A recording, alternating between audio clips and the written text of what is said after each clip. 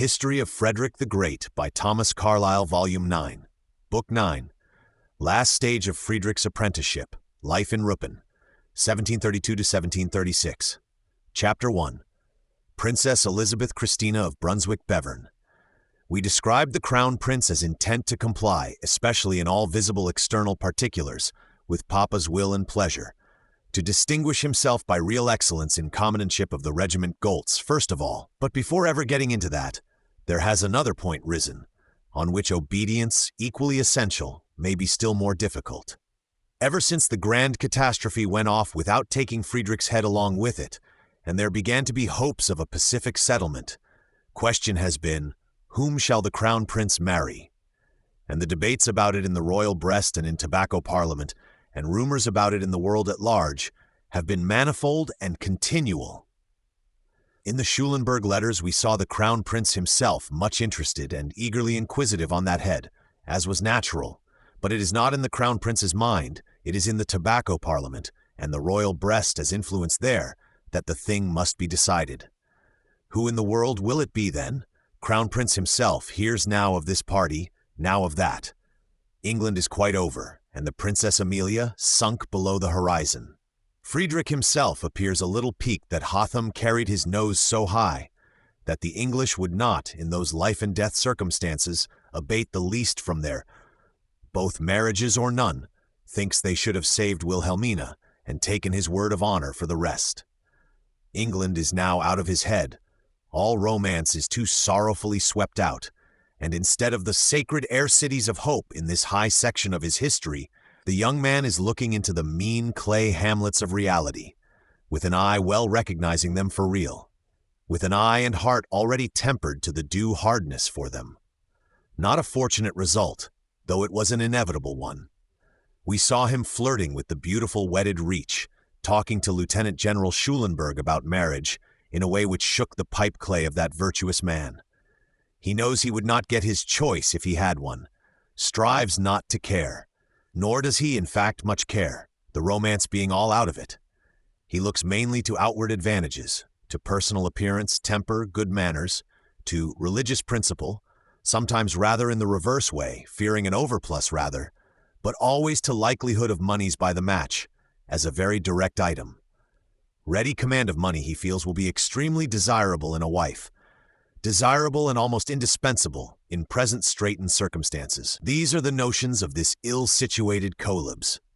The parties proposed first and last, and rumored of in newspapers and the idle brains of men, have been very many, no limit to their numbers. It may be anybody, an intending purchaser, though but possessed of sixpence, is in a sense proprietor of the whole fare. Through Schulenburg we heard his own account of them last autumn, but the far noblest of the lot was hardly glanced at, or not at all on that occasion. The Kaiser's eldest daughter, sole heiress of Austria, and these vast pragmatic sanction operations.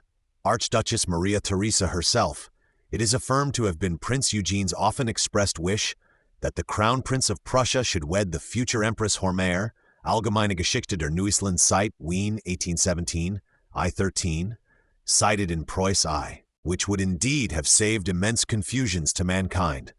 Nay, she alone of princesses, beautiful, magnanimous, brave, was the mate for such a prince, had the good fairies been consulted, which seldom happens, and romance itself might have become reality in that case, with high results to the very soul of this young prince. Wishes are free, and wise Eugene will have been heard, perhaps often, to express this wish, but that must have been all. Alas, the preliminaries, political, especially religious, are at once indispensable and impossible. We have to dismiss that daydream. A papal-Protestant controversy still exists among mankind, and this is one penalty they pay for not having settled it sooner. The imperial court cannot afford its archduchess on the terms possible in that quarter. What the imperial court can do is to recommend a niece of theirs, insignificant young princess, Elizabeth Christina of Brunswick-Bevern, who is niece to the Empress, and may be made useful in this way, to herself and us, think the imperial majesties, will be a new tie upon the Prussians and the pragmatic sanction, and keep the alliance still surer for our archduchess in times coming, think their majesties. She, it is insinuated by Seckendorf in Tobacco Parliament, Ought not she, daughter of your majesty's esteemed friend, modest-minded, innocent young princess, with a brother already betrothed in your majesty's house, to be the lady? It is probable she will. Did we inform the reader once about Kaiser Karl's young marriage adventures, and may we, to remind him, mention them a second time? How Imperial Majesty, some 25 years ago, then only King of Spain, asked Princess Caroline of Ansbach, who was very poor and an orphan in the world, who at once refused, declining to think of changing her religion on such a score, and now governs England, telegraphing with Walpole, as queen there instead. How Karl, now Imperial Majesty, then King of Spain, next applied to Brunswick-Wolfenbüttel, and met with a much better reception there, applied to old Anton Ulrich, reigning duke, who writes big novels, and does other foolish good-natured things, who persuaded his granddaughter that a change to Catholicism was nothing in such a case, that he himself should not care in the least to change. How the granddaughter changed accordingly, went to Barcelona and was wedded, and had to dun old grandpapa, "Why don't you change then?" Who did change thereupon, thinking to himself, "Plague on it, I must then." The foolish old Herr, he is dead, and his novels in 6 volumes quarto are all dead. And the granddaughter is Kaiserin, on those terms, a serene, monotonous, well-favored lady, diligent in her Catholic exercises, of whom I never heard any evil, good rather, in her eminent serene position. Pity perhaps that she had recommended her niece for this young Prussian gentleman, whom it by no means did attach to the family, so very careful about him at Vienna.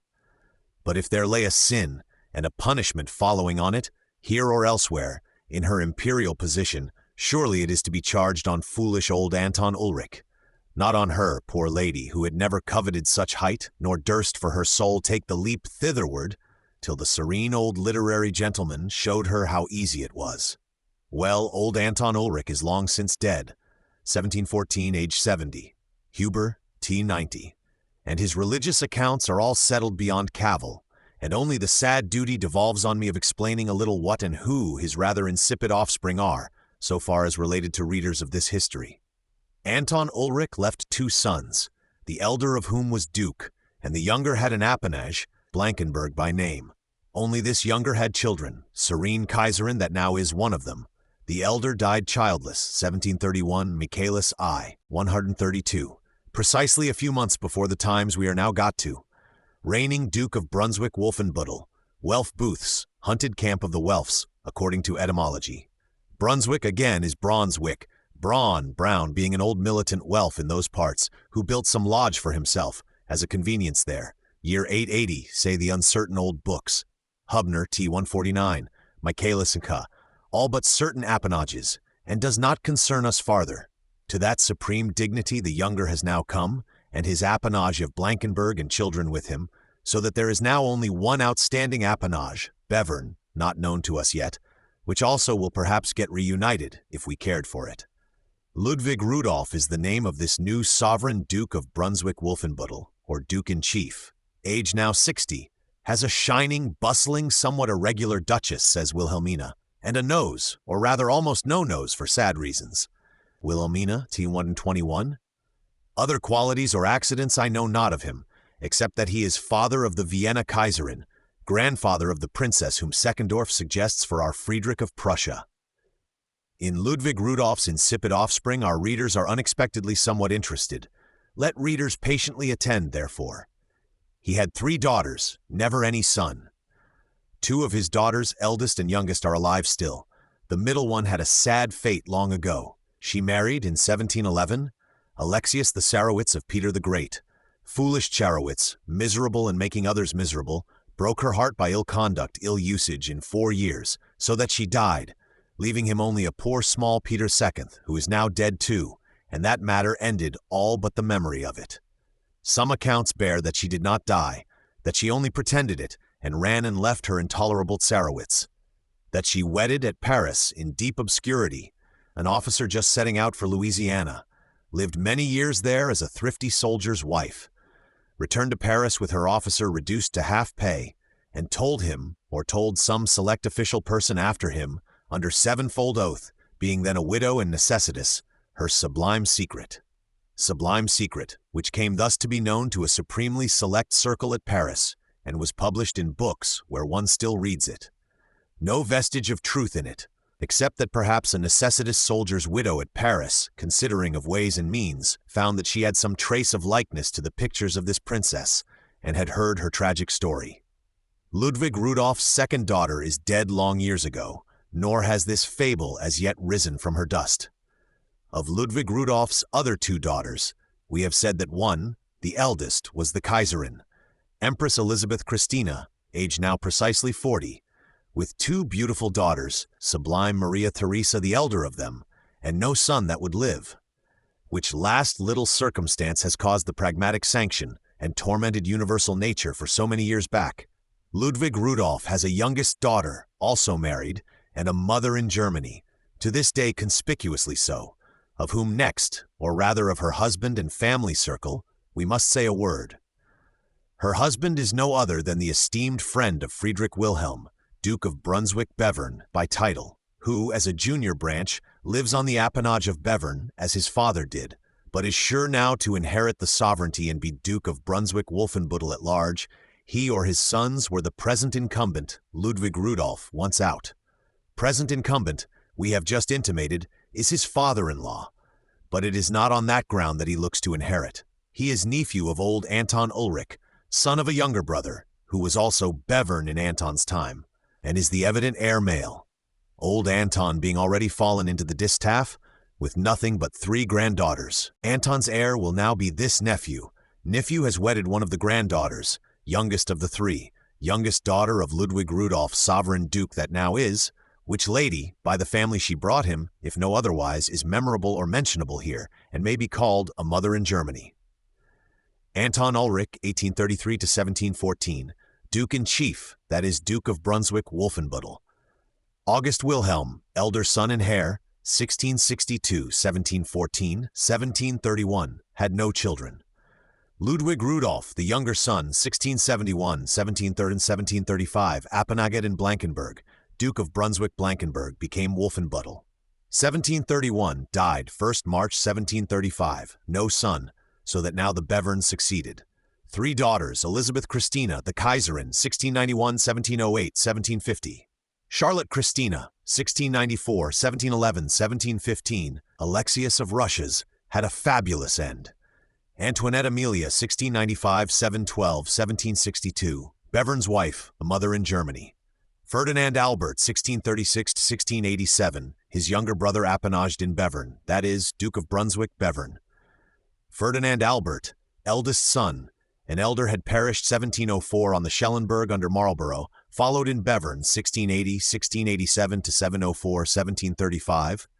Kaiser's soldier, Friedrich Wilhelm's friend, married his cousin Antoinette Amelia, mother in Germany as we call her. Duke-in-Chief, 1st March 1785 on Ludwig Rudolph's decease, died himself, 3 September same year. Born 1713, Karl the heir to marry our Friedrich's sister. 1714, Anton Ulrich, Russia, tragedy of Tsar Iwan. 1715, 8th November, Elizabeth Christina, Crown Princes. 1718, Ludwig Ernst, Holland, 1787. 1721, Ferdinand, Chatham's and England's of the 7 Years' War. 1722, 1724, 1725, 1732, 4 others. Boys the youngest 2, who were both killed in Friedrich's wars. Father Bevern, her husband, Ferdinand Albert, the name of him, is now just 50, only 10 years younger than his serene father-in-law Ludwig Rudolph, whom, I may as well say here, he does at last succeed, 3 years hence, 1735, and becomes Duke of Brunswick in general, according to hope, but only for a few months, having himself died that same year. Poor Duke, rather a good man, by all the accounts I could hear, though not of qualities that shone. He is at present Duke of Brunswick-Bevern, such his actual nomenclature in those ever-fluctuating Sibyl's leaves of German history books, Wilhelmina's and the others. Expectant Duke of Brunswick in general, much a friend of Friedrich Wilhelm. A kind of Austrian soldier he was formerly, and will again be for brief times, General Feldmarschall so styled, but is not notable in war, nor otherwise at all, except for the offspring he had by this serene spouse of his. Insipid offspring, the impatient reader says, but permits me to enumerate 1 or 2 of them. 1. Karl, eldest son, who is sure to be Brunswick in general, who is betrothed to Princess Charlotte of Prussia. A satirical creature, she, fonder of my prince than of him, Wilhelmina thinks. The wedding nevertheless took effect.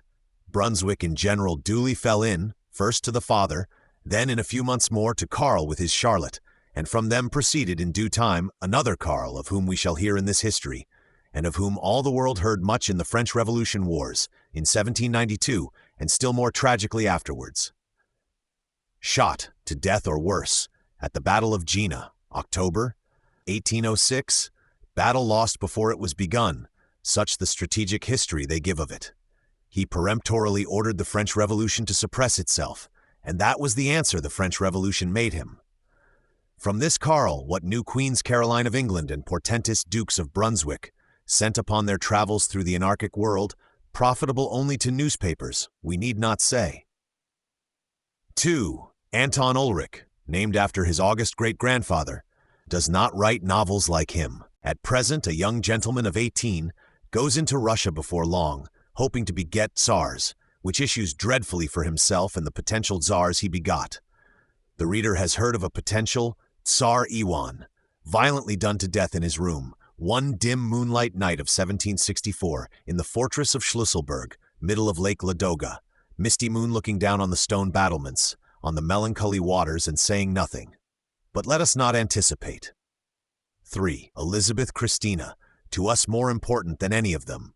Namesake of the Kaiserin, her august aunt, aged now 17, insipid, fine-complexioned young lady who is talked of for the bride of our Crown Prince, of whom the reader will hear more.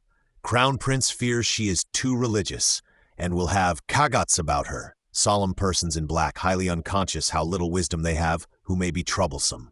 4. A merry young boy, now 10, called Ferdinand, with whom England within the next 30 years will ring, for some time, loud enough, the great Prince Ferdinand himself, under whom the Marquis of Granby and others became great, Chatham superintending it.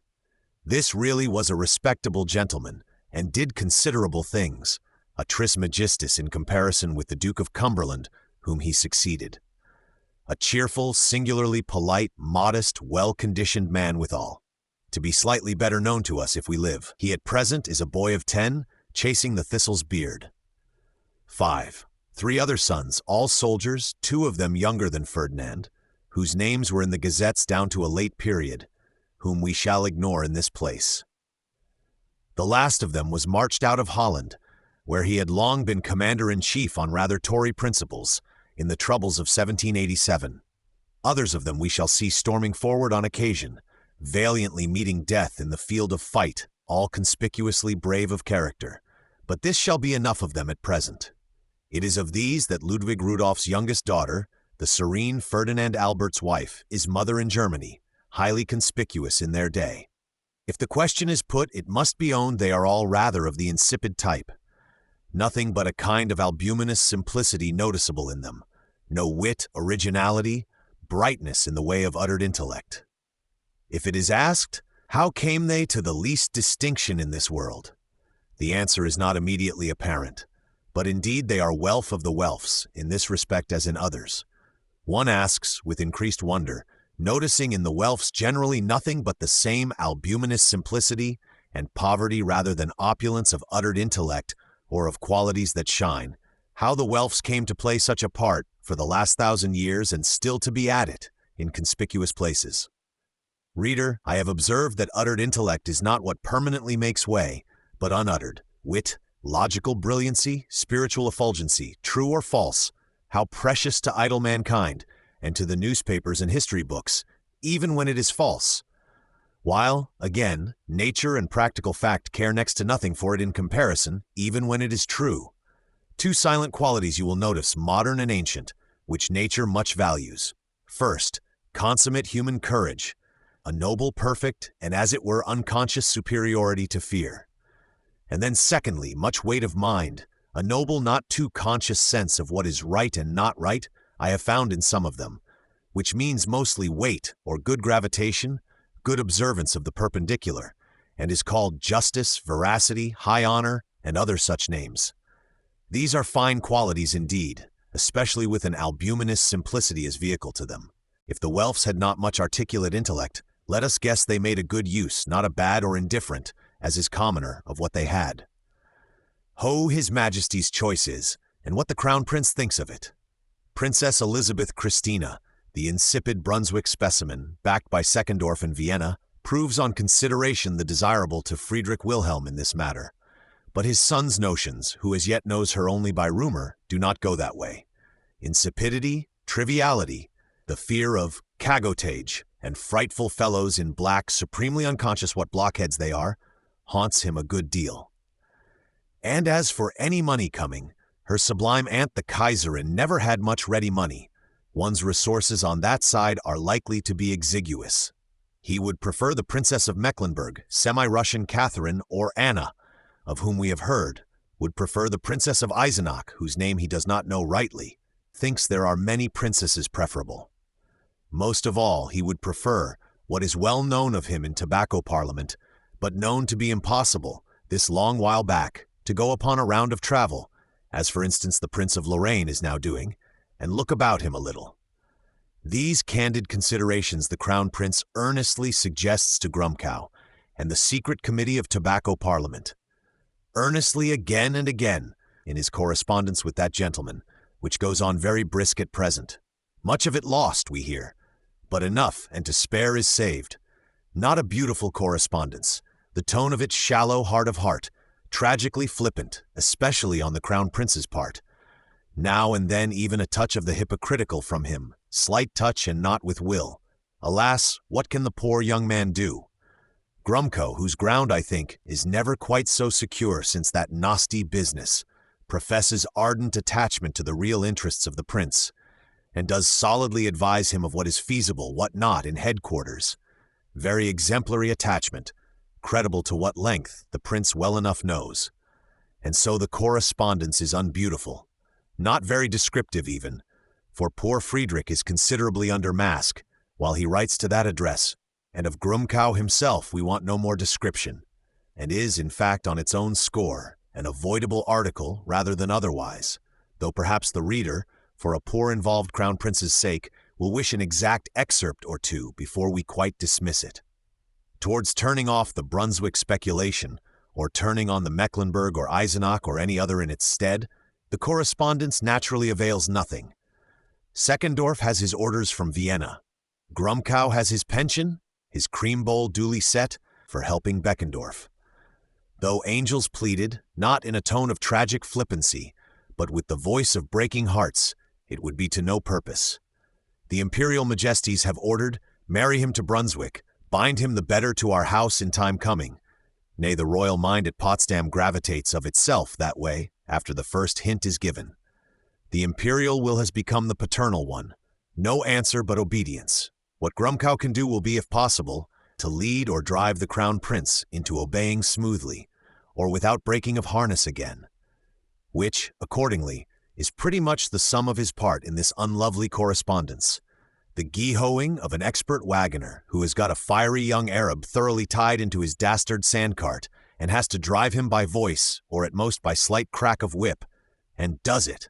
Can we hope a select specimen or two of these documents, not on Grumkow's part, or for Grumkow's unlovely sake, may now be acceptable to the reader? A letter or two picked from that large stock, in a legible state, will show us father and son, and how that tragic matter went on, better than description could. Papa's letters to the Crown Prince during that final Kustrin period, when Karzig and Himmelstadt were going on, and there was such progress in economics, are all of hopeful, ruggedly affectionate tenor, and there are a good few of them. Style curiously rugged, intricate, headlong, and a strong substance of sense and worth tortuously visible everywhere.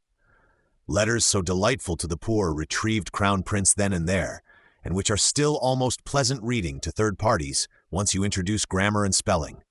This is one exact specimen, most important to the prince and us. Suddenly, one night, by estafette, His Majesty, meaning nothing but kindness, and grateful to Seckendorf and Tobacco Parliament for such an idea, proposes, in these terms, merely reduced to English and the common spelling, to the Crown Prince at Kustrin, from Papa. Potsdam, 4th February 1732. My dear son Fritz, I am very glad you need no more physic. But you must have a care of yourself, some days yet, for the severe weather, which gives me and everybody colds, so pray be on your guard. You know, my dear son, that when my children are obedient, I love them much. So, when you were at Berlin, I from my heart forgave you everything. And from that Berlin time, since I saw you, have thought of nothing but of your well-being and how to establish you. Not in the army only, but also with a right stepdaughter, and so see you married in my lifetime. You may be well persuaded I have had the princesses of Germany taken survey of, so far as possible, and examined by trusty people, what their conduct is, their education, and so on. And so a princess has been found, the eldest one of Bevern, who is well brought up, modest and retiring, as women ought to be. You will without delay, E.O., write me your mind on this. I have purchased the von Katsch house, the Feldmarschall, old Wartensleben, poor Kata's grandfather, as governor of Berlin, will get that to live in. And his government house, fine enough old house or palace built by the great elector, given by him to Graf Feldmarschall von Schomberg, the Duke's Schomberg, who was killed in the Battle of the Boyne. Same house, opposite the arsenal, which belongs now, 1855, to His Royal Highness Prince Friedrich Wilhelm of Prussia. Preuss, I-73, and Ouvres de Frederick, 1912. I will have made new for you, and furnish it all, and give you enough to keep house yourself there, and will command you into the army, April coming, which is quite a subordinate story, your majesty. The princess is not ugly nor beautiful. You must mention it to no mortal. Write indeed to Mamma that I have written to you. And when you shall have a son, I will let you go on your travels. Wedding, however, cannot be before winter next. Meanwhile, I will try odd contrive opportunity that you see one another a few times, in all honor, yet so that you get acquainted with her. She is a God-fearing creature, furtiges Mensch, which is all in all, will suit herself to you, be comportable to you as she does to the parents-in-law. God give his blessing to it, and bless you and your posterity, and keep thee as a good Christian, and have God always before your eyes, and don't believe that damnable particular tenet, predestination, and be obedient and faithful. So shall it, here in time and there in eternity, go well with thee, and whoever wishes that from the heart, let him say Amen. Your true father to the death, Friedrich Wilhelm. When the Duke of Lorraine comes, I will have thee come. I think thy bride will be here then. Adieu, God be with you. Ouvres de Frederick, Part 3d, p. 55. This important missive reached Kustrin by estafette that same midnight, 4th-5th February, when Wolden, Hofmarschall of the Prince's court, titular Goldstick there, but with abundance of real functions laid on him, had the honor to awaken the Crown Prince into the joy of reading. Crown Prince instantly dispatched by another estafette the requisite responses to Papa and Mamma, of which Wolden does not know the contents at all, not he, the obsequious Goldstick.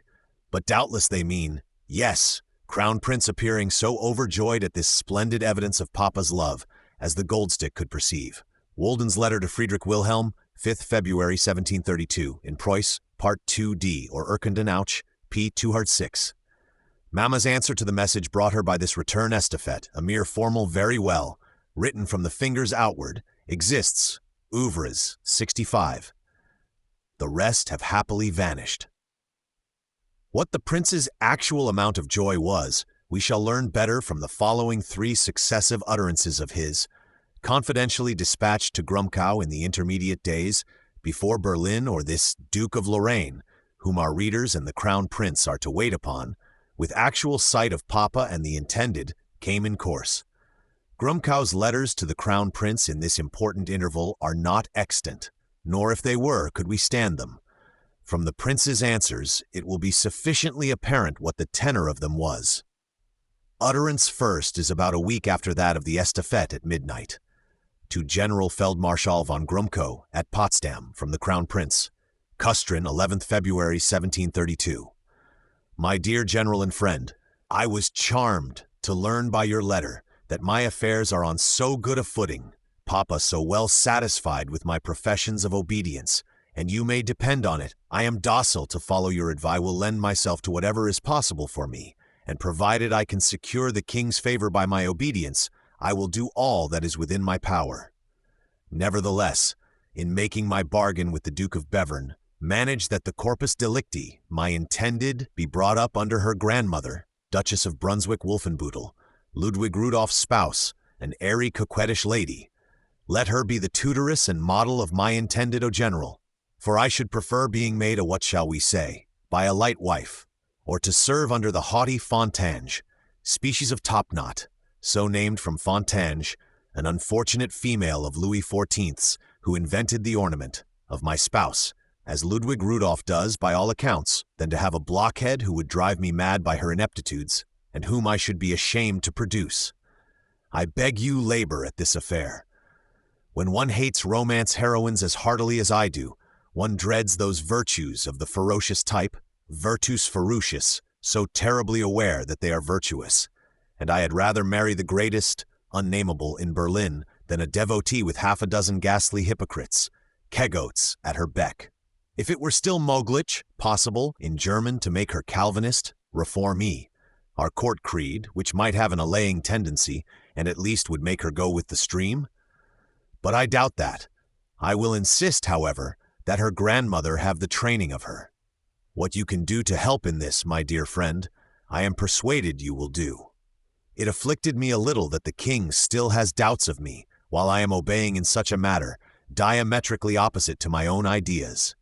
In what way shall I offer stronger proofs?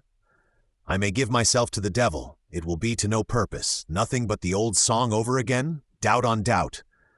Don't imagine I am going to disoblige the Duke, the Duchess, or the daughter. I beseech you. I know too well what is due to them, and too much respect their merits, not to observe the strictest rules of what is proper.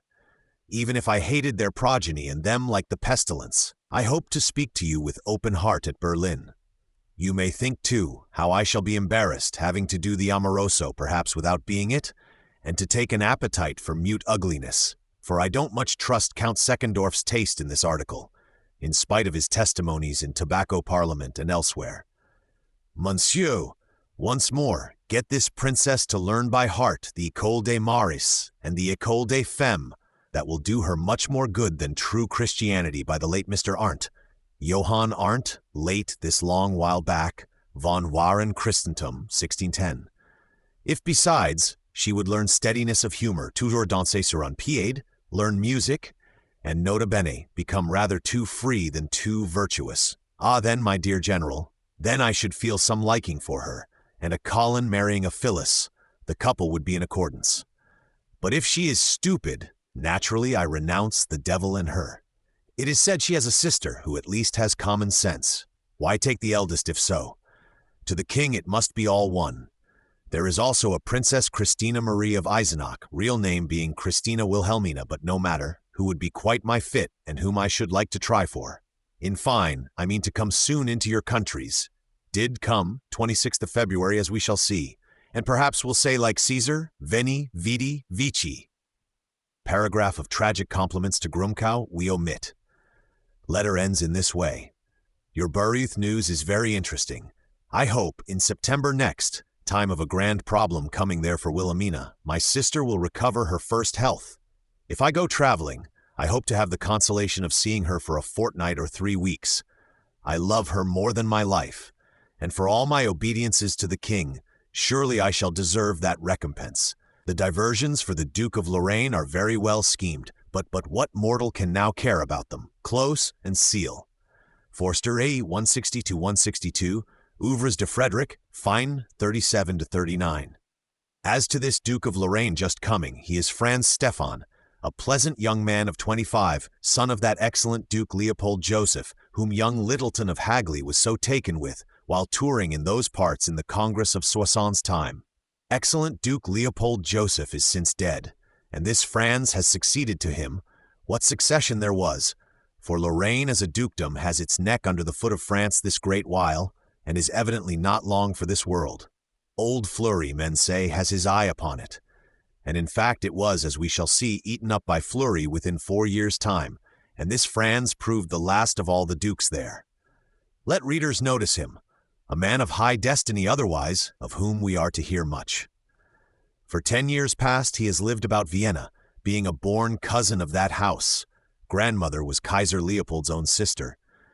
and it is understood, nay, it is privately settled, he is to marry the transcendent Archduchess, peerless Maria Theresa herself, and is to reap the whole harvest of that pragmatic sanction sown with such travail of the universe at large. May be king of the Romans, which means successor to the Kaisership any day, and actual Kaiser one day. We may as well say here, he did at length achieve these dignities, though not quite in the time or on the terms proposed. King of the Romans, old Kaiser Carl never could quite resolve to make him, having always hopes of male progeny yet, which never came. For his peerless bride he waited 6 years still, owing to accidents, attachment mutual all the while. Did then wed 1738, and was the happiest of men and expectant Kaisers, but found at length the pragmatic sanction to have been a strange sowing of dragon's teeth, and the first harvest reapable from it a world of armed men.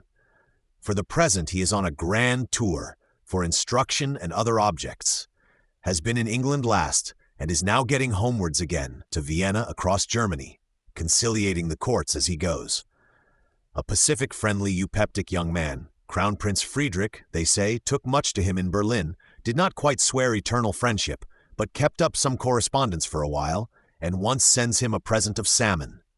But to proceed with the utterances to Grumkow. Utterance second is probably of prior date, but introducible here, being an accidental fragment, with the date lost, to the Feldmarschall von Grumkow, from the Crown Prince, exact date lost. As to what you tell me of the Princess of Mecklenburg, for whom they want a Brandenburg prince, could not I marry her? Let her come into this country, and think no more of Russia. She would have a dowry of 2 or 3 millions of rubles. Only fancy how I could live with that. I think that project might succeed. The princess is Lutheran. Perhaps she objects to go into the Greek church? I find none of these advantages in this Princess of Bevern, who, as many people, even of the Duke's court, say, is not at all beautiful, speaks almost nothing, and is given to pouting. The good Kaiserin has so little herself that the sums she could afford her niece would be very moderate. Fragment given in Seschendorf's Leben. Given to pouting, too. No, certainly.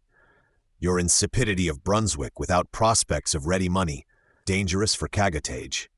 Not a word to say for herself in company, and given to pouting.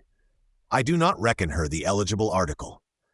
Seckendorf, Schulenburg, Grumkow, and all hands are busy in this matter, geehoing the Crown Prince towards the mark set before him.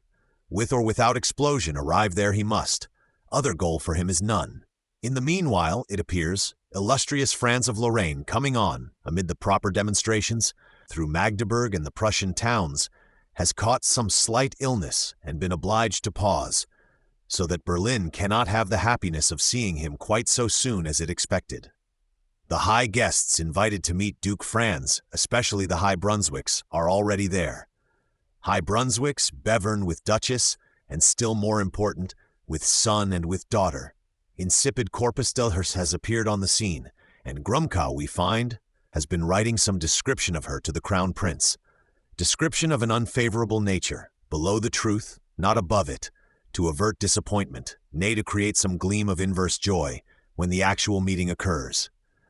That is his art in driving the fiery little Arab ignominiously yoked to him, and it is clear he has overdone it for once.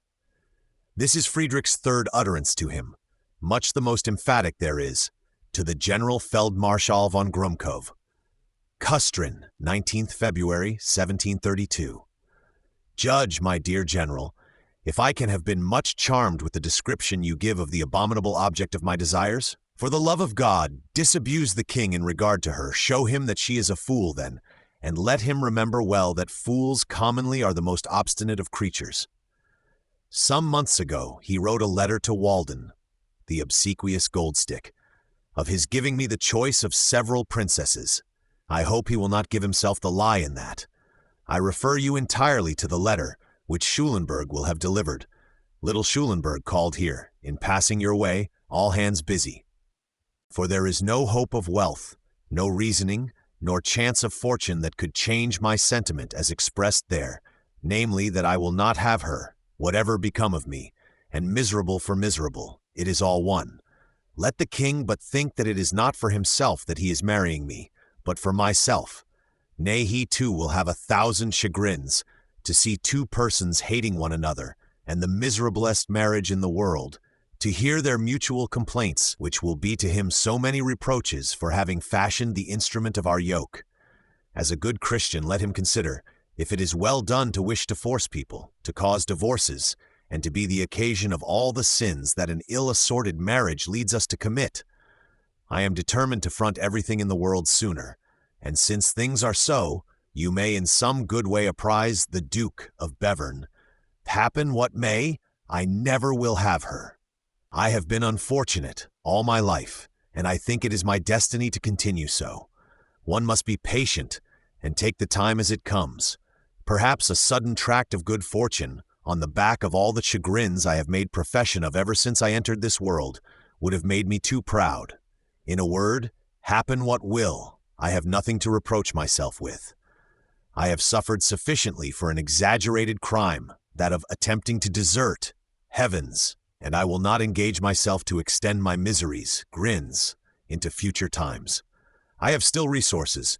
A pistol shot can deliver me from my sorrows and my life, and I think a merciful God would not damn me for that, but taking pity on me would, in exchange for a life of wretchedness, grant me salvation. This is whitherward despair can lead a young person whose blood is not so quiescent as if he were 70. I have a feeling of myself, monsieur, and perceive that, when one hates the methods of force as much as I, our boiling blood will carry us always towards extremities. If there are honest people in the world, they must think how to save me from one of the most perilous passages I have ever been in. I waste myself in gloomy ideas. I fear I shall not be able to hide my grief on coming to Berlin. This is the sad state I am in, but it will never make me change from being, surely to an excessive degree, the illustrious Grumkow's most sincere, Frederick. I have received a letter from the king about the princess. I think I may still finish the week here. 26th did arrive in Berlin, Preuss, in Ovres, Wenen, Part 3D, P58N. When his first fire of approbation is spent, you might, praising her all the while, lead him to notice her faults. Mon Dieu, has he not already seen what an ill-assorted marriage comes to? Bah, my sister of Ansbach and her husband, who hate one another like the fire. He has 1,000 vexations from it every day. And what aim has the king? If it is to assure himself of me, that is not the way. Madame of Eisenach might do it, but a fool not. On the contrary, it is morally impossible to love the cause of our misery. The king is reasonable, and I am persuaded he will understand this himself. 42. Very passionate pleading, but it might as well address itself to the east winds. Have east winds a heart that they should feel pity? Jarny Blue, Herr Feldzeugmeister, only take care he don't overset things again. Grumkow in these same hours is writing a letter to the prince, which we still have, a B-43. How charmed his majesty is at such obedience. Shed tears of joy, writes Grumkow, and said it was the happiest day of his life. Judge Grumkow's feelings soon after on this furious recalcitration breaking out. Grumkow's answer, which also we still have IB in pp. 44-46, is truculence itself in a polite form. Horror-struck as a Christian at the suicide notion, in fact at the whole matter, and begs as a humble individual, not wishful of violent death and destruction upon self and family, to wash his poor hands of it altogether. Dangerous for the like of him, interfering between royal father and royal son of such opposite humors, would break the neck of any man, thinks Grumkow, and sums up with this pithy reminiscence. I remember always what the king said to me at Wusterhausen, when your royal highness lay prisoner in the castle of Kustrin, and I wished to take your part. Nein, Grumkow, denket an diese Stelle, Gott gebe, dass ich nicht wahr rede, aber mein Sohn stirbt nicht eines natürlichen Todes, und Gott gebe, dass nicht unter Henkers Hande komme. No, Grumkow, think of what I now tell you. God grant it do not come true, but my son won't die a natural death. God grant he do not come into the hangman's hands yet. I shuddered at these words, and the king repeated them twice to me. That is true, or may I never see God's face, or have part in the merits of our Lord. The Crown Prince's pleadings may fitly terminate here. Duke of Lorraine arrives in Potsdam and in Berlin. Saturday, 23rd of February, 1732. His Serene Highness of Lorraine did at length come to hand. Arrived in Potsdam that day, where the two majesties, with the serene Beverns, with the Prince Alexander of Württemberg, and the other high guests, had been some time in expectation. Suitable persons invited for the occasion: Bevern, a titular Austrian Feldmarschall; Prince Alexander of Württemberg, an actual one, poor old Eberhard Ludwig's cousin, and likely to be higher there soon; high quasi-Austrian serenities, not to mention Schulenburg and others officially related to Austria, or acquainted with it. Nothing could be more distinguished than the welcome of Duke Franz, and the things he saw and did during his 3 weeks' visit are wonderful to Fassmann and the extinct gazetteers. Saw the Potsdam giants do their exercitia, transcendent in perfection, had a boar hunt, did divine service in the Potsdam Catholic Church, went by himself to Spandau on the Tuesday 26th, where all the guns broke forth and dinner was ready. King, Queen, and party having made off for Berlin in the interim, to be ready for his advent there in the evening about 5. Majesties wait at Berlin, with their party, among whom, say the old newspapers, is His Royal Highness the Crown Prince. Crown Prince just come in from Custrin, just blessed with the first sight of his charmer, whom he finds perceptibly less detestable than he expected. Serene Highness of Lorraine arrived punctually at 5, with outburst of all the artilleries and hospitalities. Balls, soirees, exercitia of the Kleist Regiment, of the Gurns d'Armes, dinners with Grumkow, dinners with Seckendorf, evening party with the Margravine Philip, Margravine in high colors. One scenic miracle succeeding another, for above a fortnight to come. The very first spectacle His Highness saw, a private one, and of no intense interest to him, we shall mention here for our own behoof. An hour after his arrival, the Duke was carried away to His Excellency Herr Kreutz the Finance Minister's, to attend a wedding there along with His Majesty. Wedding of Excellency Kreutz's only daughter to the Jägermeister von Hacke, Hofjägermeister, Master of the Hunt, and more specifically Captain Hackey of the Potsdam Guard or Giant Regiment, much and deservedly a favorite with His Majesty. Majesty has known, a long while, the merits military and other of this hack, a valiant expert exact man of good stature, good service among the giants, and otherwise, though not himself gigantic, age now turned of 30, and unluckily little but his pay to depend on. Majesty, by way of increment to Hackey, small increment on the pecuniary side, has lately made him Master of the Hunt, will, before long, make him Adjutant General, and his right-hand man in army matters, were he only rich, has, in the meanwhile, made this excellent match for him, which supplies that defect. Majesty was the making of Kreutz himself, who is grown very rich, and has but one daughter. Let Hackey have her, His Majesty advised, and snatches off the Duke of Lorraine to see it done. 4:30. Did the reader ever hear of Finance Minister Kreutz, once a poor regiment's auditor, when His Majesty, as yet Crown Prince, found talent in him? Can readers fish up from their memory 20 years back anything of a terrific specter walking in the Berlin Palace for certain nights during that Stralsund expedition or famed Swedish wartime, to the terror of mankind? Terrific specter, thought to be in Swedish pay, properly a spy scullion, in a small concern of Grumkow versus Kreutz?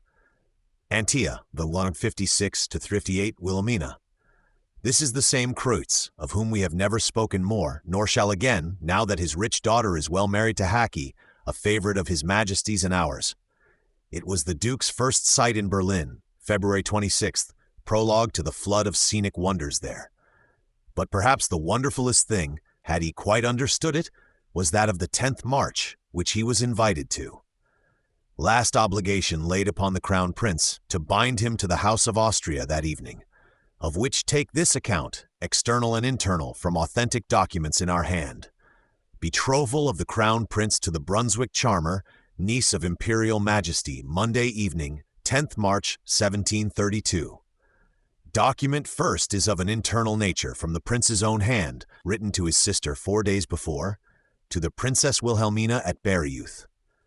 Berlin, 6th March, 1732. My dearest sister, next Monday comes my betrothal, which will be done just as yours was. The person in question is neither beautiful nor ugly, not wanting for sense, but very ill brought up, timid, and totally behind in manners and social behavior, manières du savoir-vivre, That is the candid portrait of this princess. You may judge by that, dearest sister, if I find her to my taste or not. The greatest merit she has is that she has procured me the liberty of writing to you, which is the one solacement I have in your absence. You never can believe, my adorable sister, how concerned I am about your happiness. All my wishes center there, and every moment of my life I form such wishes. You may see by this that I preserve still that sincere friendship which has united our hearts from our tenderest years. Recognize at least, my dear sister, that you did me a sensible wrong when you suspected me of fickleness towards you, and believed false reports of my listening to talebearers. Me, who love only you, and whom neither absence nor lying rumors could change in respect of you. At least don't again believe such things on my score, and never mistrust me till you have had clear proof, or till God has forsaken me, and I have lost my wits. And being persuaded that such miseries are not in store to overwhelm me, I here repeat how much I love you, and with what respect and sincere veneration. I am and shall be till death, my dearest sister, your most humble and faithful brother and valet. Overs to Frederick, tween part first. That was on the Thursday. Betrothal is on the Monday following. Document second is from poor old Fassman, and quite of external nature, which we much abridge. Monday evening, all creatures are in gala, and the royal apartments upstairs are brilliantly alight. Duke of Lorraine with the other high strangers are requested to take their place up there, and wait for a short while. Prussian Majesty, Queen and Crown Prince with him, proceeds then in a solemn official manner to the Dirklocht of Bevern's apartment in a lower floor of the palace, where the Bevern party, Duke, Duchess, son, and intended charmer are. Prussian Majesty asks the Dirklocht and spouse whether the marriage, some time treated of, between that their princess here present and this his crown prince likewise here, is really a thing to their mind? Serene spouse's answer, to the effect, yea, surely very much. Upon which they all solemnly ascend to the royal apartments, upstairs where we have seen Wilhelmina dancing before now, where Lorraine, Württemberg, and the other sublimities are in waiting. Lorraine and the sublimities form a semicircle, with the two majesties and pair of young creatures in the center. You young creatures, you are of one intention with your parents in this matter? Alas, there is no doubt of it. Pledge yourselves, then, by exchange of rings, said His Majesty with due business brevity. The rings are exchanged. Majesty embraces the two young creatures with great tenderness, as do Queen and Serenities, and then all the world takes to embracing and congratulating, and so the betrothal is a finished thing. Bassoons and violins, striking up, whirl it off in universal dancing, in supper of above 260 persons, princely or otherwise sublime in rank, with spouses and noble ladies there, in the due proportion. Fa 32, 433. Here is fraction of another note from the Crown Prince to his sister at Bayreuth, a fortnight after that event. Berlin, 24th March, 1732, to Princess Wilhelmina. God be praised that you are better, dearest sister, for nobody can love you more tenderly than I do. As to the Princess of Bevern, my troth, the Queen Mamma, whom you have been consulting on these etiquettes, bids me answer, that you need not style her highness, and that you may write to her quite as to an indifferent princess. As to kissing of the hands, I assure you I have not kissed them, nor will kiss them. They are not pretty enough to tempt one that way. God long preserve you in perfect health, and you preserve for me always the honor of your good graces. And believe, my charming sister, that never brother in the world loved with such tenderness a sister so charming as mine. In short, believe, dear sister, that without compliments and in literal truth, I am yours wholly, Frederick. Polcon Part First 5. This is the betrothal of the Crown Prince to an insipidity of Brunswick. Insipidity's private feelings, perhaps of a languidly glad sort, are not known to us, Crown Princes we have in part seen. He has decided to accept his fate without a murmur farther, against his poor bride or her qualities not a word more. In the Schloss of Berlin, amid such tempests of female gossip, Mamma still secretly corresponding with England, he has to be very reserved, on this head especially. It is understood he did not, in his heart, nearly so much dislike the insipid princess as he wished Papa to think he did. Duke Franz of Lorraine went off above a week ago, on the Saturday following the betrothal, an amiable, serene young gentleman, well liked by the crown prince and everybody. He avoided the Saxon court, though passing near it, on his way to Old Kermines, which is a sign, thinks Fassmann, that mutual matters are on a weak footing in that quarter. Pragmatic sanction never accepted there, and plenty of intricacies existing. Crown Prince Frederick may now go to Ruppen and the regiment Goltz, his business and destinies being now all reduced to a steady condition. Steady sky, rather leaden, instead of the tempestuous thunder and lightning weather which there heretofore was. Leaden sky, he, if left well to himself, will perhaps brighten a little. Study will be possible to him. Improvement of his own faculties, at any rate. It is much his determination. Outwardly, besides drilling the regiment Goltz, he will have a steady correspondence to keep up with his Brunswick charmer. Let him see that he be not slack in that. Chapter 2. Small Incidents at Ruppen. Friedrich, after some farther pause in Berlin, till things were got ready for him, went to Ruppen.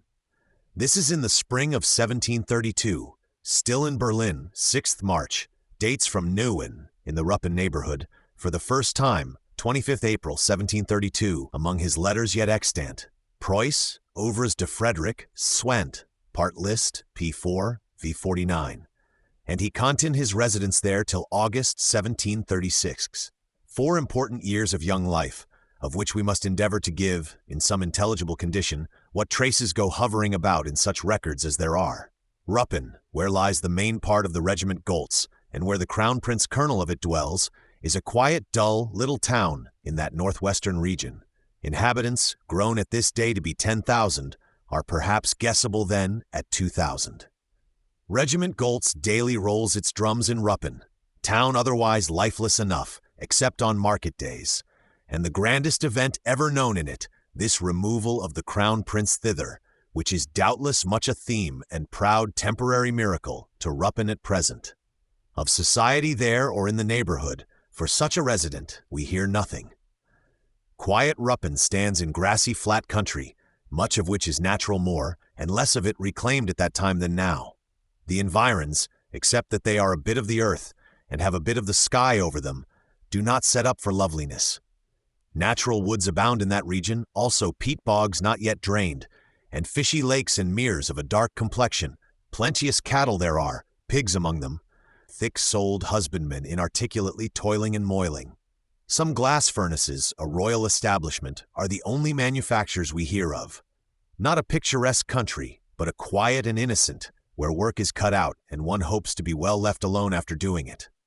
This crown prince has been in far less desirable localities.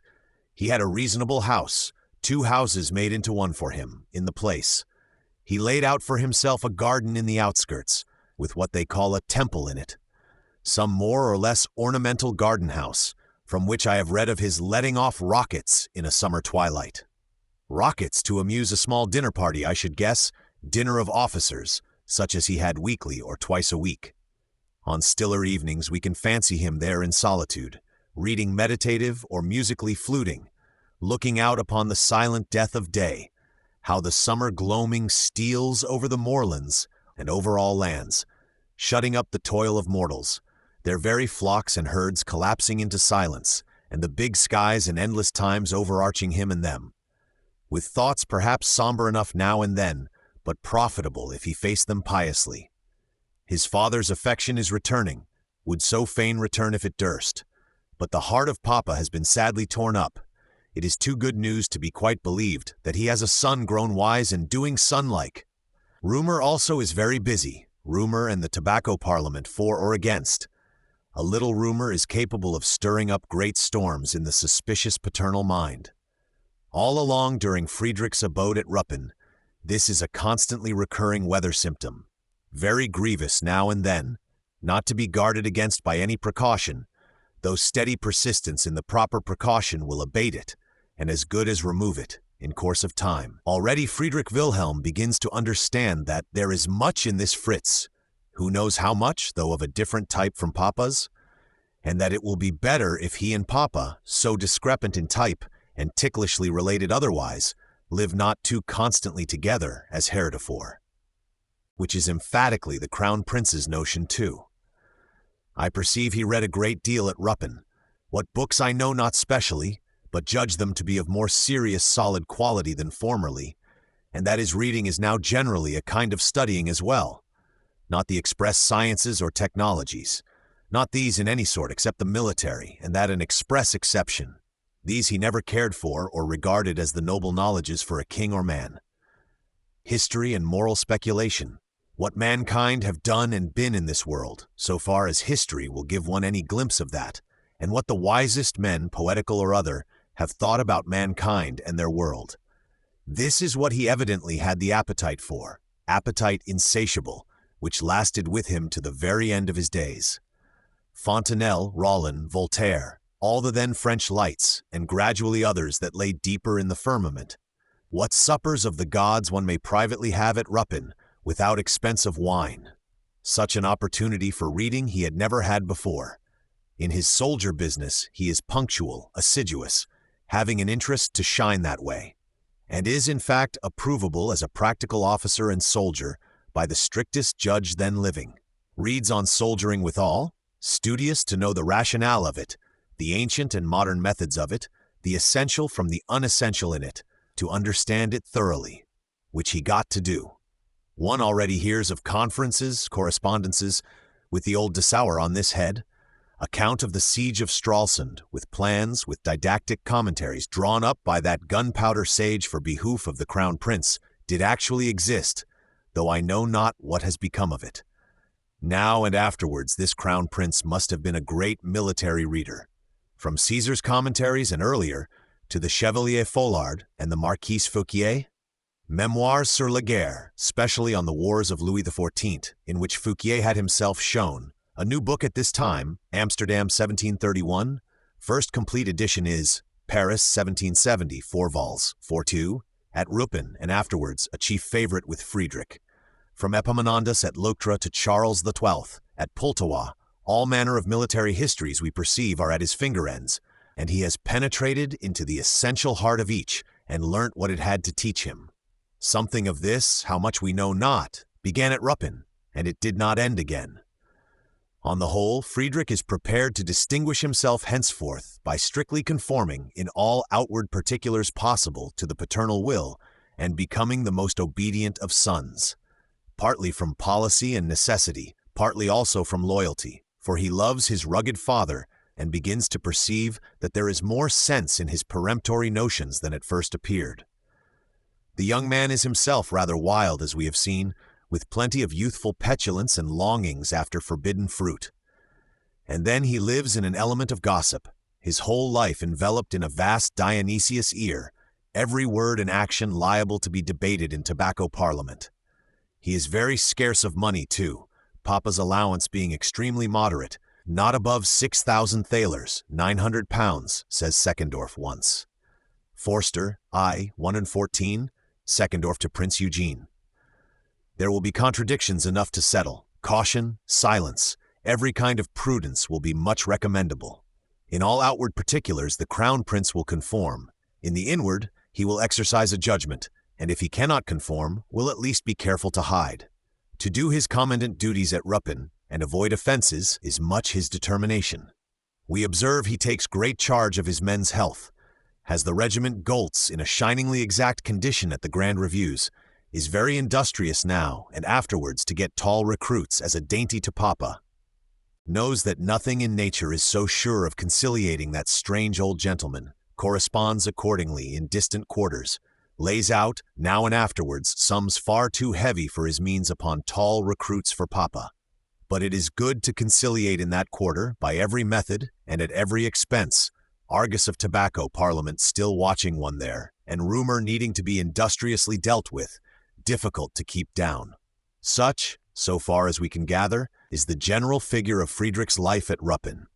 Specific facts of it, anecdotes about it, are few in those dim books, are uncertain as to truth, and without importance whether true or not. For all his gravity and colonelship, it would appear the old spirit of frolic has not quitted him. Here are 2 small incidents pointing that way, which stand on record, credible enough, though vague and without importance otherwise. Incident first is to the following feeble effect. indisputable though extremely unmomentous. Regiment Goltz, it appears, used to have gold trimmings. The Colonel Crown Prince petitioned that they might be of silver, which he liked better. Papa answers yes. Regiment Goltz gets its new regimentals done in silver. The Colonel proposes they shall solemnly burn their old regimentals. And they do it, the officers of them, sub dio, perhaps in the Prince's garden, stripping successively in the temple there, with such degree of genial humor, loud laughter, or at least boisterous mock solemnity, as may be in them. This is a true incident of the Prince's history, though a small one. Incident second is of slightly more significance, and intimates, not being quite alone in its kind, a questionable habit or method the Crown Prince must have had of dealing with clerical persons hereabouts when they proved troublesome. Here are no fewer than 3 such persons, or parsons, of the Ruppen country, who got mischief by him. How the first gave offense shall be seen, and how he was punished. Offenses of the second and the third we can only guess to have been perhaps pulpit rebukes of said punishments, perhaps general preaching against military levities, want of piety, nay open sinfulness, in thoughtless young men with cockades, whereby the thoughtless young men were again driven to think of nocturnal charivari. We will give the story in Dr. Bushing's own words, who looks before and after to great distances, in a way worth attending to. The Herr Doctor, an endless collector and compiler on all manner of subjects, is very authentic always, and does not want for natural sense, but he is also very crude, and here and there not far from stupid, such his continual haste and slobbery manner of working up those 100 and odd volumes of his. See his autobiography, which forms Beitrag, B.Vi, the biggest and last volume. The sanguine choleric temperament of Frederick, says this doctor, drove him in his youth to sensual enjoyments and wild amusements of different kinds, in his middle age to fiery enterprises, and in his old years to decisions and actions of a rigorous and vehement nature, yet so that the primary form of utterance as seen in his youth never altogether ceased with him.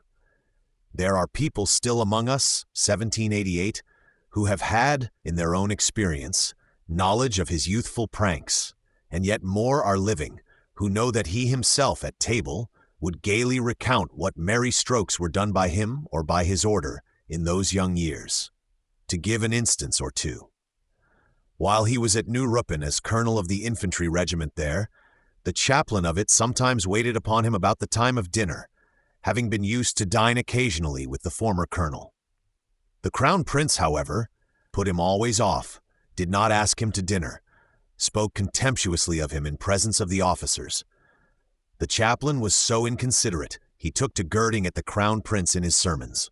Once on a time, preached he one day, there was Herod who had Herodias to dance before him, and he gave her John the Baptist's head for her pains. This Herod, Bushing says, was understood to mean and meant the Crown Prince. Herodias, the merry corps of officers who made sport for him. John the Baptist's head was no other than the chaplain not invited to dinner. To punish him for such a sally, the Crown Prince with the young officers of his regiment went one night to the chaplain's house, somewhere hard by, with cow's grass adjoining to it, as we see. And first they knocked in the windows of his sleeping room upon him, hinge windows, glass not entirely broken, we may hope. Next there were crackers, schwarmer, enthusiasts, so to speak, thrown in upon him. And thereby the chaplain and his poor wife, more or less in an interesting condition, poor woman, were driven out into the courtyard and at last into the dung heap there, and so left with their head on a charger to that terrible extent.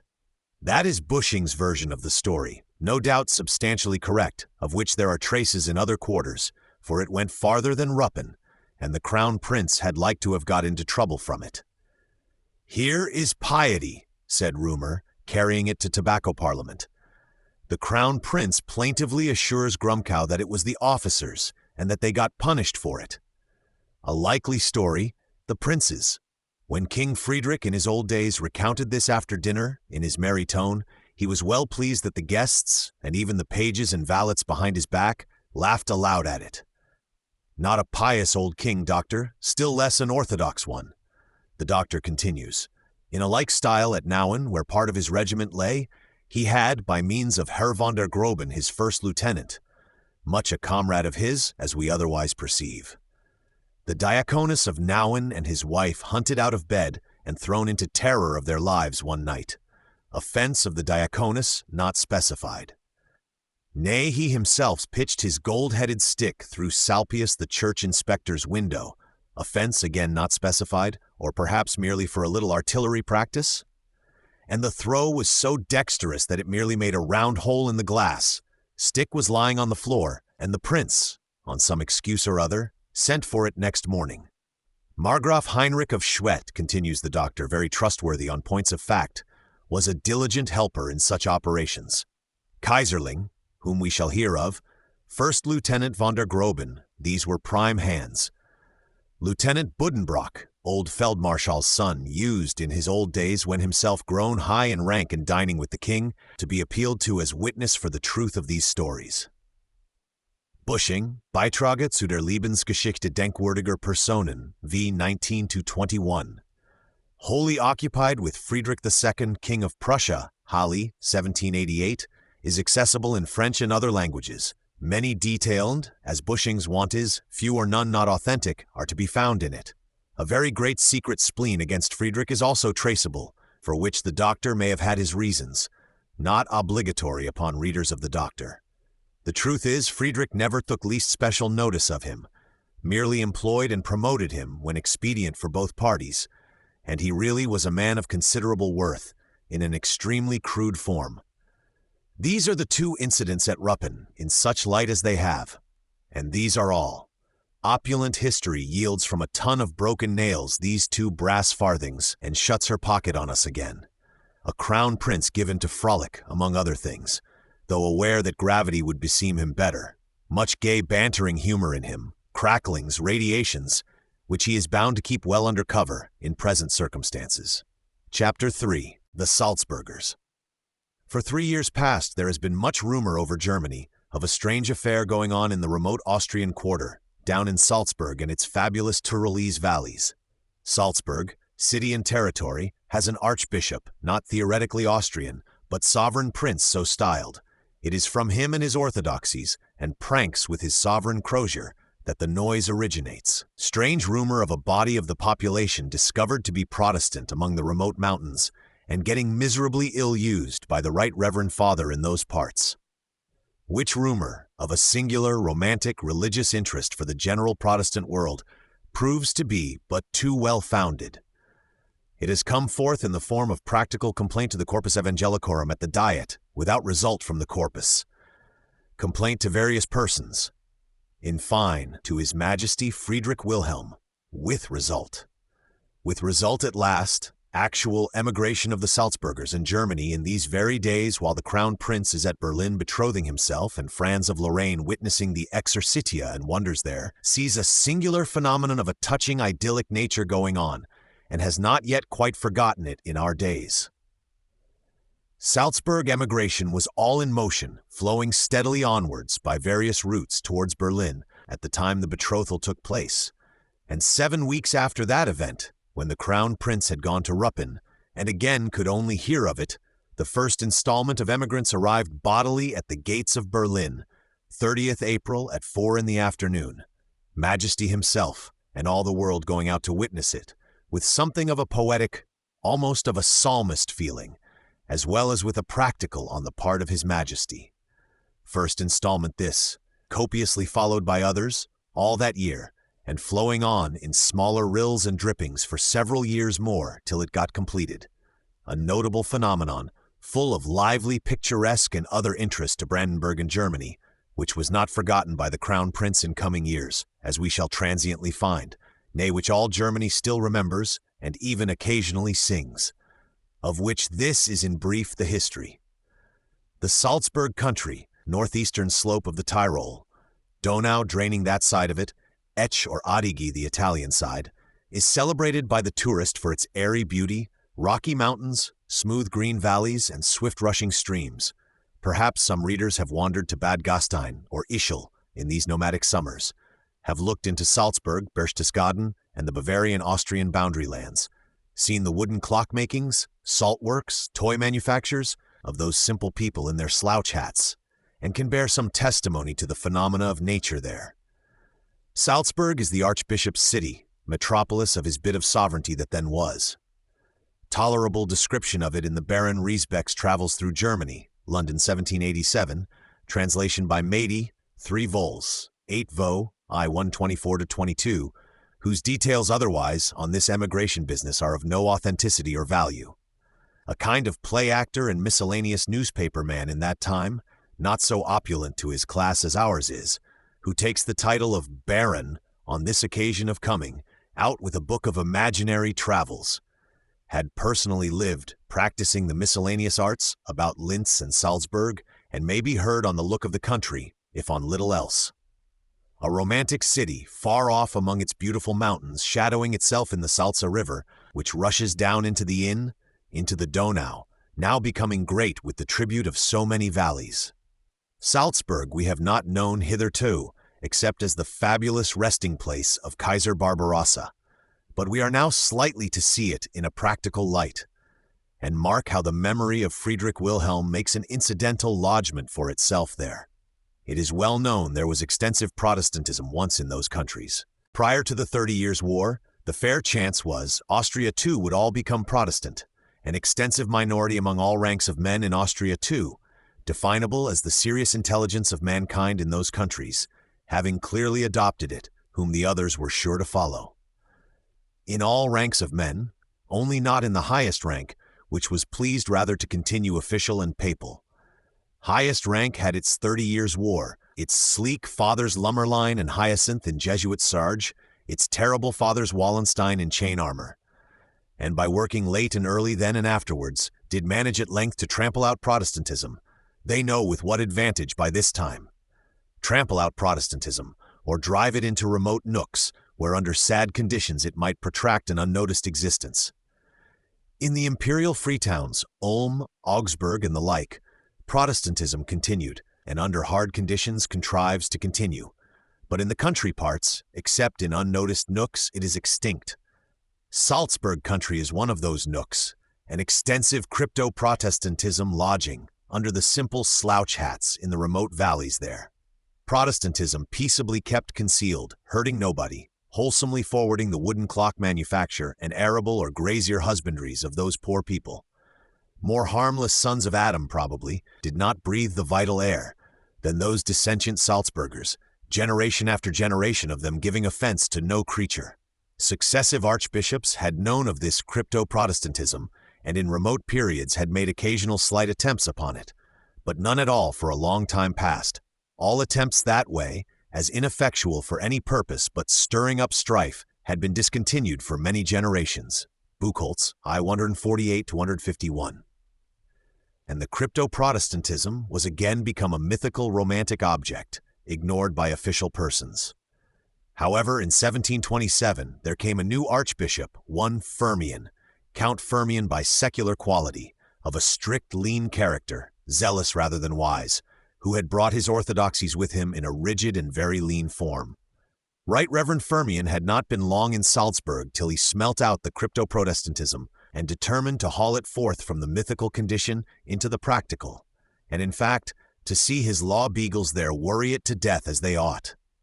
Hence the rumors that had risen over Germany in 1729, law terriers penetrating into human cottages in those remote Salzburg valleys, smelling out some German Bible or devout book, making lists of Bible-reading cottagers, hailing them to the right Reverend Father in God, thence to prison, since they would not undertake to cease reading. With fine, with confiscation, tribulation, for the peaceable Salzburgers, respectful creatures, doffing their slouch hats almost to mankind in general, were entirely obstinate in that matter of the Bible. Cannot, your reverence, must not, dare not, and went to prison or whithersoever rather, a wide cry rising, let us sell our possessions and leave Salzburg then, according to Treaty of Westphalia, Article so-and-so. Treaty of Westphalia? Leave Salzburg, shrieked the Right Reverend Father. Are we getting into open mutiny then? Open extensive mutiny, shrieked he. Borrowed a couple of Austrian regiments, Kaiser and we always on the pleasantest terms, and marched the most refractory of his Salzburgers over the frontiers, retaining their properties and families, whereupon noise rose louder and louder. Refractory Salzburgers sent deputies to the Diet, appealed, complained to the Corpus Evangelicorum, Treaty of Westphalia in hand, without result. Corpus, having verified matters, complained to the Kaiser, to the Right Reverend Father. The Kaiser, intent on getting his pragmatic sanction through the Diet, and anxious to offend nobody at present, gave good words, but did nothing. The Right Reverend Father answered a letter or two from the Corpus, then said at last he wished to close the correspondence, had the honor to be, and answered no farther when written to. Corpus was without result. So it lasted through 1730, rumor which rose in 1729, waxing ever louder into practicable or impracticable shape through that next year, tribulation increasing in Salzburg, and noise among mankind. In the end of 1730, the Salzburgers sent 2 deputies to Friedrich Wilhelm at Berlin, solid-hearted, thick-souled men, able to answer for themselves and give real account of Salzburg and the phenomena. This brought matters into a practicable state. Are you actual Protestants? The Treaty of Westphalia applicable to you? Not mere fanatic mystics, as Right Reverend Firmian asserts, protectable by no treaty? That was Friedrich Wilhelm's first question, and he set his 2 chief Berlin clergymen, learned Roloff one of them, a divine of much fame, to catechize the 2 Salzburg deputies and report upon the point. Their report, dated Berlin, 30th November, 1730, with specimens of the main questions I have read, Fassmann, 446 to 448, and can fully certify, along with Roloff and Friend, that here are Orthodox Protestants, apparently of very pious, peaceable nature, suffering hard wrong, orthodox beyond doubt, and covered by the Treaty of Westphalia, whereupon His Majesty dismisses them with assurance, "Return and say there shall be help," and straightway lays hand on the business, strong, swift, steady hand as usual, with a view that way. Salzburg being now a clear case, Friedrich Wilhelm writes to the Kaiser, to the King of England, King of Denmark, orders preparations to be made in Preussen, vacant messuages to be surveyed, moneys to be laid up, bids his man at the Regensburg Diet signify that unless this thing is rectified, his Prussian Majesty will see himself necessitated to take effectual steps. Reprisals, the first step, according to the old method of his Prussian Majesty. Rumor of the Salzburg Protestants rises higher and higher.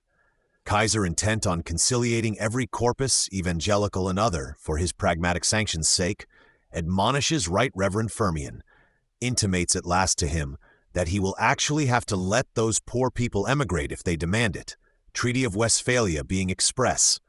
In the end of 1731 it has come thus far. Emigrate, says your Imperial Majesty? Well, they shall emigrate, answers Firmian, the sooner the better. And straightway, in the dead of winter, marches, in convenient divisions, some 900 of them over the frontiers. Go about your business then, emigrate to the old one if you like. And our properties, our goods and chattels? Ask they. Be thankful you have kept your skins. Emigrate, I say. And the poor 900 had to go out in the rigor of winter, hoary old men among them, and women coming near their time, and seek quarters in the wide world mostly unknown to them. Truly Firmian is an orthodox Herr, acquainted with the laws of fair usage and the time of day. The sleeping Barbarossa does not awaken upon him within the hill here, but in the Roncallic fields long ago I should not have liked to stand in his shoes. Friedrich Wilhelm, on this procedure at Salzburg, intimates to his Halberstadt and Minden Catholic gentlemen that their establishments must be locked up and incoming suspended, that they can apply to the Right Reverend Firmian upon it, and bids his man at Regensburg signify to the Diet that such is the course adopted here. Right Reverend Firmian has to hold his hand, finds both that there shall be emigration and that it must go forward on human terms, not inhuman, and that in fact the Treaty of Westphalia will have to guide it, not he henceforth. Those poor ousted Salzburgers cower into the Bavarian cities till the weather mend and His Prussian Majesty's arrangements be complete for their brethren and them. His Prussian Majesty has been maturing his plans, all this while, gathering monies, getting lands ready. We saw him hanging Schlubhut in the autumn of 1731, who had peculated from said moneys, and surveying Preussen under storms of thunder and rain on one occasion.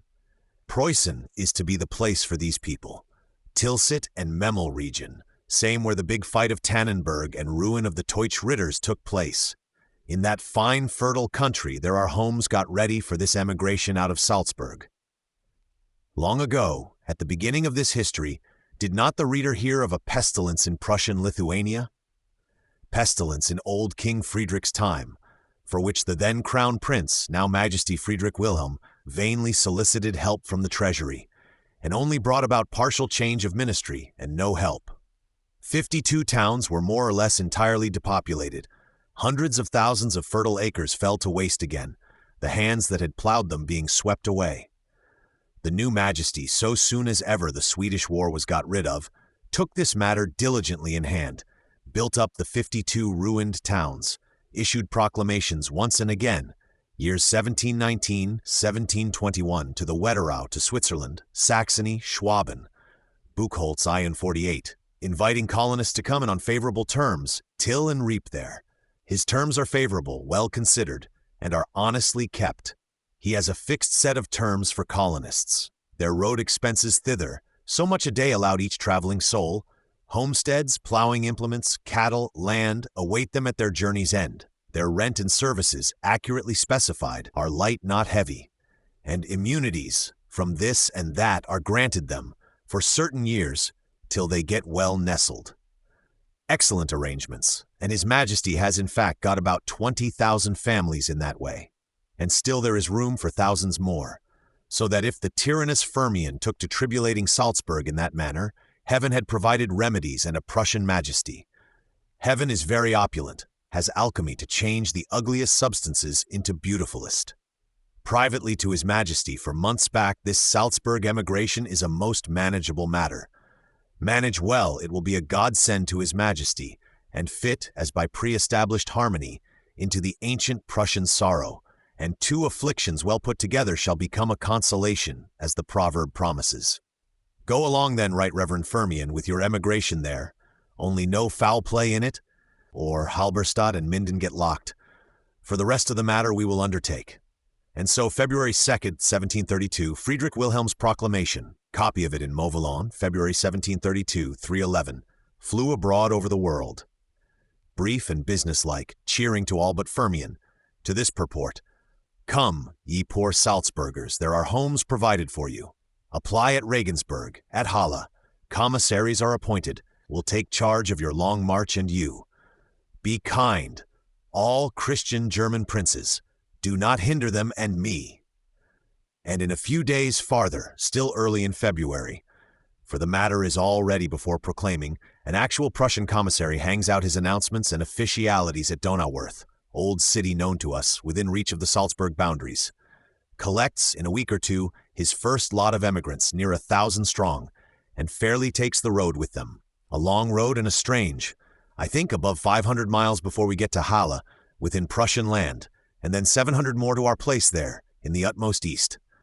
Men, women, infants, and hoary grandfathers are here, most of their property sold, still on ruinous conditions. Think of it, Your Majesty.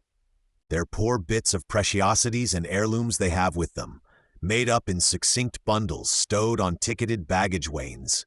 Some have their own poor cart and horse, to carry the too old and the too young, those that cannot walk.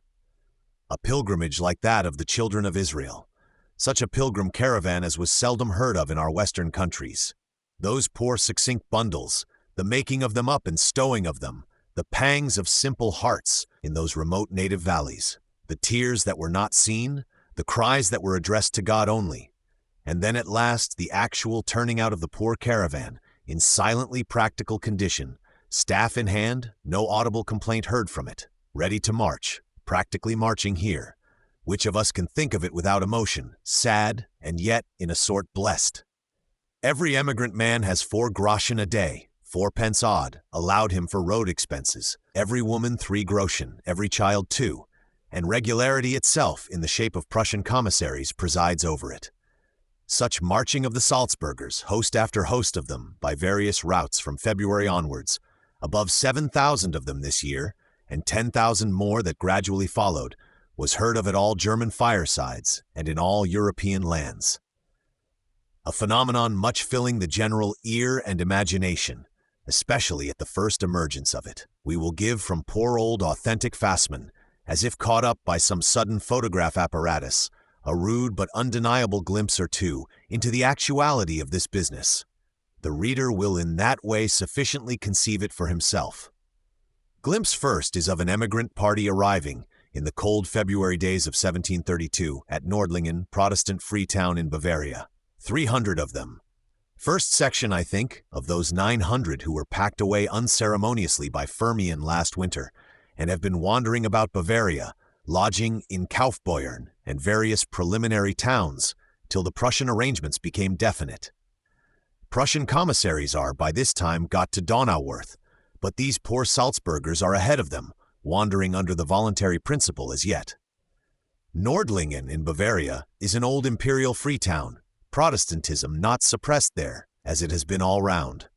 Scene of some memorable fighting in the 30 Years' War, especially of a bad defeat to the Swedes and Bernhard of Weimar, the worst they had in the course of that bad business. The Salzburgers are in number 331. Time, first days of February 1732. Weather very cold and raw. The charitable Protestant town has been expecting such an advent. 2 chief clergymen and the schoolmaster and scholars, with some hundreds of citizens and many young people, went out to meet them. There, in the open field, stood the Salzburgers, with their wives and their little ones, with their bullock carts and baggage wains, pilgriming towards unknown parts of the earth. "Come in, ye blessed of the Lord. Why stand ye without?" said the parson solemnly, by way of welcome, and addressed a discourse to them, devout and yet human, true every word of it, enough to draw tears from any fastsmen that were there. Fastsmen and we not far from weeping without words. Thereupon they ranked themselves 2 and 2, and marched into the town, straight to the church, I conjecture, town all out to participate. And there the 2 reverend gentlemen successively addressed them again, from appropriate texts. Text of the first reverend gentleman was, "And every one that hath forsaken houses, or brethren, or sisters, or father, or mother, or wife, or children, or lands, for my name's sake, shall receive 100-fold, and shall inherit everlasting life." Matthew 6:29. Text of the second was, "Now the Lord had said unto Abraham, Get thee out of thy country, and from thy father's house, unto a land that I will show thee." Genesis 21.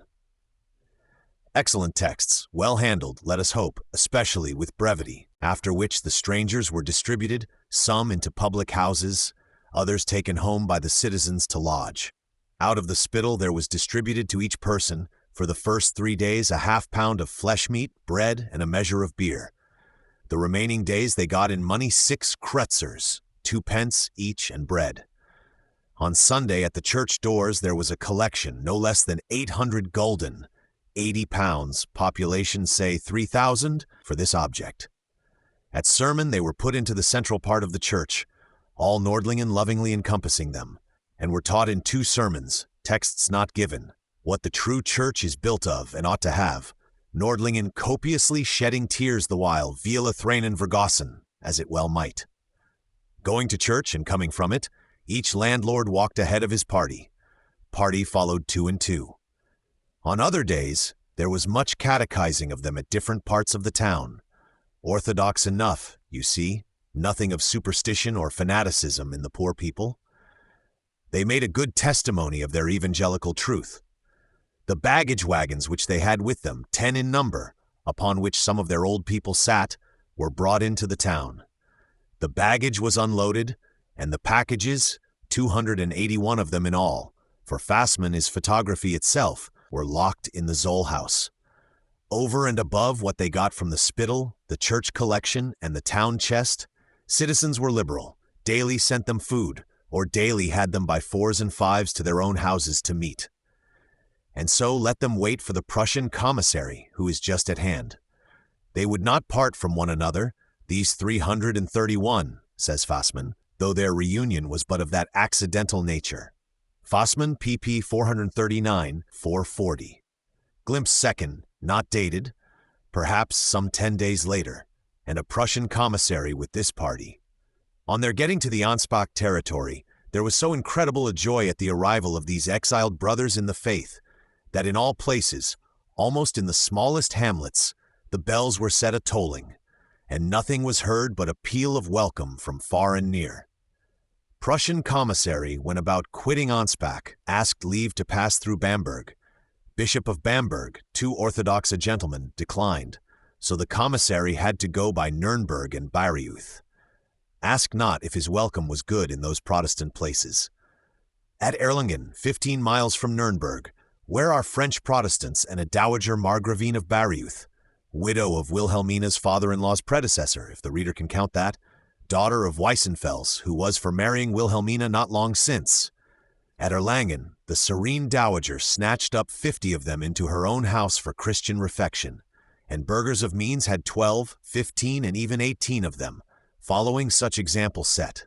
Nay, certain French citizens, prosperous and childless, besieged the Prussian commissary to allow them a few Salzburg children for adoption. Especially one Frenchman was extremely urgent and specific, but the commissary, not having any order, was obliged to refuse. Fassmann, p. 441. These must have been interesting days for the two young Margravines, forwarding Papa's poor pilgrims in that manner. At Bayreuth, other side of Nuremberg, it was towards Good Friday when the pilgrims under their commissarius arrived. They were lodged in the villages about, but came copiously into the town, came all in a body to church on Good Friday, and at coming out were one and all carried off to dinner, a very scramble arising among the townsfolk to get hold of pilgrims and dine them. Vast numbers were carried to the Schloss. One figures Wilhelmina among them, figures the hereditary prince and old Margraf. Their treatment there was beyond belief, says Fassmann. Not only dinner of the amplest quality and quantity, but much money added and other gifts. From Bayreuth, the route is towards Gera and Thuringen, circling the Bamberg territory. Readers remember Gera, where the Gera bond was made? At Gera, a commercial gentleman dined the whole party in his own premises, and his wife gave 4 groschen to each individual of them, other 2 persons, brothers in the place, doing the like. One of the poor pilgrim women had been brought to bed on the journey, a day or 2 before. The commissarius lodged her in his own inn, for greater safety. Commissarius, returning to his inn, finds she is off, nobody at first can tell him whither. A lady of quality, dame, has quietly sent her carriage for the poor pilgrim sister, and has her in the right softest keeping. No end to people's kindness. Many wept aloud, sobbing out, "Is this all the help we can give?" Commissarius said, "There will others come shortly. Them also you can help." In this manner march these pilgrims. From Donauwörth by Anspach, Nuremberg, Bayreuth, through Gera, Zeitz, Weissenfels to Halle, where they are on Prussian ground, and within few days of Berlin. Other towns, not upon the first straight route to Berlin, demand to have a share in these grand things. Share is willingly conceded. Thus the pilgrims, what has its obvious advantages, march by a good variety of routes. Through Augsburg, Ulm, instead of Donauwörth, thence to Frankfurt. From Frankfurt some direct to Leipzig. Some through Kassel, Hanover, Brunswick, by Halberstadt and Magdeburg instead of Halle. Starting all at Salzburg, landing all at Berlin, their routes spread over the map of Germany in the intermediate space. Weissenfels town and Duke distinguished themselves by liberality, especially the Duke did. Poor old drinking Duke. Very Protestant all these Saxon princes, except the apostate or pseudo-apostate, the physically strong, for sad political reasons. In Weissenfels town, while the pilgrim procession walked, a certain rude foreign fellow, flax peddler by trade, Heckeltrager, hawker of flax combs or heckles, is oftenest a Slavonic Austrian, I am told. By creed papist or worse, said floutingly, "The archbishop ought to have flung you all into the river, you." Upon which a menial servant of the Duke's suddenly broke in upon him in the way of actuality, the whole crowd blazing into flame, and the peddler would certainly have got irreparable damage had not the town guard instantly hooked him away. April 21st, 1732, the first actual body, a good 900 strong, Buchholz I-156, got to Halle, where they were received with devout jubilee, psalm-singing, spiritual and corporeal refection, as at Nordlingen and the other stages, Archidiaconus Frank being prominent in it. I have no doubt a connection of that Chien de Frank whom Wilhelmina used to know. They were lodged in the Waisenhaus, Old Franke's orphan house. Official list of them was drawn up here, with the fit specificality, and, after 3 days, they took the road again for Berlin. Useful Buchholz, then a very little boy, remembers the arrival of a body of these Salzburgers, not this but a later one in August, which passed through his native village Pritzwalk in the Prignitz. How village and village authorities were all awake, with open stores and hearts. How his father, the village parson, preached at 5 in the afternoon. The same Buchholz, coming afterwards to college at Halle, had the pleasure of discovering 2 of the commissaries, 2 of the 3, who had mainly superintended in this Salzburg pilgrimage. Let the reader also take a glance at them, as specimens worth nomissaries first. Herr von Reck was a nobleman from the Hanover country, of very great piety, who, after his commission was done, settled at Halle, and lived there without servant, in privacy from the small means he had, seeking his sole satisfaction in attendance on the theological and ascetic college lectures, where I used to see him constantly in my student time. Commissarius second, Herr Goebel was a medical man by profession, and had the regular degree of doctor, but was in no necessity to apply his talents to the gaining of bread. His zeal for religion had moved him to undertake this commission. Both these gentlemen I have often seen in my youth, but do not tell you what they were like farther, and both their Christian names have escaped me. A third commissarius was of Preussen, and had religious literary tendencies. I suppose these 3 served gratis volunteers, but no doubt under oath, and tied by strict enough Prussian law. Physician, chaplain, road guide, here they are, probably of supreme quality, ready to our hand. Buchholz, Neueste Preußische Brandenburgische Geschichtelin, 1775, 2 vols Vorteil I 155N. Buchholz, after his student time, became a poor country schoolmaster, and then a poor country parson in his native Altmark. His poor book is of innocent, clear, faithful nature, with some vein of unconscious geniality in it here and there, a book by no means so destitute of human worth as some that have superseded it. This was posthumous, this newest history, and has a life of the author prefixed. He has 4 previous volumes on the ancient history of Brandenburg, which are not known to me. About the year 1745, there were 4 poor schoolmasters in that region, 2 at Havelberg, 1 at Seehausen, 1 at Werben, of extremely studious turn, who, in spite of the Elbe which ran between, used to meet on stated nights, for colloquy, for interchange of books and the like. One of them, the Werben one, was this Buchholz. Another, Seehausen, was the Winckelmann so celebrated in after years. A third, one of the Havelberg pair, went into Mecklenburg in a year or 2 as tutor to Karl Ludwig the Prince of Strelitz's children, whom also mark. For the youngest of these Strelitz children was no other than the actual old Queen Charlotte, ours and George III's, just ready for him with her hornbooks about that time. Let the poor man have what honor he can from that circumstance. Prince Karl Ludwig, rather a foolish-looking creature, we may fall in with personally by and by. It was the 30th April, 1732, 7 weeks and a day since Crown Prince Frederick's betrothal, that this first body of Salzburg emigrants, 900 strong, arrived at Berlin, 4 in the afternoon at the Brandenburg Gate. Official persons, nay Majesty himself, or perhaps both Majesties, waiting there to receive them. Yes, ye poor footsore mortals, there is the dread king himself.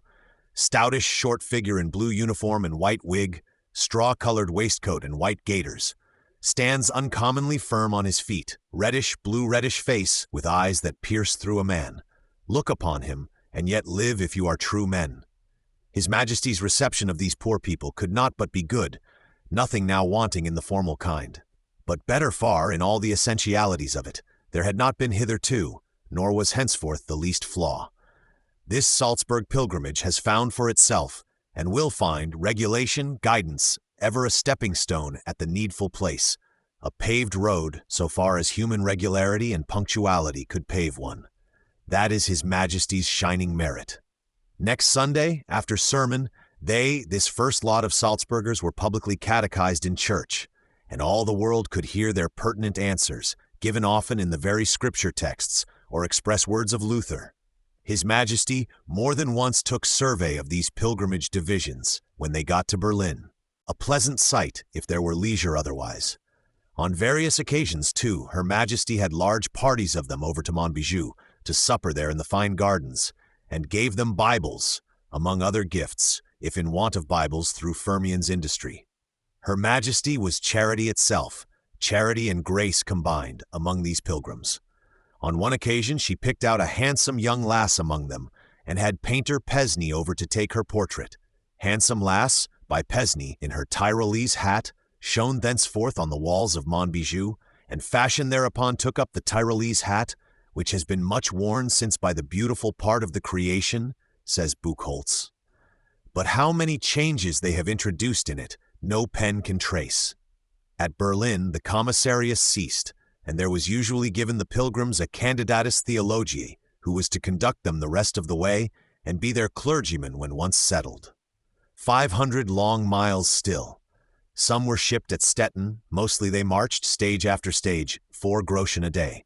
At the farther end they found all ready, tight cottages, tillable fields, all implements furnished and stock, even to Federvie, or Chanticleer with a modicum of hens.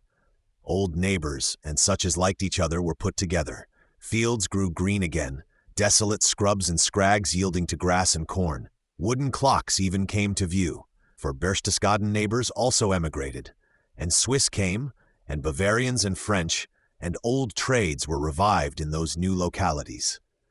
Something beautifully real idyllic in all this, surely. Yet do not fancy that it all went on like clockwork, that there were not jarrings at every step, as is the way in things real. Of the Prussian minister, chiefly concerned in settling this new colony, I have heard one saying, forced out of him in some pressure, "There must be somebody for a scolding stock and scapegoat. I will be it then." And then the Salzburg officials, what a humor they were in. No letters allowed from those poor emigrants. The wickedest rumors circulated about them. All cut to pieces by inroad of the Poles, pressed for soldiers by the Prussian drill sergeant, all flung into the lakes and stagnant waters there, drowned to the last individual, and so on. Truth, nevertheless, did slowly pierce through, and the grosse Worth, our idyllic real Friedrich Wilhelm, was wanting in nothing. Lists of their unjust losses in Salzburg were, on His Majesty's order, made out and authenticated by the many who had suffered in that way there, forced to sell at a day's notice and the like. With these His Majesty was diligent in the imperial court, and did get what human industry could of compensation, a part but not the whole. Contradictory noises had to abate. In the end, sound purpose, built on fact and the laws of nature, carried it.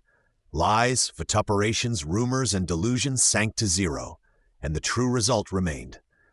In 1738, the Salzburg emigrant community in Preußen held, in all their churches, a day of thanksgiving, and admitted piously that heaven's blessing, of a truth, had been upon this king and them. There we leave them, a useful solid population ever since in those parts, increased by this time we know not how many-fold. It cost Friedrich Wilhelm enormous sums, say the old histories, probably 10 tons of gold, that is to say 100,000 thalers, almost 150,000 pounds, no less. But he lived to see it amply repaid, even in his own time, how much more amply since, being a man skillful in investments to a high degree indeed. Fancy 150,000 pounds invested there, in the Bank of Nature herself, and 100 millions invested, say at Balaclava, in the Bank of Newspaper Rumor, and the respective rates of interest they will yield, 1,000,000 years hence. This was the most idyllic of Friedrich Wilhelm's feats, and a very real one the while. We have only to add or repeat that Salzburgers to the number of about 7,000 souls arrived at their place this first year, and in the year or two following, less noted by the public, but faring steadily forward upon their 4 groschen a day, 10,000 more. Friedrich Wilhelm would have gladly taken the whole, but George II took a certain number, say the Prussian books, George II, or pious trustees instead of him, and settled them at Ebenezer in Virginia. Read, Ebenezer in Georgia, where General Oglethorpe was busy founding a colony. Petition to Parliament, 10th, 21st, May, 1733, by Oglethorpe and his trustees, for 10,000 pounds to carry over these Salzburgers, which was granted. Tyndall's Rapin, London, 1769, XX 184. There at Ebenezer, Oz calculate they might go ahead too, after the questionable fashion of that country, and increase and swell, but have never heard of them since.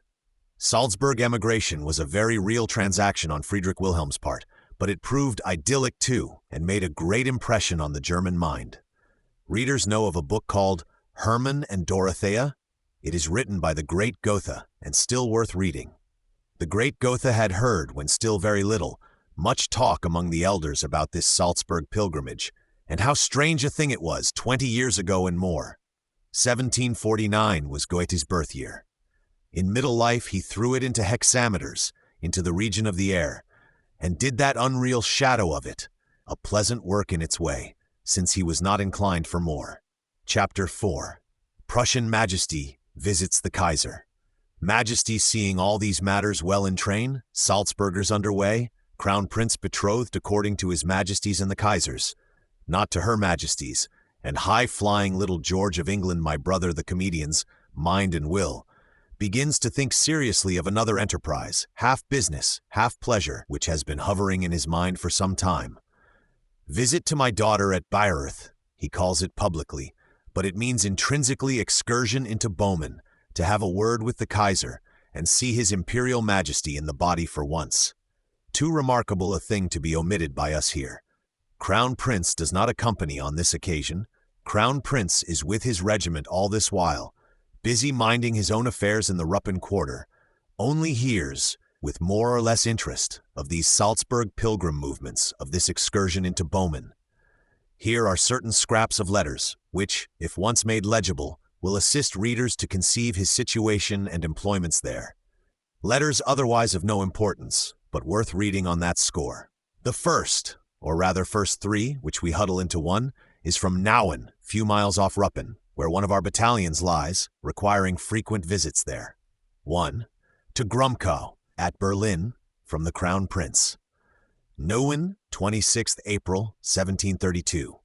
Monsieur, my dearest friend, I send you a big mass of papers, which a certain gentleman named Plotz has transmitted me. In faith, I know not in the least what it is.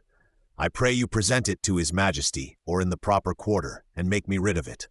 Tomorrow I go to Potsdam, a drive of 40 miles southward, to see the exercise, and if we do it here according to pattern, new Besen kehren gut, new brooms sweep clean in German, I shall have to illustrate my new character of colonel, and show that I am ein tüchtiger Offizier, a right officer.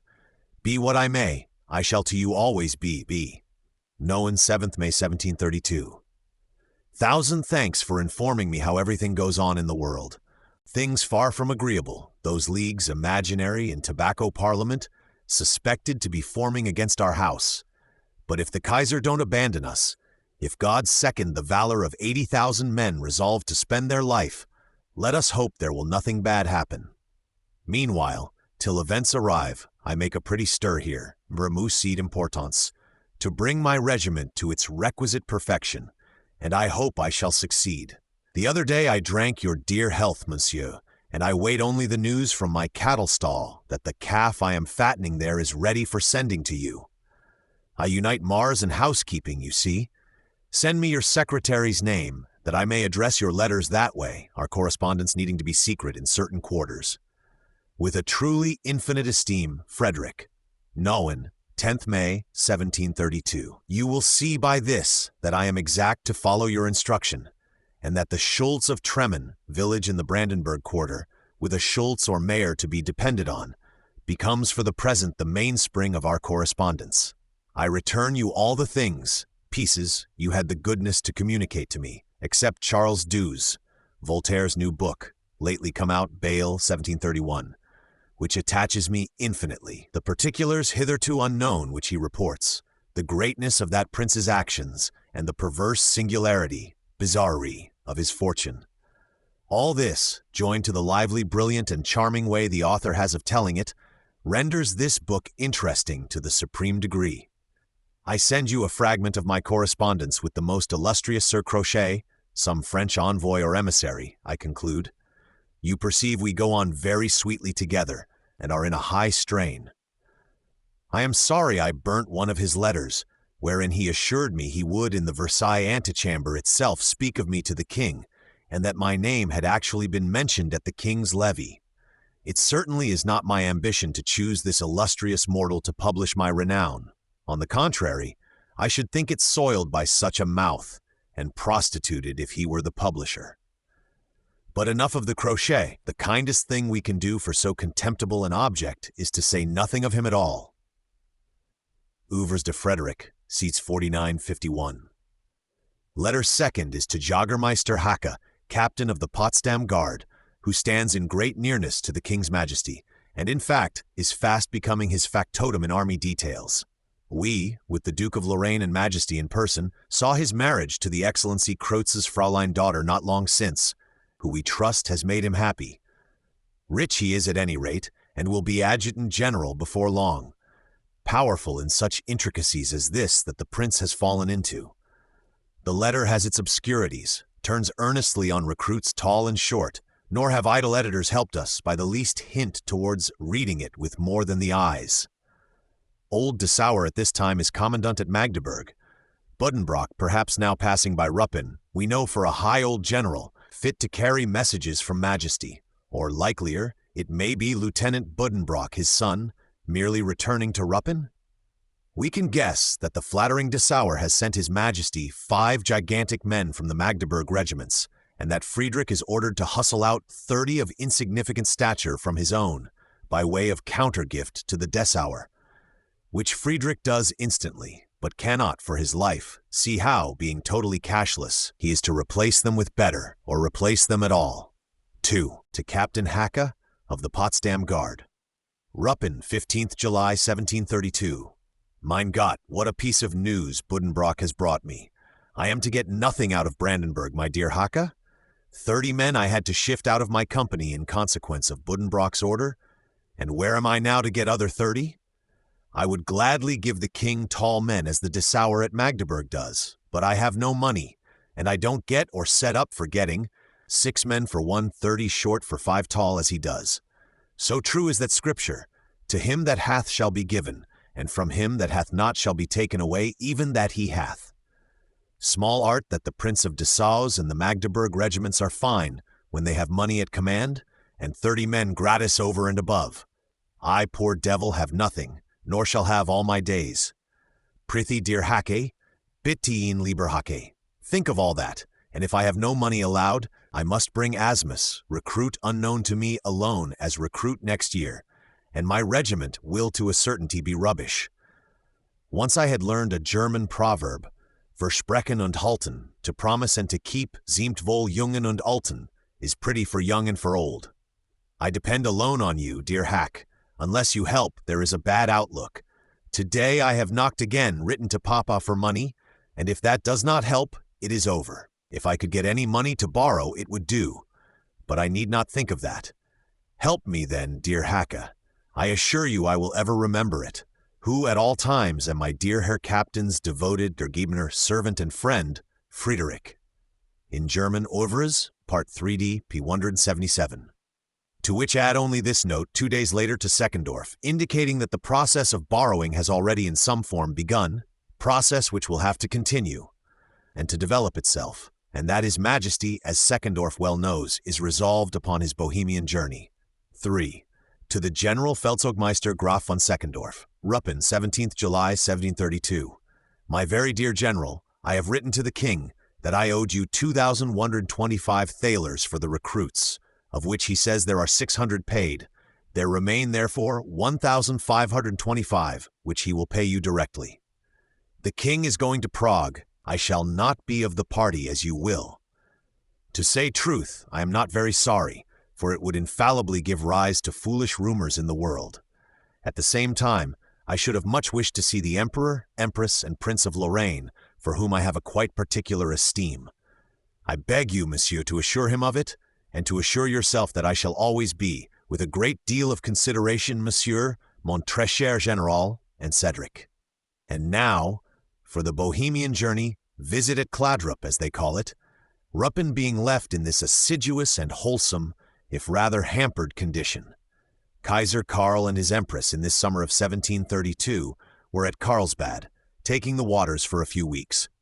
Friedrich Wilhelm, who had long, for various reasons, wished to see his Kaiser face to face, thought this would be a good opportunity. The Kaiser himself, knowing how it stood with the Jülich and Berg and other questions, was not anxious for such an interview, still less were his official people, among whom the very ceremonial for such a thing was matter of abstruse difficulty.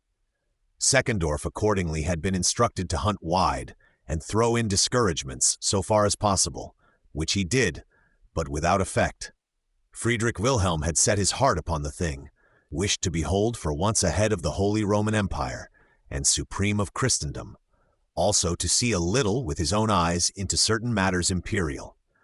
And so, since an express visit to Carlsbad might give rise to newspaper rumors, and will not suit, it is settled there shall be an accidental intersection of routes, as the Kaiser travels homeward, say in some quiet Bohemian Schloss or hunting seat of the Kaiser's own, whither the king may come incognito, and thus, with a minimum of noise, may the needful passage of hospitality be done. Easy all of this. Only the Vienna ministers are dreadfully in doubt about the ceremonial, whether the imperial hand can be given, I forget if for kissing or for shaking. Nay, at last they manfully declare that it cannot be given, and wish his Prussian Majesty to understand that it must be refused. Forster, I 328. Res summe consequenti, say they, and shake solemnly their big wigs. Nonsense, answers the Prussian Majesty. You, Seckendorf, settle about quarters, reasonable food, reasonable lodgings, and I will do the ceremonial. Seckendorf, worth glancing into for biographical purposes in this place, has written to his court that as to the victual department his Majesty goes upon good common meat, flesh, to which may be added all manner of river fish and crabs.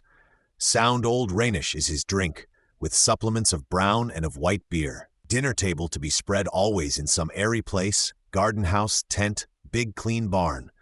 Majesty likes air of all things. Will sleep too in a clean barn or garden house, better anything than being stifled, thinks his Majesty, who for the rest does not like mounting stairs. Seckendorf's report in Forster I 330. These are the regulations, and we need not doubt they were complied with. Sunday, 27th July, 1732, accordingly his Majesty, with 5 or 6 carriages, quits Berlin before the sun is up, as is his wont, eastward by the road for Frankfurt on Oder, intends to look at Schulenburg's regiment, which lies in those parts. Schulenburg's regiment for one thing. The rest is secret from the profane vulgar. Schulenburg's regiment, drawn up for church, I should suppose, is soon looked at. Schulenburg himself, by pre-appointment, joins the traveling party, which now consists of the king and 8 known figures: 7, Buddenbrock, Schulenburg, Waldau, Derschau, Seckendorf, Grumkau, Captain Hacke of the Potsdam Guard, and for 8 the Dutch ambassador, Ginkel, an accomplished, knowing kind of man whom also my readers have occasionally seen. Their conversation, road colloquy, could it interest any modern reader? It has gone all to dusk. We can know only that it was human solid for most part, and had much tobacco intermingled. They were all of the Calvinistic persuasion, of the military profession, knew that life is very serious, that speech without cause is much to be avoided. They traveled swiftly, dined in airy places. They are a fact, they and their summer dust cloud there, whirling through the vacancy of that dim time, and have an interest for us, though an unimportant one. The first night they got to Grunberg, a pleasant town of vineyards and of looms across the Silesian frontier. They are now turning more southeastward. They sleep here in the Kaiser's territory, welcomed by some official persons, who signify that the overjoyed imperial majesty has, as was extremely natural, paid the bill everywhere. On the morrow, before the shuttles awaken, Friedrich Wilhelm is gone again, towards the Glogau region, intending for Liegnitz that night. Coursing rapidly through the green Silesian lowlands, blue giant mountains Riesengebirge beginning to rise on the southwestward far away. Dines at noon, under a splendid tent in a country place called Polkwitz. Balkowitz, say Polnitz 407, and Forster, which is not the correct name, with country nobility, sorrow on them and yet thanks to them, come to do reverence. At night he gets to Liegnitz. Here is Liegnitz, then. Here are the Katzbach and the Blackwater, Schwarzwasser, famed in war, your majesty. Here they coalesce, grey ashlar houses, not without inhabitants unknown to us, looking on. Here are the venerable walls and streets of Liegnitz, and the castle which defied Badi Khan and his Tartars 500 years ago. 1241, the invasion and battle here of this unexpected barbarian. Oh, your majesty, this Liegnitz, with its princely castle and wide, rich territory, the bulk of the Silesian lowland, whose is it if right were done? His majesty knows full well. In Seckendorf's presence and going on such an errand, we must not speak of certain things. But the undisputed truth is, Duke Friedrich II, come of the sovereign Piasts, made that Verbruderung, and his grandson's grandson died childless. So the heirship fell to us, as the biggest Whig in the most benighted chancery would have to grant. Only the Kaiser will not, never would. The Kaiser plants his armed self on Schlesien, and will hear no pleading. Jagerndorf, too, which we purchased with our own money. No more of that. It is too miserable. Very impossible, too, while we have Berg and Jülich in the wind. At Liegnitz, Friedrich Wilhelm reviews the garrison, cavalry, and infantry before starting. Then off for Glatz, some 60 miles before we can dine. The goal is towards Bohemia all this while, and His Majesty, had he liked the mountain passes and unlevel ways of the giant mountains, might have found a shorter road and a much more picturesque one. Road abounding in gloomy valleys, intricate rock labyrinths, haunts of sprite Rubizal, sources of the Elbe, and I know not what. Majesty likes level roads and interesting rock labyrinths built by man rather than by nature. Majesty makes a wide sweep round to the east of all that, leaves the giant mountains and their intricacies as a blue sierra far on his right, had rather see Glatz fortress than the caverns of the Elbe, and will cross into Bohemia, where the hills are fallen lowest. At Glatz during dinner, numerous nobilities are again in waiting. Glatz is in Jagerndorf region. Jagerndorf, which we purchased with our own money, is and remains ours in spite of the mishaps of the 30 Years' War. Ours, the darkest chancery would be obliged to say, from under the immensest Whig. Patience, your Majesty, time brings roses. From Glatz, after viewing the works, drilling the guard a little, not to speak of dining, and dispatching the nobilities, His Majesty takes the road again, turns now abruptly westward across the hills at their lowest point, into Bohemia, which is close at hand. Lewin, Nachod, these are the Bohemian villages with their remnant of Czechs, not a prosperous population to look upon. But it is the Kaiser's own kingdom, King of Bohemia, one of his titles ever since Sigismund Supergrammaticum's time. And here now, at the meeting of the waters, Elbe one of them, a brawling mountain stream, is Jaromierz, respectable little town with an imperial officiality in it, where the official gentlemen meet us all in gala, thrice welcome to this kingdom, your Majesty, and signify that they are to wait upon us henceforth, while we do the Kaiser's kingdom of Bohemia that honor. It is Tuesday night, 29th July, this first night in Bohemia. The official gentlemen lead His Majesty to superb rooms, new hung with crimson velvet, and the dew gold fringes and tresses, very grand indeed, but probably not so airy as we wish. This is the way the Kaiser lodges in his journeys, and your Majesty is to be served like him. The goal of our journey is now within few miles. Wednesday, 30th July, 1732, His Majesty awakens again, within these crimson velvet hangings with the gold tresses and fringes, not so airy as he could wish, dispatches Grumkow to the Kaiser, who is not many miles off, to signify what honor we would do ourselves. It was on Saturday last that the Kaiser and Kaiserin, returning from Carlsbad, illuminated Prague with their serene presence, attended High Mass Vespers, and a good deal of other worship, as the meager old newspapers report for us, on that and the Sunday following.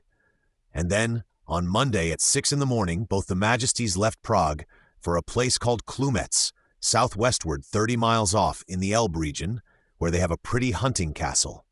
Kaiser intending sylvan sport for a few days, says the old rag of a newspaper, and then to return to Prague. It is here that Grumkow, after a pleasant morning's drive of 30 miles with the sun on his back, finds Kaiser Karl VI, and makes his announcements and diplomatic inquiries what next. Had Friedrich Wilhelm been in Potsdam or Wusterhausen, and heard that Kaiser Karl was within 30 miles of him, Friedrich Wilhelm would have cried with open arms, "Come, come!" But the imperial majesty is otherwise hampered, has his Rhadamanthine Aulic counselors in vast amplitude of wig sternly engaged in study of the etiquettes.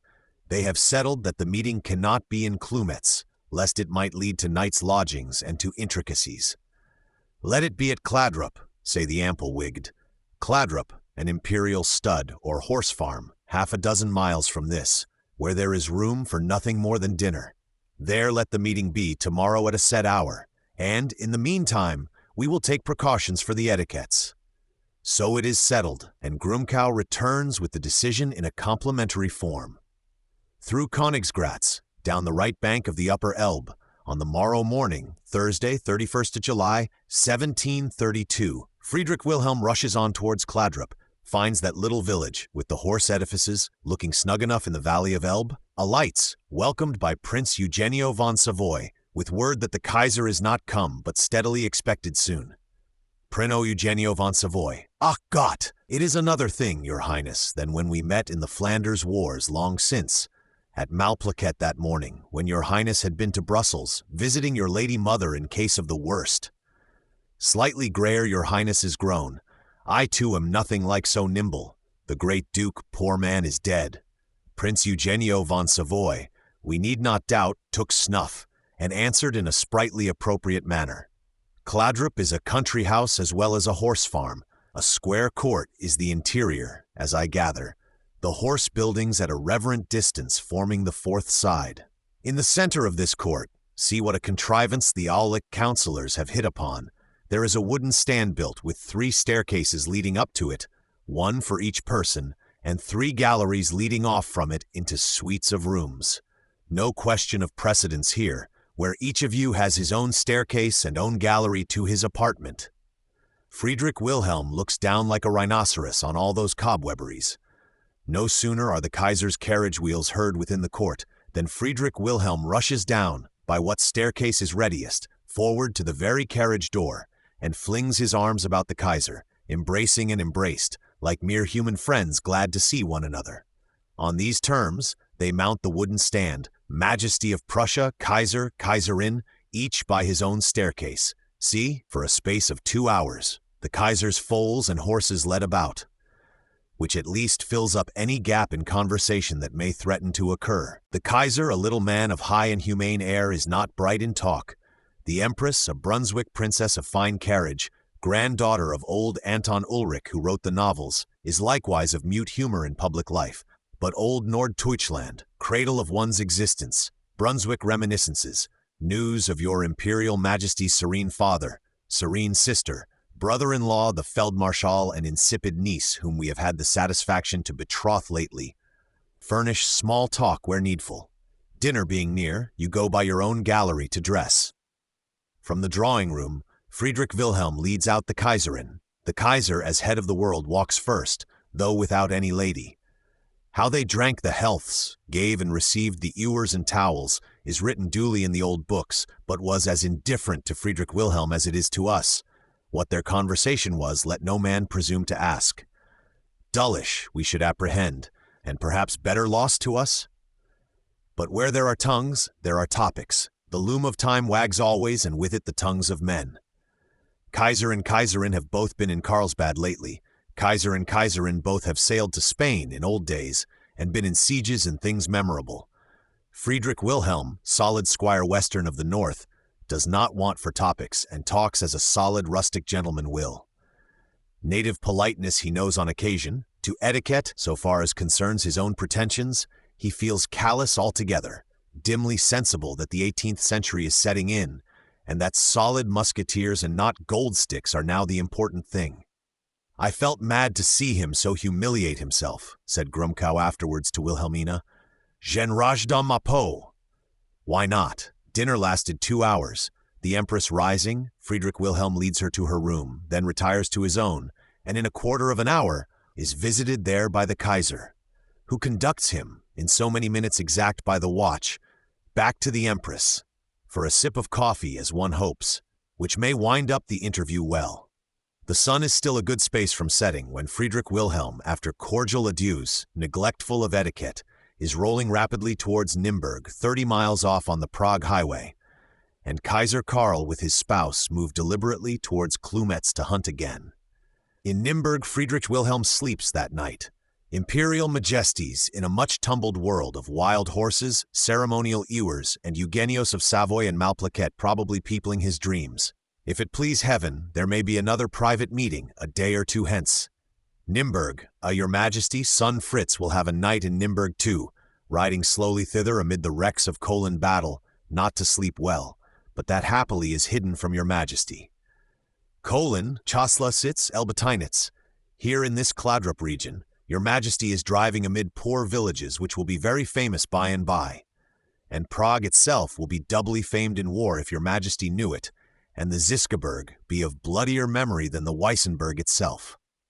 His Majesty, the morrow's sun having risen upon Nimburg, rolls into Prague successfully about 11 a.m., hill of Ziska not disturbing him, goes to the Kleinsight quarter, where an Aulic councillor with fine palace is ready, all the cannon thundering from the walls at His Majesty's advent, and Prince Eugenio the ever-present being there to receive His Majesty, and in fact to invite him to dinner this day at 12:30. It is Friday, 1st of August, 1732. By a singular chance, there is preserved for us in Fassmann's book what we may call an excerpt from the old Morning Post of Prague, bringing that extinct day into clear light again, recalling the vanished dinner party from the realms of Hades as a thing that once actually was. The list of the dinner guests is given complete. Vanished ghosts, whom, in studying the old history books, you can, with a kind of interest, fish up into visibility at will. There is Prince Eugenio von Savoy at the bottom of the table, in the Count Thun palace where he lodges. There bodily the little man in gold-laced coat of unknown cut, the eyes and the tempers bright and rapid as usual or more, nose not unprovided with snuff, and lips in consequence rather open. Be seated, your Majesty, high gentlemen all. A big chair of state stands for His Majesty at the upper end of the table. His Majesty will none of it. Sits down close by Prince Eugene at the very bottom, and opposite Prince Alexander of Württemberg, whom we had at Berlin lately, a general of note in the Turkish and other wars. Here probably there will be better talk, and the big chair may preside over us in vacancy. Which it does. Prince Alexander, imperial general against the Turks, and heir apparent of Württemberg withal, can speak of many things, hardly much of his serene cousin, the reigning duke, whose health is in a too interesting state, the good though unlucky man. Of the Gravenets sitting now in limbo, or travelling about disowned, toujours on lavements truces, let there be deep silence. But the Prince Alexander can answer abundantly on other heads. He comes to his inheritance a few months hence, actual reigning duke, the poor serene cousin having died, and perhaps we shall meet him transiently again. He is ancestor of the Tsars of Russia, this Prince Alexander, who is now dining here in the body, along with Friedrich Wilhelm and Prince Eugene. Paul of Russia, unbeautiful Paul, married the second time from Mumpelgard, what the French call Montbéliard in Alsace, a serene granddaughter of his, from whom come the Tsars, thanks to her or not. Prince Alexander is ancestor with all of our present kings of Württemberg, if that mean anything. Father, what will mean something, to the serene duke, still in swaddling clothes, born 21st January 1732. Carl Eugen, the name of him, Michaelis, 450, who will be son-in-law to Princess Wilhelmina of Bayreuth, could your Majesty foresee it, and will do strange pranks in the world upon poet Schiller and others. Him too, and brothers of his, were they born and become of size, we shall meet. A noticeable man, and not without sense, this Prince Alexander, who is now of a surety eating with us, as we find by the extinct Morning Post in Fassmann's old book. Of the others eating figures, Starhembergs, Sternbergs, Kinsky ambassador to England, Kinsky ambassador to France, high Austrian dignitaries, we shall say nothing. Who would listen to us? Hardly can the Hofkanzler Count von Zinzendorf, supreme of Aulic men, who holds the rudder of Austrian state policy, and probably feels himself loaded with importance beyond most mortals now eating here or elsewhere, gain the smallest recognition from oblivious English readers of our time. It is certain he eats here on this occasion, and to His Majesty he does not want for importance. His Majesty, intent on Jülich and Berg and other high matters, spends many hours next day in earnest private dialogue with him. We mention farther with satisfaction that Grumkow and Ordnance Master Seckendorf are both on the list, and all our Prussian party, down to Hackey of the Potsdam Grenadiers, friend Schulenberg visibly eating among the others. Also that the dinner was glorious, herrlich, and ended about 5. Fassmann. After which His Majesty went to 2 evening parties, of a high order, in the Rajan quarter or elsewhere. Cards in the one, unless you like to dance or grin idle talk from you, and supper in the other. His Majesty amused himself for 4 other days in Prague, interspersing long earnest dialogues with Zinzendorf, with whom he spent the greater part of Saturday, Polnitz, 411, results as to Julian and Berg of a rather cloudy nature. On Saturday came the Kaiser too, and Kaiserin, to their high Nos, the Schloss in Prague, and there occurred in the incognito form, as if by accident, 3 visits or counter-visits, 2 of them of some length. The king went dashing about, saw, deliberately or in glimpses, all manner of things, from the military hospital to the tongue of St. Nepomuk again. Nepomuk, an imaginary saint of those parts, pitched into the Moldau, as is fancied and fabled, by wicked King Wenzel, king and deposed Kaiser, whom we have heard of, for speaking and refusing to speak.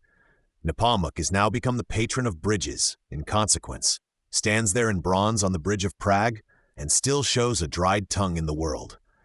Die Legende vom Heiligen Johann von D. Otto Abel, Berlin, 1855, an acute bit of historical criticism. This latter, we expressly find, His Majesty saw. On Sunday His Majesty, nothing of a straight-laced man, attended divine or quasi-divine worship in the cathedral church, where high prince-bishops delivered palliums, did histrionisms, manifested the absurdity of papistry more or less.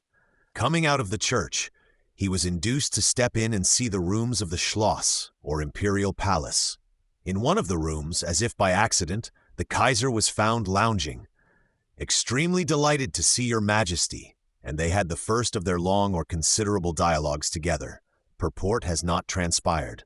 The second considerable dialogue was on the morrow, when Imperial Majesty, as if by accident, found himself in the Count Nostit's palace, where Frederick Wilhelm lodges. Delighted to be so fortunate again. Hope your Majesty likes Prague? Eternal friendship. And as to Jülich and Berg, particulars have not transpired. Prague is a place full of sights. His Majesty, dashing about in all quarters, has a busy time. Affairs of state, Jülich and Berg principally, alternating with what we now call the lions. Ziska's drum, for instance, in the arsenal here. Would your Majesty wish to see Ziska's own skin, which he bequeathed to be a drum when he had done with it? Narrenpossen! For indeed the thing is fabulous, though in character with Ziska. Or the council chamber window, out of which the 3 Prague projectiles fell into the night of things, as a modern historian expresses it. 3 official gentlemen, flung out one morning, 13th, 23 May, 1618, Kohler, p. 70 feet, but fell on sewerage and did not die, but set the whole world on fire? That is too certain, as His Majesty knows. That brought the crowning of the Winter King, Battle of the Weissenberg, 30 Years' War, and lost us Jagerndorf and much else. Or Wallenstein's palace. Did your Majesty look at that? A thing worth glancing at on the score of history and even of natural history. That rugged son of steel and gunpowder could not endure the least noise in his sleeping room or even sitting room, a difficulty in the soldiering way of life, and had, if I remember, 130 houses torn away in Prague, and sentries posted all round in the distance to secure silence for his much meditating indignant soul. And yonder is the Weissenberg, conspicuous in the western suburban region, and here in the eastern close by is the Ziskaberg. O heaven, your Majesty, on this Ziska hill will be a new Battle of Prague, which will throw the Weissenberg into eclipse, and there is awful fighting coming on in these parts again.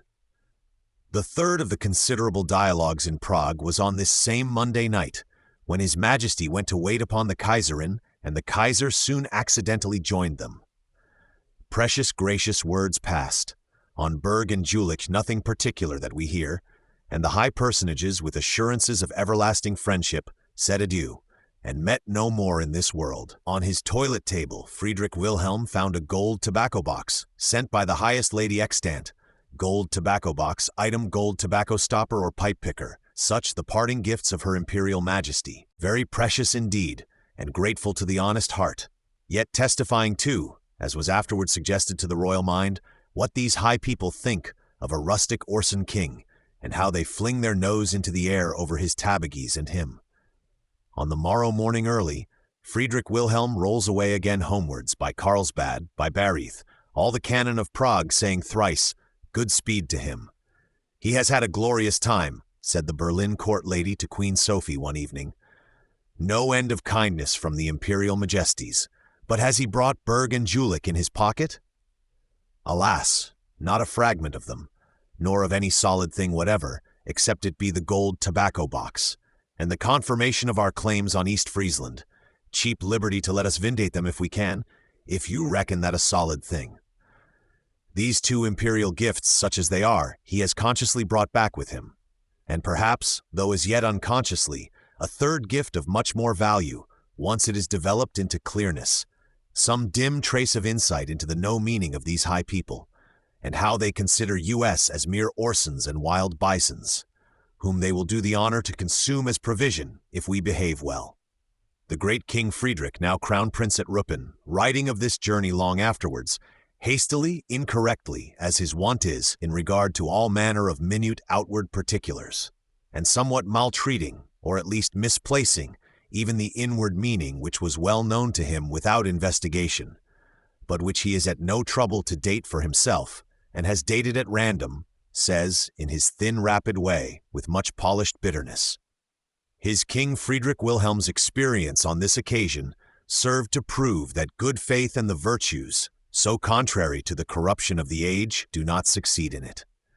Politicians have banished sincerity, candor, into private life. They look upon themselves as raised quite above the laws which they enjoin on other people, and give way without reserve to the dictates of their own depraved mind. The guarantee of Jülich and Berg, which Seckendorf had formerly promised in the name of the emperor, went off in smoke, and the imperial ministers were in a disposition so opposed to Prussia, the king saw clearly, not for some years yet, that if there was a court in Europe intending to cross his interests, it was certainly that of Vienna. This visit of his to the emperor was like that of Solon to Croesus, Solon not unrecognizable in the grenadier costume amid the tobacco smoke and dim accompaniments, and he returned to Berlin rich still in his own virtue. The most punctilious censors could find no fault in his conduct, except a probity carried to excess. The interview ended as those of kings often do. It cooled not for some time yet, or to say better, it extinguished the friendship there had been between the two courts. Friedrich Wilhelm left Prague full of contempt, dimly, altogether unconsciously, tending to have some contempt and in the end to be full of it, for the deceitfulness and pride of the imperial court, and the emperor's ministers disdained a sovereign who looked without interest on frivolous ceremonials and precedences. Him they considered too ambitious in aiming at the Berg and Jülich succession. Them he came to regard as a pack of knaves who had broken their word and were not punished for it. Very bitter, your majesty, and in all but the dates true enough. But what a drop of concentrated absinthe follows next by way of finish, which might itself have corrected the dating. In spite of so many subjects of discontent, the king wedded his eldest son, my not too fortunate self, out of complaisance to the Vienna court, with a princess of Brunswick-Bevern, niece to the empress, bitter fact, necessitating change of date in the paragraphs just written. Ouvres de Frederick, Memoirs de Brandenburg, I, 162, 163. Friedrich Wilhelm, good soul, cherishes the imperial gifts, tobacco box included, claps the arms of East Friesland on his escutcheon, will take possession of Friesland if the present duke die heirless, let George of England say what he will. And so he rolls homeward by way of Bayreuth. He stayed but a short while in Carlsbad, has warned his Wilhelmina that he will be at Bayreuth on the 9th of the month. Wilhelmina, 55.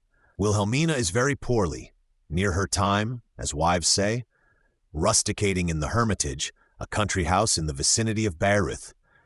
Husband and father-in-law gone away towards the Bohemian frontier to hunt boars. Oh, the bustle and the bother that High Lady had, getting her little country house stretched out to the due pitch to accommodate everybody, especially her foolish sister of Ansbach and foolish brother-in-law in suite, with whom, by negligence of servants and otherwise, there had like to have risen incurable quarrel on the matter. But the dexterous young wife, gladdest, busiest, and weakliest of hopeful creatures, contrived to manage everything, like a female field marshal as she was. Papa was delighted, bullied the foolish Ansbach people, or would have done so had not I intervened that the matter might die. Papa was gracious, happy, very anxious about me in my interesting state. Thou hast lodged me to perfection, good Wilhelmina. Here I find my wooden stools, tubs to wash in. All things as if I were at Potsdam, a good girl, and thou must take care of thyself, my child, mein Kind. At dinner, his Majesty, dreading no ill, but intent only on the practical, got into a quiet, but to me most dreadful lecture to the old Margraf, my father-in-law, upon debt and money and arrears. How he, the Margraf, was cheated at every turn, and led about by the nose, and kept weltering in debt. How he should let the young Margraf go into the offices to supervise, and withal to learn tax matters and economics betimes. How he, Friedrich Wilhelm, would send him a fellow from Berlin who understood such things, and would drill his scoundrels for him. To which the old Margraf, somewhat flushed in the face, made some embarrassed assent, knowing it in fact to be true, and accepted the Berlin man. But he made me, his poor daughter-in-law, smart for it afterwards. Not quite dead yet, madam, you will have to wait a little. And other foolish speech, which required to be tempered down again by a judicious female mind. Grumkow himself was pleasant on this occasion, told us of Kladrup, the Prague etiquettes, and how he was like to go mad seeing His Majesty so humiliate himself. Fräulein Grumkow, a niece of his, belonging to the Austrian court, who is over here with the rest, a satirical, intriguing baggage, she, I privately perceive, has made a conquest of my foolish brother-in-law, the Ansbach Margraf here, and there will be jealousies and a cat-and-dog life over yonder worse than ever. Tush! Why should we talk? These are the phenomena at Bayreuth. Husband and father-in-law having quitted their boar hunt and hurried home. After 3 days, Friedrich Wilhelm rolled away again, lodged once more at Meuselwitz, with abstruse Seckendorf and his good old wife, who do the hospitalities well when they must, in spite of the single candle once visible. On the morrow after which, 14th August, 1732, His Majesty is off again at 4 in the morning towards Leipzig, intending to be home that night, though it is a long drive. At Leipzig, not to waste time, he declines entering the town. Positively will not, though the cannon salvos are booming all round. Breakfasts in the suburbs with a certain horse dealer, now deceased, a respectable centaur, capable, no doubt, of bargaining a little about cavalry mountings, while one eats with appetite and at one's ease. Which done, Majesty darts off again, the cannon salvos booming out a second time, and by assiduous driving gets home to Potsdam about 8 at night, and so has happily ended this journey to Kladrup. Fassmann, 474-479, Wilhelmina, 4655, Polnitz 47412, Forster, I3 and 28 334. Chapter 5. Ghost of the double marriage rises to no purpose. We little expected to see the double marriage start up into vitality again at this advanced stage, or of all men Seckendorf, after riding 25,000 miles to kill the double marriage, engaged in resuscitating it. But so it is. By endless intriguing, matchless in history or romance, the Austrian court had, at such expense to the parties and to itself, achieved the first problem of stifling the harmless double marriage, and now, the wind having changed, it is actually trying its hand the opposite way. Wind is changed. Consummate Robinson has managed to do his thrice salutary Treaty of Vienna, 16th March 1731, the tale of it, accession of the Dutch, of Spain and Sec, not quite coiled up till 20th February 1732, Scholl 18-22. To cloud up all differences between the sea powers and the Kaiser, and restore the old law of nature. Kaiser to fight the French, sea powers to feed and pay him while engaged in that necessary job. And now it would be gratifying to the Kaiser if there remained on this side of the matter no rent anywhere, if between his chief sea ally and his chief land one, the Britannic Majesty and the Prussian, there prevailed a complete understanding, with no grudge left. The honor of this fine resuscitation project is ascribed to Robinson by the Vienna people. Robinson's suggestion, they always say. How far it was, or whether at all it was or not, nobody at present knows. Guess rather, if necessary, it had been the Kaiser's own. Robinson, as the thing proceeds, is instructed from St. James's to look on and not interfere. Dispatches in State Paper Office. Prince Eugene, too, we can observe, is privately against it, though officially urgent, and doing his best. Who knows, or need know? Enough that high heads are set upon it, that the diplomatic wigs are all wagging with it, from about the beginning of October 1732, and rumors are rife and eager, occasionally spurting out into the newspapers. Double marriage, after all, hint the old rumors. Double marriage somehow or other. Crown Prince to have his English princess, Prince Fred of England to console the Brunswick one for loss of her crown prince. Or else, Prince Carl of Brunswick to marry, and half a dozen other ways, which rumor cannot settle to its satisfaction. The whispers upon it from Hanover, from Vienna, at Berlin, and from the diplomatic world in general, occasionally whistling through the newspapers, are manifold and incessant, not worthy of the least attention from us here. Forster, Y. 111, 120, 108, 113, 122. What is certain is, second the end of October, is corresponding on it with Prince Eugene, has got instructions to propose the matter in Tobacco Parliament, and does not like it at all. Grumkow, who perhaps has seen dangerous clouds threatening to mount upon him, and never been quite himself again in the royal mind since that questionable nasty business, dissuades earnestly, constantly. Nothing but mischief will come of such a proposal, says Grumkow steadily, and for his own share absolutely declines concern in it. But Prince Eugene's orders are express. Remonstrances, cunctations only strengthen the determination of the high heads or head. Forward with this beautiful scheme. Seckendorf, puckered into dangerous anxieties, but summoning all his cunning, has at length, after 6 weeks' hesitation, to open it, as if casually, in some favorable hour, to his Prussian Majesty. December 5th, 1732, as we compute, a kind of epoch in his Majesty's life.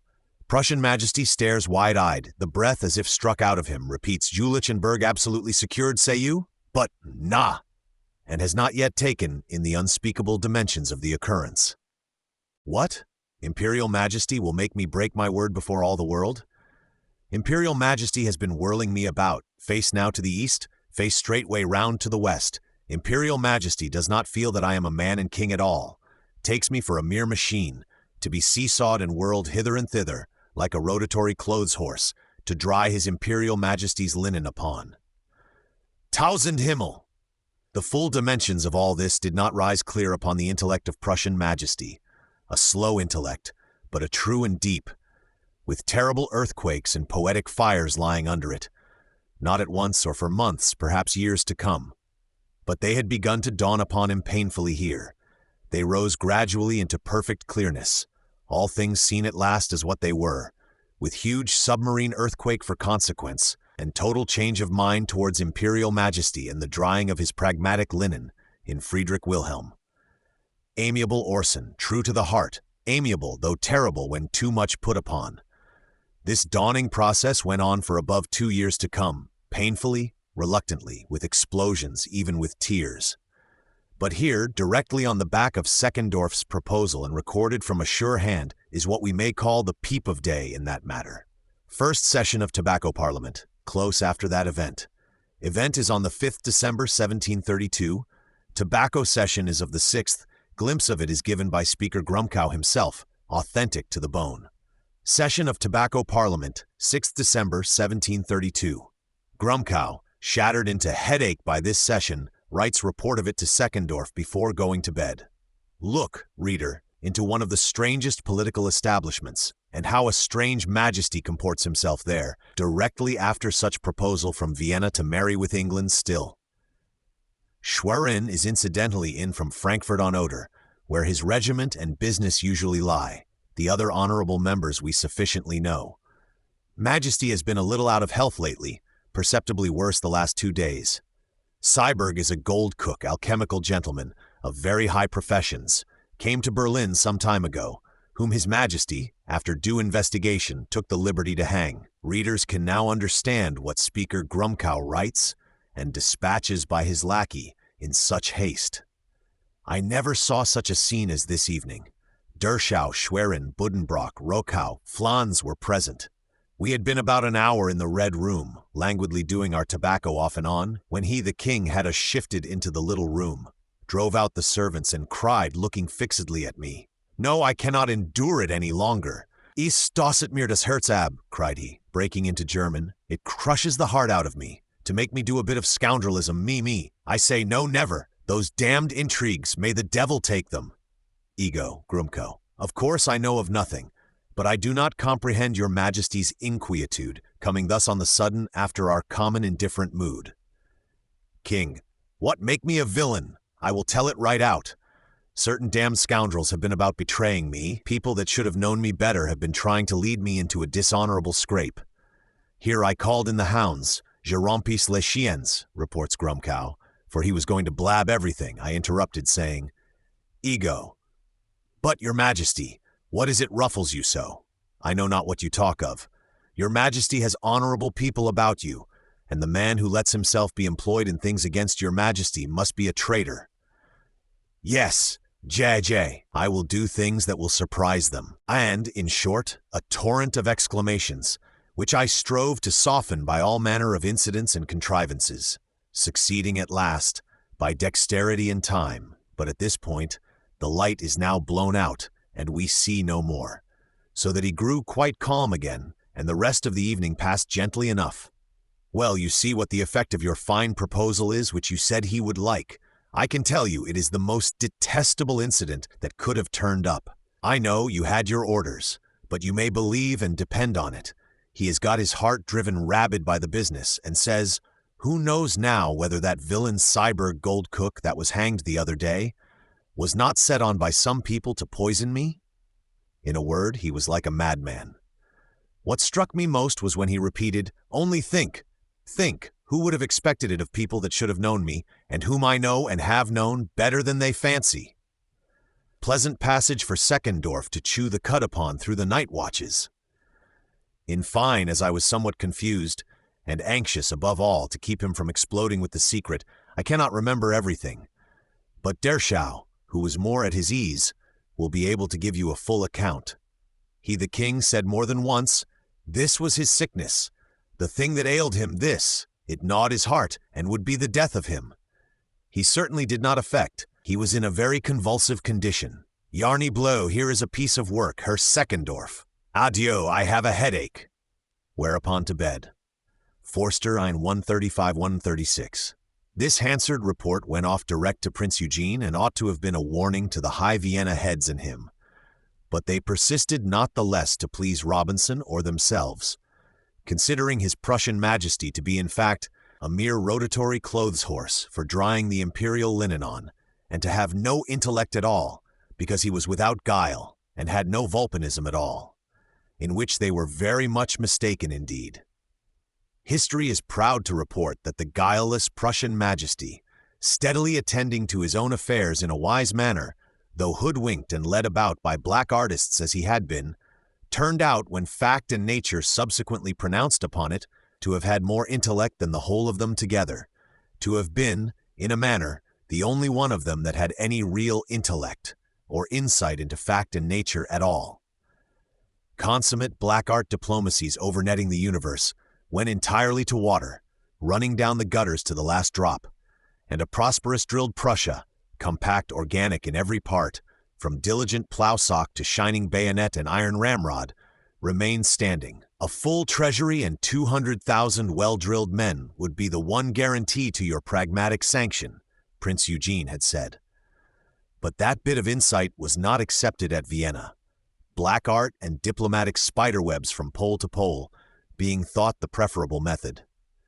Enough, Seckendorf was ordered to manipulate and soothe down the Prussian Majesty, as surely would be easy, to continue his galvanic operations on the double match, or produce a rotation in the purposes of the royal breast, which he diligently strove to do, when once admitted to speech again, Grumcow steadily declining to meddle, and only Queen Sophie, as we can fancy, auguring joyfully of it. Seckendorf, admitted to speech the third day after that explosive session, snuffles his softest, his cunningest, continues to ride diligently the concluding portion, such it proved, of his 25,000 miles with the Prussian Majesty up and down through winter and spring, but makes not the least progress, the reverse rather.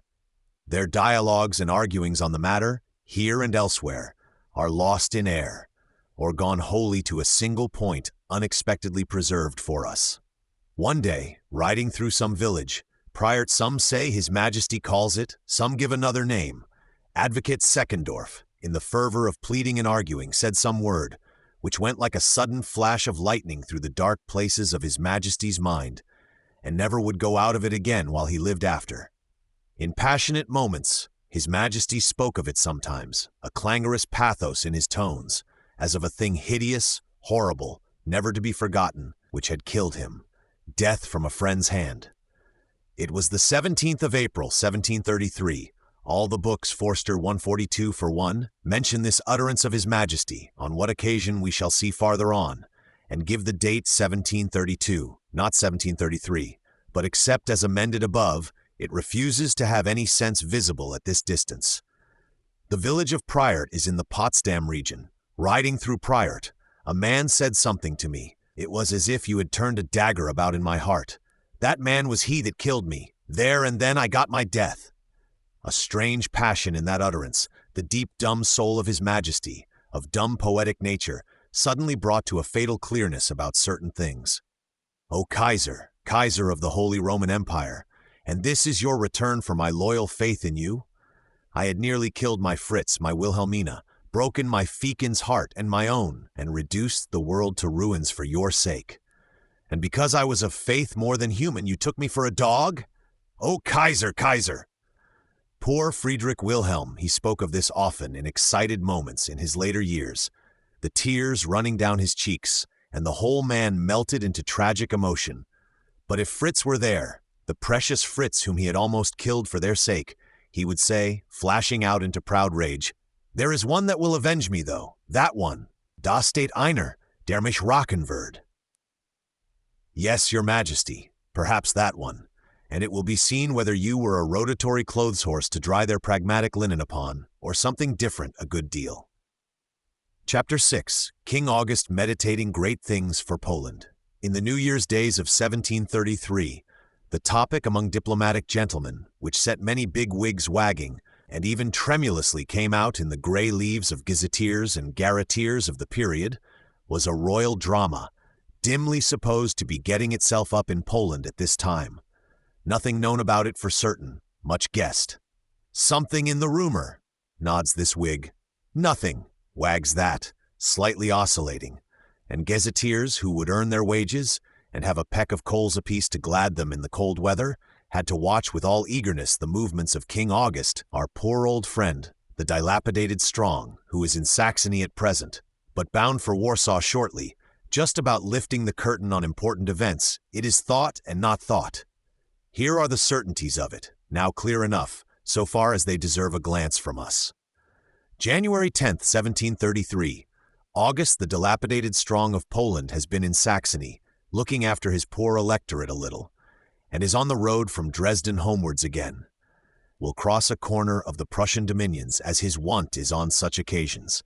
Prussian Majesty, if not appearing in person, will, as usual, by some official of rank, send a polite well speed you as the brother Majesty passes. This time, however, it was more than politeness, the Polish Majesty having, as was thought, such intricate affairs in the wind. Let Grumkow, the fittest man in all ways, go and do the greeting to his old patroon, greeting or whatever else may be needed. Patroon left Dresden, having just opened the carnival or fashionable season there, opened and nothing more. January 10th, 1733. Fassmann, Friedrich Augustige Grossen 94. Being in haste home for a Polish diet close at hand, on which same day, Grumkow, we suppose, drives forth from Berlin to intersect him in the Neumark about Crossen, and have a friendly word again in those localities over jolly wine. Intersection took place duly. There was exuberant joy on the part of the patroon, and such a dinner and night of drinking as has seldom been. Abstruse things lie close ahead of August the dilapidated Strong, important to Prussia, and for which Prussia is important. Let Grumkow try if he can fish the matter into clearness out of these wine cups. And then August, on his side, wishes to know what the Kaiser said at Kladrup lately. There is much to be fished into clearness. Many are the times August the Strong has made this journey. Many are the carousals on such and other occasions Grumkow and he have had. But there comes an end to all things. This was their last meeting, overflowing liquor or otherwise in the world. Satirical history says, they drank all night, endeavoring to pump one another, and with such enthusiasm that they never recovered it, drank themselves to death at Crossen on that occasion. Ouvres de Frederick, Memoirs de Brandenburg, 163. It is certain August died within 3 weeks, and people said of Grumkow, who lived 6 years longer, He was never well after this bout. Is it worth any human creature's while to look into the plans of this precious pair of individuals? Without the least expense of drinking, the secrets they were pumping out of each other are now accessible enough, if it were of importance now. One glance I may perhaps commend to the reader, out of these multifarious notebooks in my possession. August, by change of his religion and other sad operations, got to be what they called the King of Poland 35 years ago. But, though looking glorious to the idle public, it has been a crown of stinging nettles to the poor man. A sedan chair running on rapidly, with the bottom broken out. To say nothing of the scourgings he got, and poor Saxony along with him, from Charles the Seventh, on account of this sovereignty so-called, what has the thing itself been to him? In Poland, for these 35 years, the individual who had least of his real will done in public matters has been, with infinite management and display of such good humor as at least deserves credit, the nominal sovereign majesty of Poland. Anarchic grandees have been kings over him, ambitious, contentious, unmanageable, very fanatical too, and never persuaded that August's apostasy was more than a sham one, not even when he made his prince apostatize too. Their sovereignty has been a mere peck of troubles, disgraces, and vexations. For those 35 years, an ever-boiling pot of mutiny, contradiction, insolence, hardly tolerable even to such nerves as August's. August, for a long time back, has been thinking of schemes to clap some lid upon all that, to make the sovereignty hereditary in his house. That, with the good Saxon troops we have, would be a remedy, and in fact it is the only remedy. John Casimir, who abdicated long ago in the great Elector's time and went to Paris, much charmed with Ninon de l'Enclos there, told the Polish Diets, with their liberum veto and right of confederation and rebellion, they would bring the country down under the feet of mankind and reduce their republic to zero one day if they persisted. They have not failed to persist. With some hereditary king over it and a regulated Saxony to lean upon, truly might it not be a change to the better? To the worse it could hardly be, thinks August the Strong, and goes intent upon that method, this long while back, and at length hopes now, in few days longer, at the Diet just assembling, to see fruits appear and the thing actually begin. The difficulties truly are many, internal and external, but there are calculated methods too. For the internal, get up, by bribery, persuasion, some visible minority to countenance you. With these maneuver in the Diets, on the back of these the 30,000 Saxon troops. But then what will the neighboring kings say? The neighboring kings, with their big-mouthed manifestos, pities for an oppressed republic, overwhelming forces, and invitations to confederate and revolt, without their tolerance first had, nothing can be done. That is the external difficulty, for which too there is a remedy. Cut off sufficient outlying slices of Poland, fling these to the neighboring kings to produce consent. Partition of Poland, in fact, large sections of its territory sliced away. That will be the method, thinks King August. Neighboring kings, Kaiser, Prussia, Russia. To them it is not grievous that Poland should remain in perennial anarchy, in perennial impotence.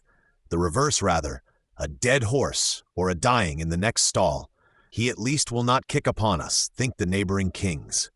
And yet, under another similitude, you do not like your next-door neighbor to be always on the point of catching fire, smoke issuing, thicker or thinner, through the slates of his roof as a perennial phenomenon? August will conciliate the neighboring kings. Russia, big-cheeked Anne Charina there, shall have not only Courland peaceably henceforth, but the Ukraine, Lithuania, and other large outlying slices that surely will conciliate Russia. To Austria, on its Hungarian border, let us give the country of zips. Nay, there are other sops we have for Austria. Pragmatic sanction, hitherto refused as contrary to plain rights of ours, that, if conceded to a spectre-hunting Kaiser, to Frederick Wilhelm we could give West Preussen. West Preussen torn away 300 years ago, and leaving a hiatus in the very continuity of Frederick Wilhelm, would not that conciliate him? Of all enemies or friends, Frederick Wilhelm, close at hand with 80,000 men capable of fighting at a week's notice, is by far the most important. These are August's plans. West Preussen for the nearest neighbor, zips for Austria, Ukraine, Lithuania, and appendages for the Russian Tsarina. handsome sections to be sliced off and flung to good neighbors, as it were, all the outlying limbs and wings of the Polish territory sliced off. Compact body to remain, and become, by means of August and Saxon troops, a kingdom with government, not an imaginary republic without government any longer. In fact, it was the partition of Poland, such as took effect 40 years after, and has kept the newspapers weeping ever since. Partition of Poland, minus the compact interior held under government by a king with Saxon troops or otherwise. Compact interior, in that effective partition 40 years after, was left as anarchic as ever, and had to be again partitioned and cut away altogether, with new torrents of loud tears from the newspapers, refusing to be comforted to this day.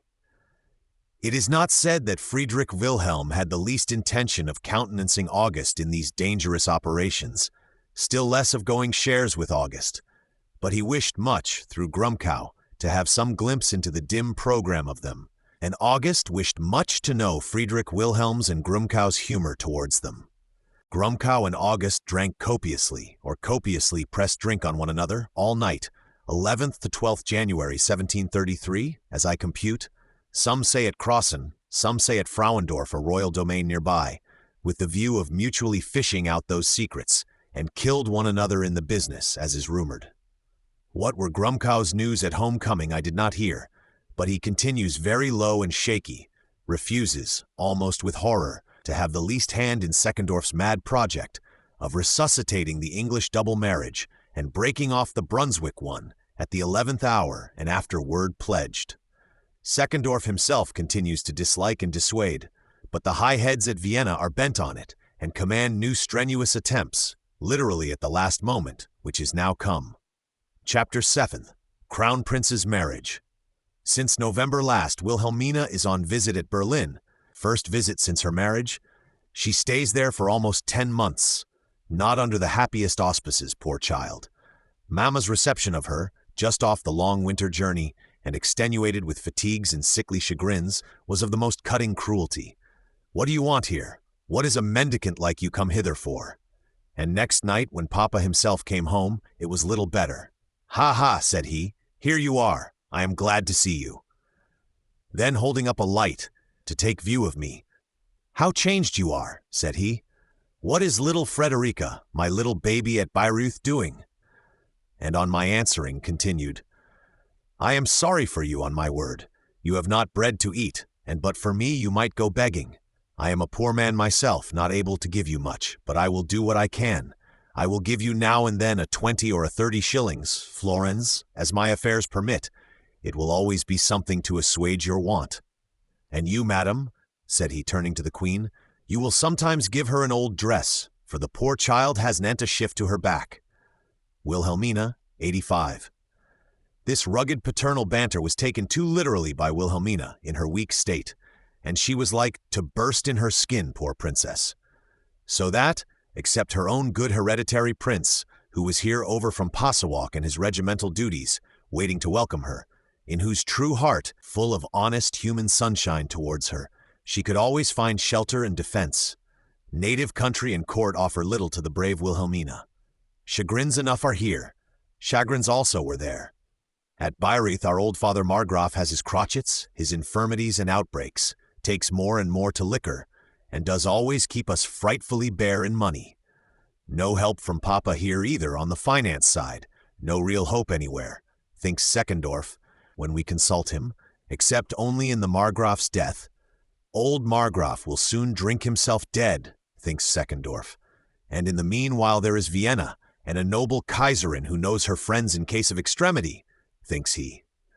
Wilhelmina, poor princess, in her weak, shattered state, she has a heavy time of it, but there is a tough spirit in her, bright, sharp, like a swift saber, not to be quenched in any coil, but always cutting its way, and emerging unsubdued. One of the blessings reserved for her here, which most of all concerns us, was the occasional sight of her brother. "Brother in a day or two, 18th November, she says, which date is wrong if it were of moment. See Ouvres de Frederick in Swen, Part 1st, where their correspondence is. Ran over from Ruppen on short leave, and had his first interview. Very kind and affectionate, quite the old brother again, and blushed when at supper Mamma and the princesses, especially that wicked Charlotte, Papa not present, tore up his poor bride at such a rate. "Has not a word to answer you but yes or no," said they, "stupid as a block." "But were you ever at her toilette?" said the wicked Charlotte. "Out of shape, completely, considerable waddings, I promise you." And then, still worse features from that wicked Charlotte in presence of the domestics here. Wicked Charlotte, who is to be her sister-in-law soon, and who is always flirting with my husband as if she liked that better. Crown Prince retired directly after supper, as did I, to my apartment, where in a minute or two he joined me. To the question, how with the king and you, he answered, that his situation was changing every moment, that sometimes he was in favor, sometimes in disgrace, that his chief happiness consisted in absence, that he led a soft and tranquil life with his regiment at Ruppen, study and music his principal occupations. He had built himself a house there, and laid out a garden where he could read and walk about. Then as to his bride, I begged him to tell me candidly if the portrait the Queen and my sister had been making of her was the true one.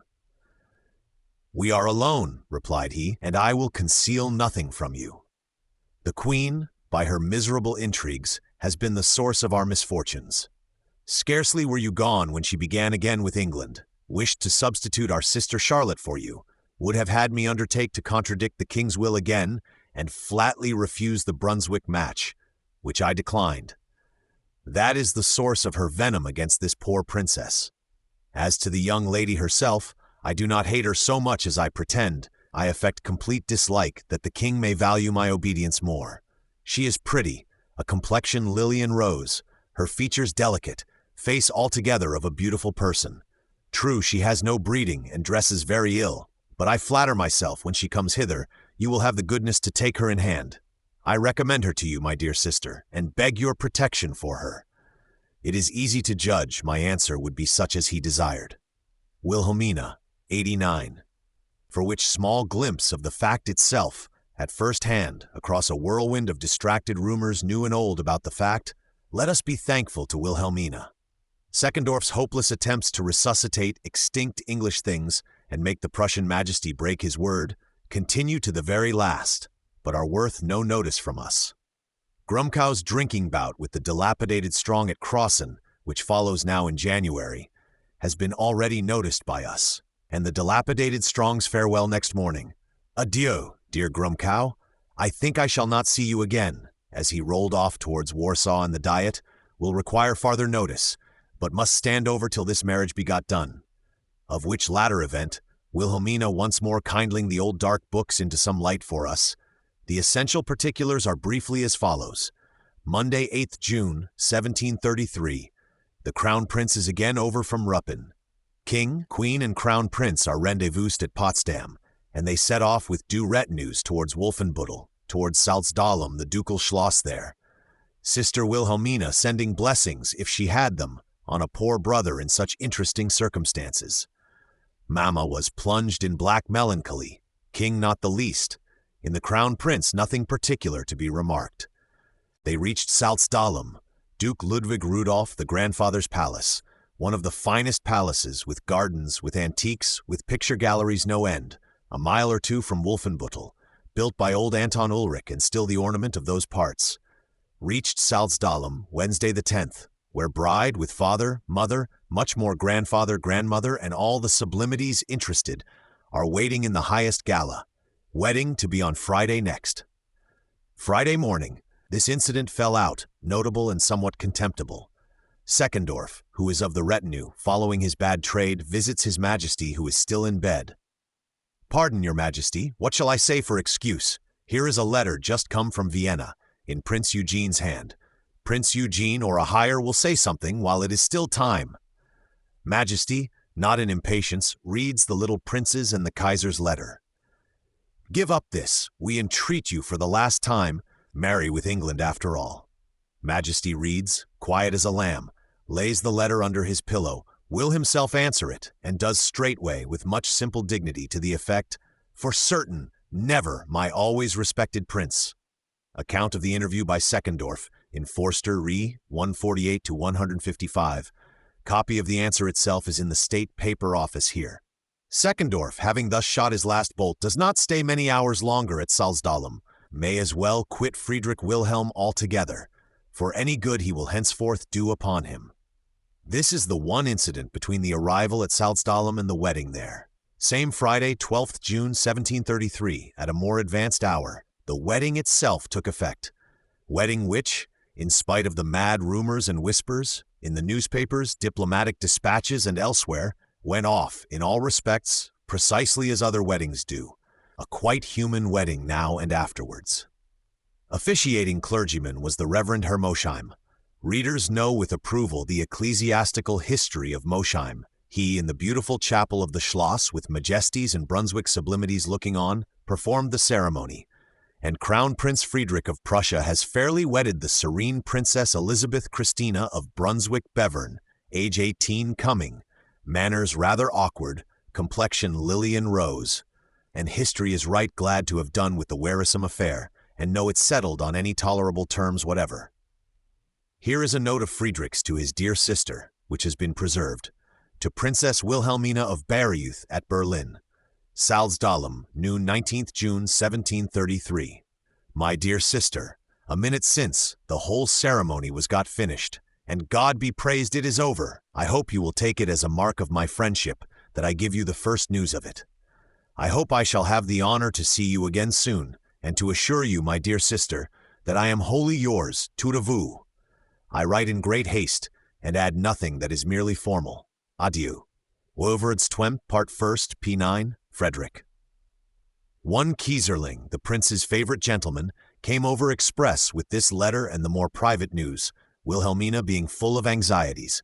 Kieserling said, the prince was inwardly well content with his lot, though he had kept up the old farce to the last, and pretended to be in frightful humor on the very morning, bursting out upon his valets in the king's presence, who reproved him and looked rather pensive, recognizing, one hopes, what a sacrifice it was. The Queen's Majesty, Kieserling reported, was charmed with the style and ways of the Brunswick court, but could not endure the Princess Royal new wife, and treated the two duchesses like dogs. Comme des chiens. Wilhelmina. Reverend Abbot Mosheim, such his title, head churchman, theological chief of Helmstadt University in those parts, with a couple of extinct little abbaties nearby to help his stipend, preached next Sunday, on the marriage of the righteous. Felicitous appropriate sermon, said a grateful public. Text Psalms Climb, 12, sermon printed in Mosheim's works. And in short, at Salzdahlem all goes, if not as merry as some marriage bells, yet without jarring to the ear. On Tuesday, both the Majesties set out towards Potsdam again, where His Majesty, having business waiting, arrived some time before the Queen. Thither also, before the week ends, Crown Prince Friedrich with his bride, and all the serenities of Brunswick escorting are upon the road, duly detained by complimentary harangues, tedious scenic evolutions at Magdeburg and the intervening towns. Grand entrance of the Princess Royal into Berlin is not till the 27th, last day of the week following. That was such a day as Wilhelmina never saw. No sleep the night before, no breakfast can one taste. Between Charlottenburg and Berlin, there is a review of unexampled splendor. Above 80 carriages of us, and only a tent or two against the flaming June sun. Think of it! Review begins at 4 a.m. Poor Wilhelmina thought she would verily have died of heat and thirst and hunger in the crowded tent under the flaming June sun, before the review could end itself and march into Berlin, trumpeting and salvoing, with the Princess Royal at the head of it. 127 and 29. Of which grand flaming day, and of the unexampled balls and effulgent festivities that followed, all Berlin ruining itself in dresses and equipages, we will say nothing farther, but give only what may still have some significance for readers, Wilhelmina's portrait of the Princess Royal on their first meeting, which had taken place at Potsdam 2 days before. The Princess Royal had arrived at Potsdam too on that occasion, across a grand review. Majesty himself riding out, Majesty and Crown Prince, who had preceded her a little, to usher in the poor young creature. Thursday, June 25th, 1733. The king led her into the Queen's apartment. Then seeing, after she had saluted us all, that she was much heated and dispowdered, he bade my brother take her to her own room. I followed them thither. My brother said to her, introducing me, "This is a sister I adore, and am obliged to beyond measure. She has had the goodness to promise me that she will take care of you, and help you with her good counsel. I wish you to respect her beyond even the king and queen, and not to take the least step without her advice. Do you understand?" I embraced the Princess Royal, and gave her every assurance of my attachment, but she remained like a statue, not answering a word. Her people not being come, I repowdered her myself, and readjusted her dress a little, without the least sign of thanks from her, or any answer to all my caressings. My brother got impatient at last, and said aloud, "Devils in the blockhead! Thank my sister, then." She made me a courtesy, on the model of that of Agnes in the École des Femmes. I took her back to the Queen's apartment, little edified by such a display of talent. The Princess Royal is tall, her figure is not fine, stooping slightly or hanging forward as she walks or stands, which gives her an awkward air. Her complexion is of dazzling whiteness, heightened by the liveliest colors. Her eyes are pale blue, and not of much promise for spiritual gifts. Mouth small, features generally small, dainty, rather than beautiful, and the countenance altogether is so innocent and infantine, you would think this head belonged to a child of 12. Her hair is blonde, plentiful, curling in natural locks. Teeth are unhappily very bad, black and ill set, which are a disfigurement in this fine face. She has no manners, nor the least vestige of tact, has much difficulty in speaking and making herself understood. For most part you are obliged to guess what she means, which is very embarrassing. Wilhelmina, 119-21.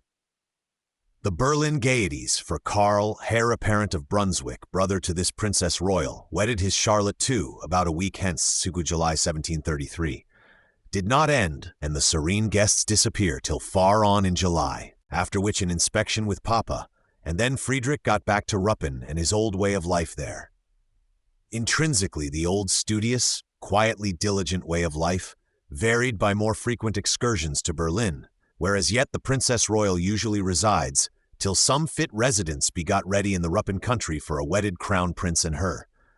The young wife had an honest, guileless heart, if little articulate intellect, considerable inarticulate sense, did not fail to learn tact, perpendicular attitude, speech enough, and I hope kept well clear of pouting, faire la fâchée, a much more dangerous rock for her. With the gay temper of 18, and her native loyalty of mind, she seems to have shaped herself successfully to the prince's taste, and growing yearly gracefuller and better looking, was an ornament and pleasant addition to his Ruppen existence. These first 7 years, spent at Berlin or in the Ruppen quarter, she always regarded as the flower of her life. Busching Autobiography Beitrag, VI, heard her say so in advanced years. Papa, according to promise, has faithfully provided a Crown Prince Palace at Berlin, all trimmed and furnished for occasional residences there. The late Government House, originally Schomburg House, new built, which is to this day one of the distinguished palaces of Berlin. Princess Royal had Schönhausen given her, a pleasant royal mansion some miles out of Berlin, on the Ruppen side. Furthermore, the Prince Royal, being now a wedded man, has, as is customary in such case, a special AMT government district set apart for his support, the Amt of Ruppen, where his business lies. What the exact revenues of Ruppen are is not communicated, but we can justly fear they were far too frugal, and excused the underhand borrowing which is evident enough as a painful shadow in the prince's life henceforth. He does not seem to have been wasteful, but he borrows all round under sevenfold secrecy from benevolent courts, from Austria, Russia, England, and the only pleasant certainty we notice in such painful business that on his accession he pays with exactitude, sends his uncle George of England, for example, the complete amount in rouleaus of new coin by the first courier that goes. Dispatch of adjacent date in the State Paper Office here. A thought too frugal, his Prussian Majesty, but he means to be kind, bountiful, and occasionally launches out into handsome munificence. This very autumn, hearing that the Crown Prince and his Princess fancied Rheinsberg, an old castle in their Amt Ruppen, some miles north of them, His Majesty, without word spoken, straightway purchased Rheinsberg, Schloss and territory, from the owner, gave it to his Crown Prince, and gave him money to new build it according to his mind. 23 Oct 1733 to 16th March 1734, Pros 75, which the Crown Prince did with much interest, under very wise architectural advice, for the next 3 years, then went into it to reside, yet did not cease new building, improving, artistically adorning, till it became in all points the image of his taste. A really handsome, princely kind of residence, that of Rheinsberg, got up with a thrift that most of all astonishes us, in which improved locality we shall by and by look in upon him again. For the present we must to Warsaw, where tragedies and troubles are in the wind, which turn out to be not quite without importance to the Crown Prince and us. Chapter 8. King August dies, and Poland takes fire. Meanwhile, over at Warsaw, there has an event fallen out. Frederick, writing rapidly from vague reminiscence as he often does, records it as during the marriage festivities. Louvres de Brandenburg, I 163, but it was 4 good months earlier. Event we must now look at for a moment. In the end of January last, we left Grumkow in a low and hypochondriacal state, much shaken by that drinking bout at Krossen, when the Polish Majesty and he were so anxious to pump one another by copious priming with Hungary wine. About a fortnight after, in the first days of February following, day is not given, Grumkow reported something curious. In my presence, says Wilhelmina, and that of 40 persons, for the thing was much talked about, Grumkow said to the king one morning, "Ah, sire, I am in despair. The poor patroon is dead. I was lying broad awake last night. All on a sudden the curtains of my bed flew asunder. I saw him. He was in a shroud. He gazed fixedly at me. I tried to start up, being dreadfully taken, but the phantom disappeared." Here was an illustrious ghost story for Berlin, in a day or two when the courier came. Died at the very time of the phantom. Death and phantom were the same night, say Wilhelmina and the miraculous Berlin public, but do not say what night for either of them it was. Wilhelmina 98. Event happened 1st February. News of it came to Berlin 4th February. Fassmann, p. 485, Buchholz and Secker. By help of which latter circumstance the phantom becomes reasonably unmiraculous again, in a nervous system tremulous from drink. They had been sad at parting, Wilhelmina says, having drunk immensities of Hungary wine, the patroon almost weeping over his Grumkow. "Adieu, my dear Grumkow," said he, "I shall never see you more." Miraculous or not, the catastrophe is true. August, the once physically strong, lies dead, and there will be no partition of Poland for the present.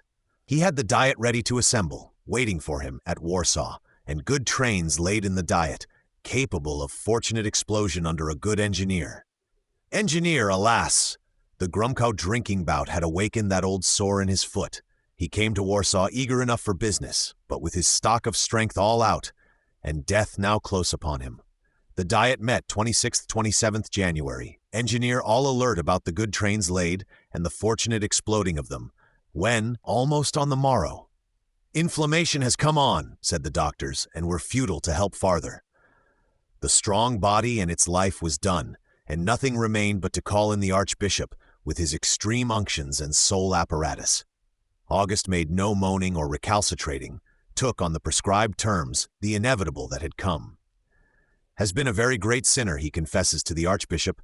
"I have not at present strength to name my many and great sins to your reverence," said he. "I hope for mercy on the usual rash terms. Terms perhaps known to August to be rash, to have been frightfully rash, but what can he now do?" Archbishop thereupon gives absolution of his sins. Archbishop does, a baddish, unlikely kind of man, as August well knows. August laid his hand on his eyes during such sad absolution mummery, and in that posture had breathed his last before it was well over. Sunday, 1st February, 1733, 4:15 a.m. Fassmann, Leben Frederick Augusti Königs in Poland, 994 to 997. Unhappy soul, who shall judge him, transcendent king of audacious flunkies, not without fine qualities which he turned to such a use amid the temptations of this world. Poland has to find a new king. His death brought vast miseries on Poland, kindled foolish Europe generally into fighting, and gave our Crown Prince his first actual sight and experience of the facts of war. For which reason, hardly for another, the thing having otherwise little memorability at present, let us give some brief synopsis of it. The briefer the better. Here, excerpted from multifarious old notebooks, are some main heads of the affair. On the disappearance of August the Strong, his plans of partitioning Poland disappeared too, and his fine trains in the Diet abolished themselves. The Diet had now nothing to do but proclaim the coming election, giving a date to it, and go home to consider a little whom they would elect. Interregnum proclaimed 11th February, preliminary Diet to meet 21st April, meets, settles, before May is done, that the election shall begin 25th August. It must end in 6 weeks thereafter by law of the land. A question weighty to Poland, and not likely to be settled by Poland alone or chiefly. The sublime republic with liberum veto, and diets capable only of anarchic noise, having now reached such a stage that its neighbors everywhere stood upon its skirts, asking, "Whitherward then with your anarchy?" Not this way, we say that way, and were apt to get to battle about it before such a thing could be settled. A house in your street with perpetual smoke coming through the slates of it is not a pleasant house to be neighbor to. One honest interest the neighbors have in an election crisis there, that the house do not get on fire and kindle them. Dishonest interests in the way of theft and otherwise, they may have without limit. The poor house during last election crisis, when August the Strong was flung out and Stanislaus brought in, crisis presided over by Charles VII, with Tsar Peter and others hanging on the outskirts, as opposition party, fairly got into flame. Description of it in Kohler, Mundsbelustigen vi, 228-230, but was quenched down again by that stout Swede, and his Stanislaus, a native Pole, was left peaceably as king for the years then running. Years ran, and Stanislaus was thrown out, Charles himself being thrown out, and had to make way for August the Strong again, an ejected Stanislaus, king only in title, known to most readers of this time. Stanislaus Leszczynski, Woiwode of Posen, born 1677, King of Poland, Charles VII, superintending 1704, age then 27, driven out 1709, went to Charles the South at Bender, to Zweibrück 1714, thence, on Charles's death, to Weissenberg, Alsace or Strasbourg country. Daughter married to Louis XV, 1725. Age now 56. Hubner T. 97. Histoire de Stanislas I, Roy de Pologlan, English translation, London 1741, pp. 9626. Poor man, he has been living in Zweibrück, in Weissenberg and such places, in that debatable French-German region, which the French are more and more getting stolen to themselves in late centuries. Generally on the outskirts of France he lives, having now connections of the highest quality with France. He has had fine country houses in that Zweibrück, Two-Bridge, Deux-Ponts region, had always the ghost of a court there, plenty of money, a sinecure country gentleman life, and no complaints have been heard from him. Charles VII, as proprietor of Deux-Ponts, had first of all sent him into those parts for refuge, and in general, easy days have been the lot of Stanislaus there. Nor has history spoken of him since, except on one small occasion, when the French politician gentleman, at a certain crisis of their game, chose a daughter of his to be wife for young Louis XVIII, and bring royal progeny of which they were scarce. This was in 1724 to 1725, Duc de Bourbon and other politicians male and female, finding that the best move. A thing wonderful to the then gazetteers for 9 days, but not now worth much talk. The good young lady, it is well known, a very pious creature, and sore tried in her new station, did bring royal progeny enough, and might as well have held her hand, had she foreseen what would become of them, poor souls. This was a great event for Stanislaus, the sinecure country gentleman, in his French-German rustication. One other thing I have read of him infinitely smaller, out of those 10 years. In Zweibrück country, or somewhere in that French-German region, he built a pleasure cottage, conceivable to the mind, and called it Schuhflick, shoe patch, Busching, Erdbeschreibung, 1194, a name that touches one's fancy on behalf of the innocent soul. Other fact I will not remember of him. He is now to quit Shoepatch and his pleasant Weissenberg castle, to come on the public stage again, poor man, and suffer a second season of mischances and disgraces still worse than the first. As we shall see presently, a new Polish election crisis having come. What individual the Polish grandees would have chosen for king if entirely left alone to do it, is a question not important, and indeed was never asked, in this or in late elections. Not the individual who could have been a king among them were they, for a long time back, in the habit of seeking after. Not him, but another, and indeed reverse kind of individual, the one in whom there lay most nourishment of any kind, even of the cash kind for a practical Polish grandee, so that the question was no longer of the least importance to Poland or the universe, and in point of fact, the frugal destinies had ceased to have it put in that quarter. Not grandees of Poland, but intrusive neighbors, carrying grandees of Poland in their breeches pocket, as our phrase is, were the voting parties. To that pass it was come. Under such stern penalty had Poland and its grandees fallen, by dint of false voting. The frugal destinies had ceased to ask about their vote, and they were become machines for voting with, or pistols for fighting with, by bad neighbors who cared to vote. Nor did the frugal destinies consider that the proper method either, but had, as we shall see, determined to abolish that too, in about 40 years more. Of the candidates, of the conditions. How the election went. It was under such omens that the Polish election of 1733 had to transact itself. Austria, Russia, Prussia as next neighbors were the chief voting parties, if they cared to intrude, which Austria and Russia were clear for doing, Prussia not clear, or not beyond the indispensable or evidently profitable. Seckendorf and one Lowenwald, the Russian ambassador at Berlin, had, some time ago in foresight of this event, done their utmost to bring Friedrich Wilhelm into cooperation, offering fine baits, Berg and Jülich again, among others, but nothing definite came of it. Peaceable, reasonably safe, election in Poland. Other interest Friedrich Wilhelm has not in the matter, and compliance, not cooperation, is what can be expected of him by the Kaiser and Czarina. Cooperating or even complying, these three could have settled it, and would, had no other neighbor interfered. But other neighbors can interfere, any neighbor that has money to spend or likes to bully in such a matter, and that proved to be the case in this unlucky instance.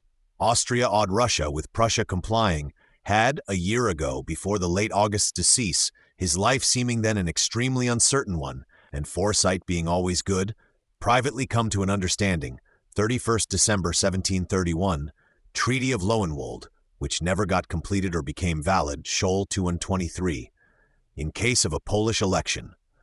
One, that France was to have no hand in it whatever, no tool of France to be king, or as they more politely expressed it, having their eye upon Stanislas, no Piast or native Pole could be eligible. 2, that neither could August's son, the new August, who would then be Kurfürst of Saxony, be admitted King of Poland. And on the whole, 3, that an Emmanuel Prince of Portugal would be the eligible man. Emmanuel of Portugal, King of Portugal's brother, a gentleman without employment, as his very title tells us, gentleman never heard of before or since in those parts or elsewhere, but doubtless of the due harmless quality, as Portugal itself was. He is to be the Polish king. Vote these intrusive neighbors. What the vote of Poland itself may be, the destinies do not of late ask, finding it a superfluous question. So had the three neighbors settled this matter. Or rather, I should say, so had two of them. For Friedrich Wilhelm wanted, now or afterwards, nothing in this election, but that it should not take fire and kindle him. Two of the neighbors, and of these two, perhaps we might guess the Kaiser was the principal contriver and suggester, France and Saxony being both hateful to him, obstinate refusers of the pragmatic sanction, to say nothing more. What the Czarina, Anne with the big cheek, specially wanted I do not learn, unless it were peaceable hold of Courland, or perhaps merely to produce herself in these parts as a kind of regulating palace along with the Jupiter Kaiser of Western Europe, which might have effects by and by. Emmanuel of Portugal was not elected, nor so much as spoken of in the Diet. Nor did one of these three regulations take effect, but much the contrary, other neighbors having the power to interfere. France saw good to interfere, a rather distant neighbor. Austria, Russia, could not endure the French vote at all, and so the whole world got on fire by the business. France is not a near neighbor, but it has a Stanislas much concerned, who is eminently under the protection of France, who may be called the father of France in a sense, or even the grandfather, his daughter being mother of a young creature they call Dauphin, or Child of France. Fleury and the French court decide that Stanislas, grandfather of France, was once king of Poland, that it will behoove, for various reasons, he be king again. Some say old Fleury did not care for Stanislas, merely wanted a quarrel with the Kaiser, having got himself in readiness, with Lorraine in his eye, and seeing the Kaiser not ready. It is likelier the hot young spirits, Belleisle and others, controlled old Fleury into it. At all events, Stanislas is summoned from his rustication. The French ambassador at Warsaw gets his instructions. French ambassador opens himself largely at Warsaw by eloquent speech, by copious money, on the subject of Stanislas, finds large audience, enthusiastic receptivity, and readers will now understand the following chronological phenomena of the Polish election. August 25th, 1733. This day the Polish election begins, so has the preliminary diet, kind of Polish caucus, ordered it. Preliminary diet itself a very stormy matter. Minority like to be thrown out of window, to be shot through the head on some occasions. History of Stanislas, cited above, p. 136. Actual election begins, continues sub dio, in the field of Wola, in a very tempestuous fashion, bound to conclude within 6 weeks. Kaiser has his troops assembled over the border in Silesia to protect the freedom of election. Czarina has 30,000 under Marshal Lacy, lying on the edge of Lithuania, bent on a like object, will increase them to 50,000 as the plot thickens, so that Emmanuel of Portugal is not heard of, and French interference is with a vengeance, and Stanislas, a born Piast, is overwhelmingly the favorite. Intolerable to Austria, to Russia, the reverse to Frederick Wilhelm, who privately thinks him the right man. And Kurfürst August of Saxony is the other candidate, with troops of his own in the distance, but without support in Poland, and depending wholly on the Kaiser and Czarina for his chance. And our 3 settled points are gone to water in this manner. August, seeing there was not the least hope in Poland's own vote, judiciously went to the Kaiser first of all. Imperial Majesty, I will accept your pragmatic sanction root and branch, swallow it whole, make me King of Poland. Done, answers Imperial Majesty. 16th July 1733, Treaty in Shoal, time 224 to 231, brings the Czarina over, by good offers of August's and his, and now there is an effective opposition candidate in the field, with strength of his own and good backing close at hand. Austrian, Russian ambassadors at Warsaw lift up their voice like the French one, open their purse and bestir themselves, but with no success in the field of Wola, except to the stirring up of noise and tumult there. They must look to other fields for success. The voice of Wola and of Poland, if it had now a voice, is enthusiastic for Stanislas. September 7th. A couple of quiet-looking merchants arrive in Warsaw, one of whom is Stanislas in person. Newspapers say he is in the French fleet of war, which is sailing minatory towards these coasts, and there is in truth a gentleman in Stanislas's clothes on board there, to make the newspapers believe. Stanislas himself drove through Berlin a day or 2 ago, gave the sentry a ducat at the gate to be speedy with the passports, whom Frederick Wilhelm affected to put under arrest for such negligent speed. And so on the 10th of the month, Stanislas, being now rested and trimmed, makes his appearance on the field of Wola itself and captivates all hearts by the kind look of him. So that, on the 2nd day after 12th September, 1733, he is, as it were, unanimously elected, with acclamation, with enthusiasm, and sees himself actual King of Poland, if France send proper backing to continue him there. As surely she will not fail? But there are alarming news that the Russians are advancing, Marshal Lacy with 30,000, and reinforcements in the rear of him. September 22nd.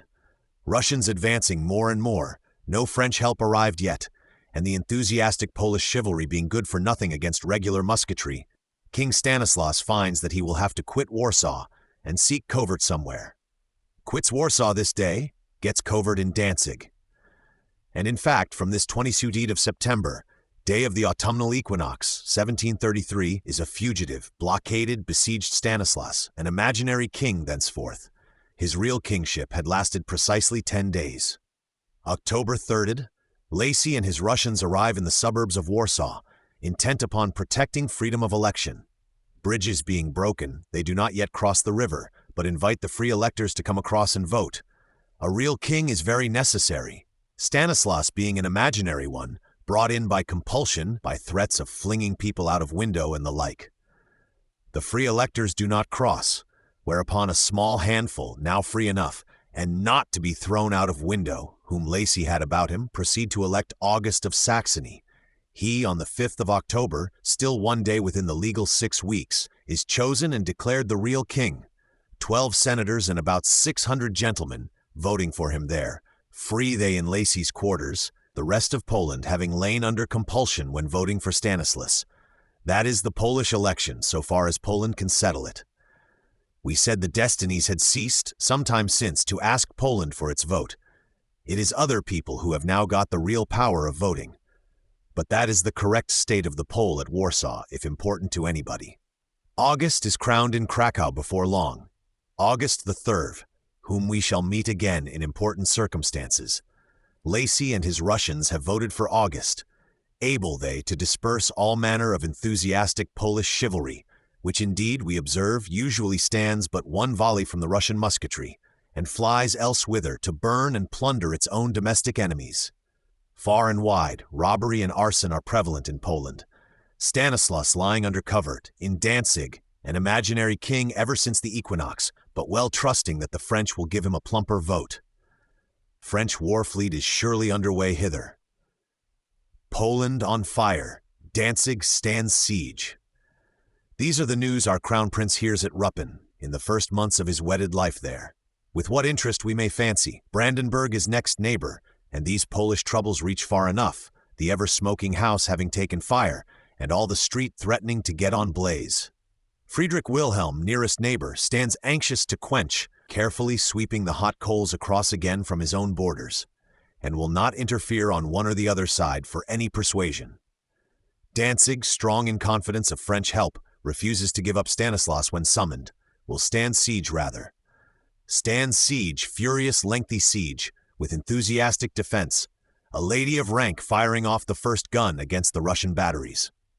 Of the siege of Danzig, which made the next spring and summer loud for mankind, February-June 1734, we shall say nothing, our own poor field which also grows loud enough, lying far away from Danzig, except, first, that no French help came or as good as none, the minatory war fleet having landed a poor 1,500 men, headed by the Comte de Plelo, who had volunteered along with them, that they attempted one onslaught on the Russian lines, and that Plelo was shot, and the rest were blown to miscellaneous ruin, and had to disappear, not once getting into Danzig.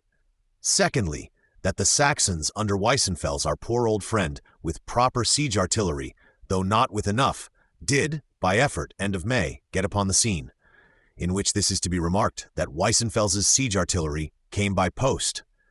2 big mortars expressly passing through Berlin, marked as part of the Duke of Weissenfels' luggage. And thirdly, that Munich, who had succeeded Lacy as besieging general, and was in hot haste and had not artillery enough, made unheard of assaults, 2,000 men, some say 4,000, lost in one night attack upon a post they call the Hagelberg. Rash attack, much blamed by military men, Hoover's de Frederick, Cement Part 2D, P31.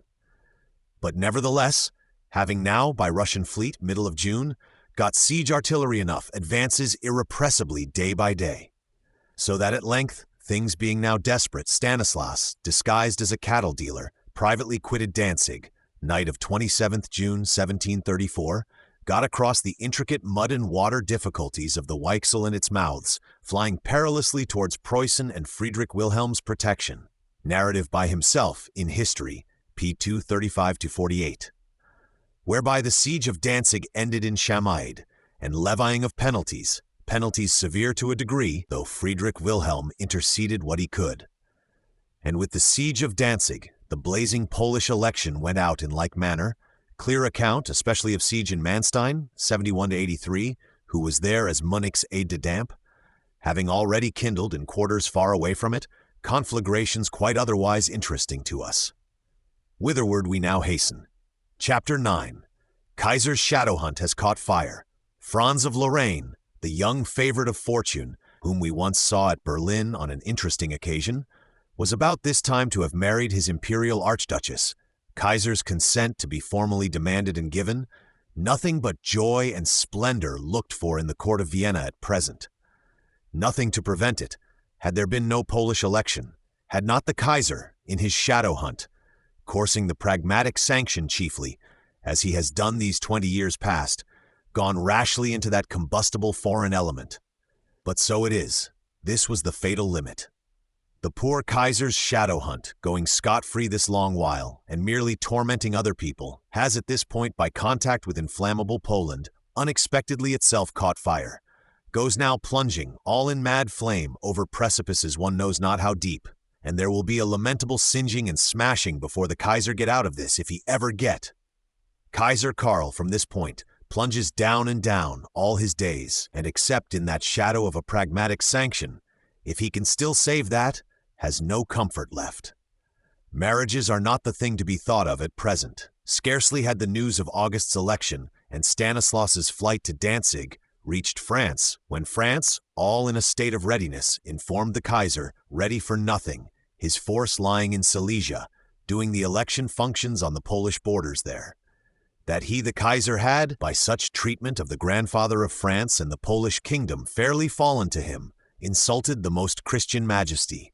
That in consequence the most Christian majesty did hereby declare war against the said Kaiser, and in fact had that very day, 14th of October, 1733, begun it, had marched over into Lorraine, namely secured Lorraine against accidents, and, more specially, gone across from Strasbourg to the German side of the Rhine, and laid siege to Kehl.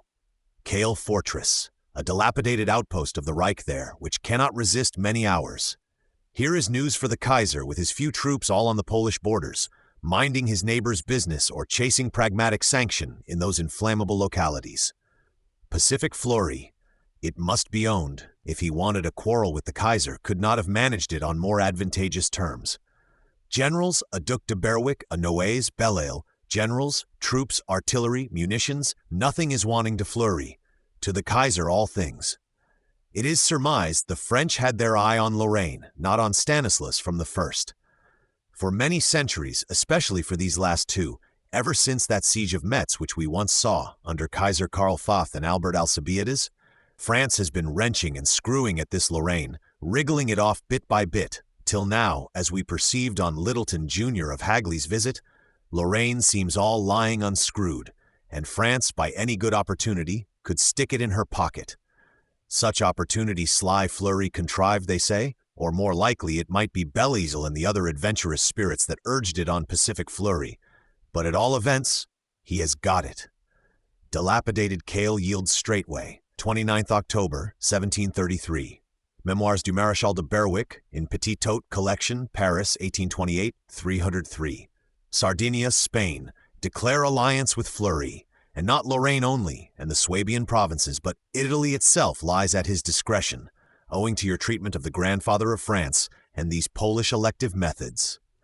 The astonished Kaiser rushes forward to fling himself into the arms of the sea powers, his one resource left. Help! Moneys, subsidies, ye sea powers. But the sea powers stand obtuse, arms not open at all, hands buttoning their pockets. Sorry, we cannot, your imperial majesty. Fleury engages not to touch the Netherlands, the barrier treaty, Polish elections are not our concern, and callously decline. The Kaiser's astonishment is extreme, his big heart swelling even with a martyr feeling, and he passionately appeals. Ungrateful, blind sea powers, no money to fight France, say you? Are the laws of nature fallen void? Imperial astonishment, sublime martyr feeling, passionate appeals to the laws of nature, avail nothing with the blind sea powers. No money in us, answer they. We will help you to negotiate. Negotiate, answers he, and will have to pay his own election broken glass with a sublime martyr feeling, without money from the sea powers. Fleury has got the Sardinian majesty, Sardinian doorkeeper of the Alps, who opens them now this way, now that, for a consideration. A slice of the Milanese, your majesty, bargains Fleury. Fleury has got the Spanish majesty, our violent old friend the Termagant of Spain, persuaded to join. Your infant Carlos made Duke of Parma and Piacenza with such difficulty. What is that? Naples itself, crown of the two Sicilies, lies in the wind for Carlos, and your junior infant, great madam, has he no need of appanages? The Termagant of Spain, offended by pragmatic sanction, she says, is ready on those terms. The Sardinian majesty is ready. And Fleury, this same October, with an overwhelming force, Spaniards and Sardinians to join, invades Italy, great Marshal Villars himself taking the command. Marshal Villars, an extremely eminent old military gentleman, somewhat of a friend or husband of a lady friend to M. de Voltaire, for one thing, and capable of slicing Italy to pieces at a fine rate in the condition it was in. Never had Kaiser such a bill of broken glass to pay for meddling in neighbors' elections before.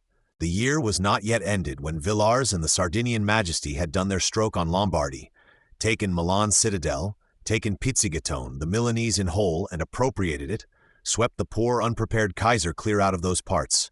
Baby Carlos and the Spaniards are to do the two Sicilies, Naples or the land one to begin with, were the winter gone.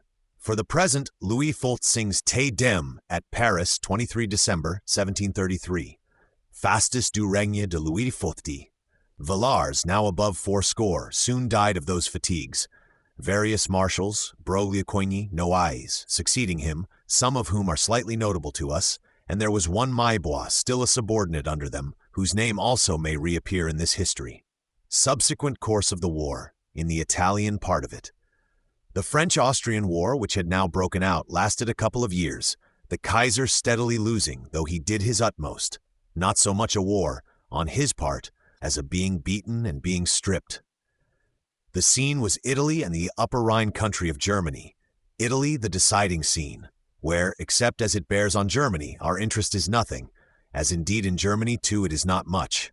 The principal events on both stages are chronologically somewhat as follows, beginning with Italy. March 29, 1734.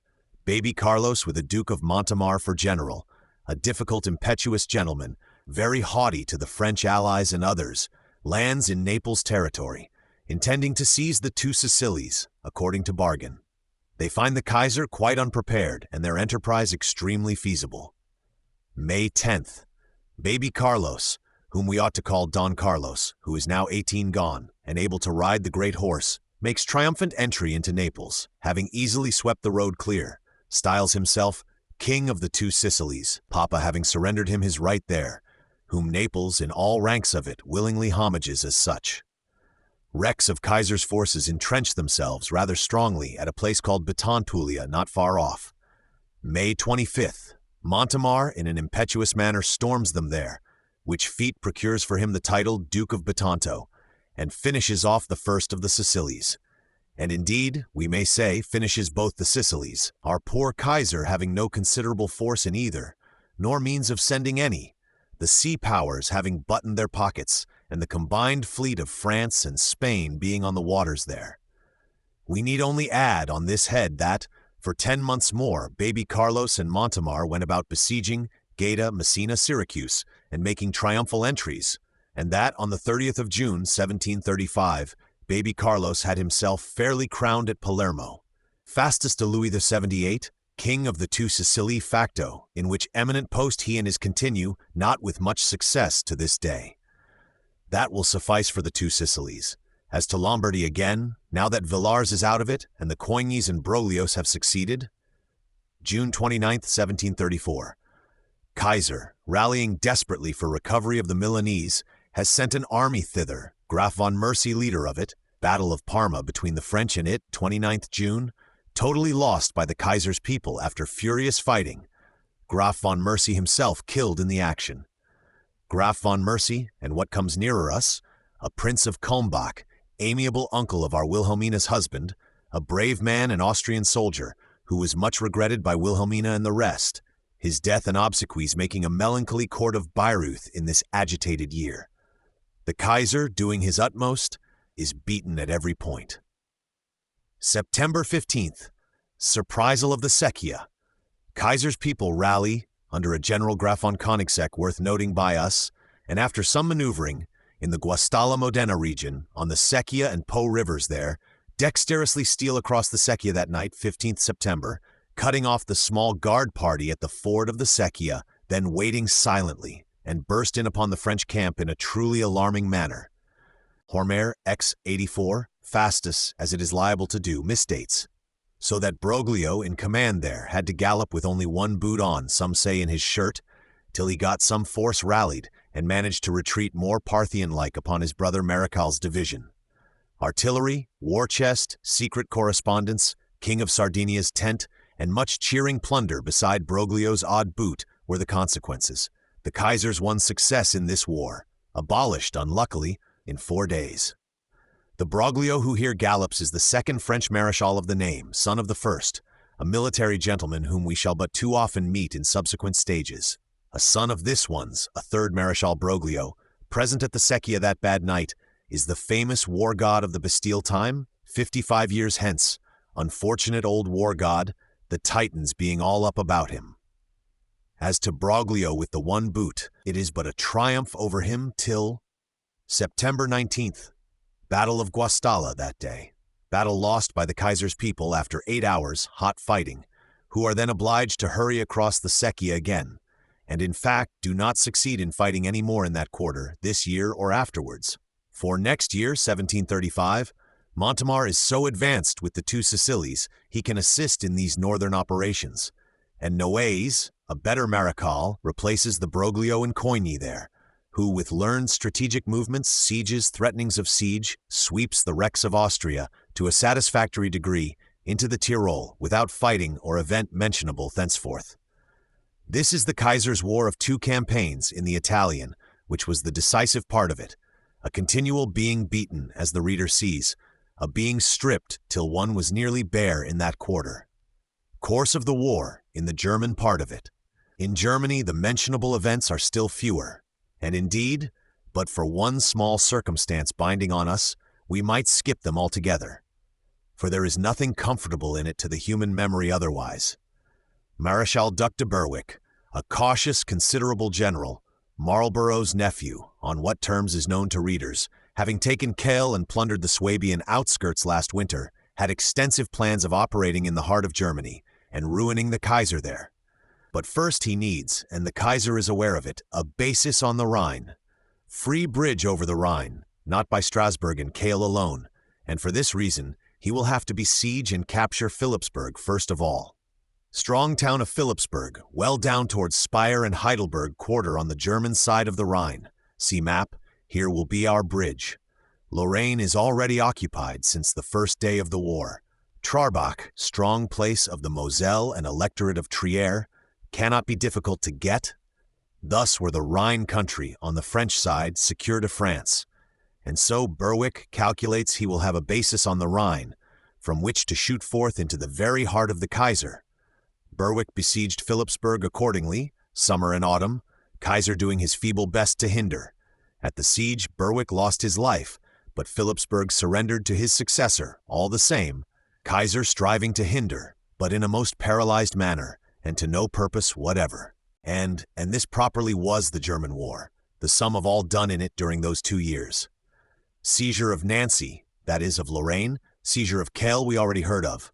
Then, prior to Philipsburg, there was siege or seizure of Trarbach by the French, and posterior to it, seizure of Worms by them, and by the Germans there was burning of a magazine in Speyer by bombs.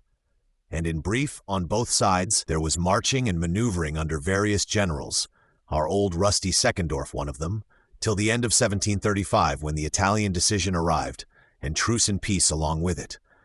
But there was no other action worth naming, even in the newspapers, as a wonder of 9 days, the siege of Philipsburg, and what hung flickering round that operation, before and after, was the sum total of the German war.